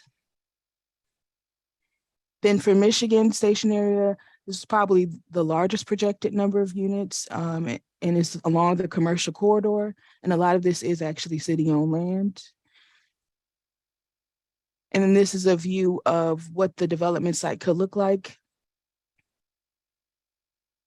and a street level view of what that experience could be when the corridor is built out. And then lastly, for 130th Street is our terminal station that does have a more complex planning effort. So the actual footprint of the station area is not fully developed yet, but we did identify potential buildings and opportunity for rehab and other infill developments in the area, as well as Alco Gardens is more built out. But we did imagine a long-term vision of some development near that station as well. And this is a street level view of what that station area could look like. So along with those development strategies, we also looked at land use and zoning. So for each station area, there's a land use diagram that explains what kind of land use is desired. And then we took a look at the zoning and how that would need to align to meet those land use recommendations. There's also mobility recommendations for streetscape improvements. So we divide up those strategies by what's planned for the station area themselves, and we describe the different sidewalks and bike improvements for that. And then we also give a list of strategies that should be considered to be implemented in the station area as well. And then for each station area, we also did a community spotlight. So throughout our community engagement process, these are just businesses or programs or initiatives that are happening in the station area that we thought would be nice to highlight within the plan itself. And this is an example of one of those station areas. So for the Economic Development Implementation Plan, as was mentioned, this area has lost a lot of population. So we knew that we needed to promote new growth to increase and stabilize the population. But a big concern of residents And a big concern that we took into consideration was new growth, but without displacements of the existing residents. So our strategy focuses on balanced and responsible development. So we included strategies that both preserve existing community. So there's different programs and stabilization efforts, and then growth and development, incentives, and different support systems to attract new businesses and build new housing. So in this implementation section, there's 4 focus areas stemming from the 4 main goals I mentioned earlier. And those 4 focus areas are housing development and affordable housing stock, business development, community wealth and capacity building, and social infrastructure are the 4 main focus areas. And then we have goals and strategies underneath each one of those. So that's just a high level overview of what's included in the plan. For next steps, we do have this draft out for public release and public comment and input. And we will turn back to adopt this plan after addressing community feedback through that process. And in the short term before the stations are online, DPD is actively working. And when I come back to adopt it, I can give more specific examples, but we are working to attract development to select catalyst sites, along with other key economic development strategies.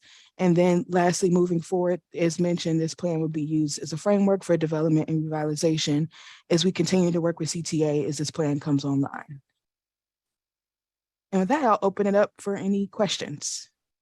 And this is the website that you can find the draft plan itself as well. Thank you, Ms. Gunn. Looks like I see a hand from Commissioner Pinheiro. Yeah, thank you, Mr. Chairman. Can you, Jasmine, can you, or Amar, can you please give us a sense for timing, next steps? For the plan itself? Plan, and then, you know, starting development and so forth, even if it's an estimated timing framework. Yes, so in the timeline here, I could go back to it. So this plan is needed to submit for federal funding for the red line extension itself. And the idea is that later this year they'll submit for the federal funding, and then they will hear back next year, and construction would start in 2025, and then they're projecting the end of construction around 2029 for the red line extension project itself. Okay, thank you. If I could just amend that response, I think as Jasmine mentioned, we have advanced the Michigan Avenue station site as an RFQ process. So we currently have 3 development teams that have been shortlisted to build out that vision for the mixed use development at, I think, the largest site, and shortlisted a group of architects as well that will be commissioned over the next couple of months to begin to show the community what a vision of equitable transit-oriented development will look like. So the hope, the desire here was this all remains rather abstract for people. So we wanted to move the development along the same timeline as the transit. So arguably they may be under construction at the same time, or the development might actually happen before the station is actually finished. So there's a sense that we don't have to wait to 2025 or 2029 to see what kind of a community emerges as a result of this catalyst. We will see that a lot sooner. So that was a very intentional desire, because to talk to people about something that's happening in 2029, that's a long way away for people who would like to see those urban places created as soon as possible. And that we have, the support of the Department of Housing, because there will be a considerable amount of opportunity for affordable housing and medium density development, and those kinds of main street amenities like a grocery store and locally serving retail that come along with the transit investment. And I will say that, we also, another step is an amendment to the transit TIF that will allow for economic development to be an eligible cost, so that we have additional incentives to spur the development around the stations.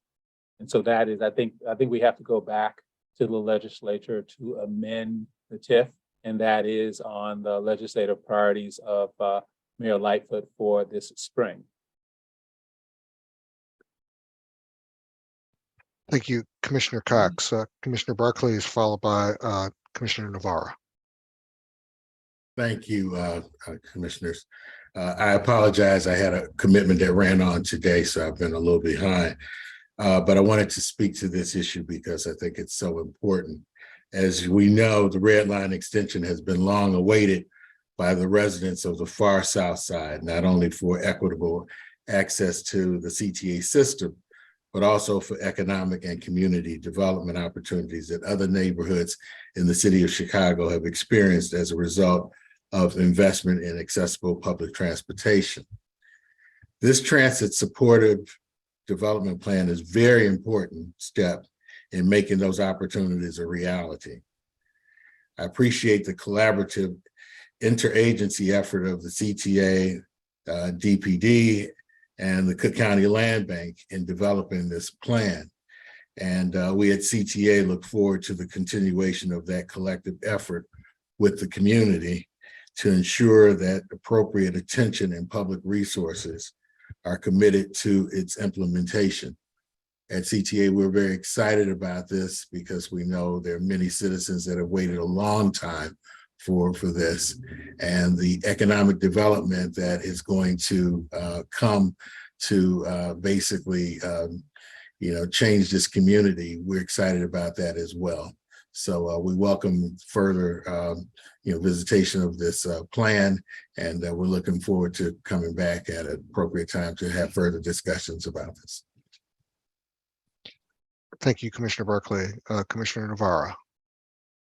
Thank you. I know we're not voting today, but I just wanted to say how gratifying and exciting it is to contemplate writing this inequity finally, and that it's finally within sight is really, really exciting. I mean, I'm so glad you ended on this image because it's so telling that this much of the city had just not had a transit line available to them for this long. And from a housing perspective, it's also really exciting that because so much of our rail system has been built out for so long, we have not really had the opportunity to proactively plan the kind of transit-oriented development that we now know that we want and need, having passed the Connected Communities Ordinance. So I just want to second what Commissioner Cox was saying, that we have an opportunity to really proactively advance the kind of development that we know we want to see. Dense development with affordability and reduced parking with commercial opportunities near transit is the way we want to go as a city. And we have an opportunity to really build that out anew around stations that don't even exist yet. So it's really exciting. It's not something we get an opportunity to do typically. No. And so I'm just delighted that this is upon us and that we're all embracing it as a city. Thank you. Well said. And I particularly, obviously, this is at least 2, if not 3 generations overdue. And just to speak just for the future of Elko Gardens, it really gives, I think, new hope and I think a new future for this long disconnected community. So I just want to thank everyone for pushing this forward and anxious to see the next steps and what this is going to mean. So with that is, Commissioner Cox, please. Yeah, I'm sorry. Because we will have a chance to vote on this, I think we'll be able to fill in our comments with maybe a wider audience later. But I just have to acknowledge what an amazing partnership this was between our sister agencies, particularly CTA. We don't often get to partner with them towards something so futuristic. A lot of that credit goes to Jasmine Gunn and her leadership of this effort. To actually have an urban design framework for a transit project is no small feat. I think she was a very able, I would argue, co-author of this work, even though she had consultants. You're looking at her work, and I'm just so pleased to see her take on this responsibility, and it's a wonderful legacy. So thank you, and thank you, MR, for the partnership with CTA. Well said, Commissioner. Well said. Well, before we move on, unless there's any other comments toward adjournment, I just want to thank the commissioners for allowing me to chair today's session in absence of our chair, Flores.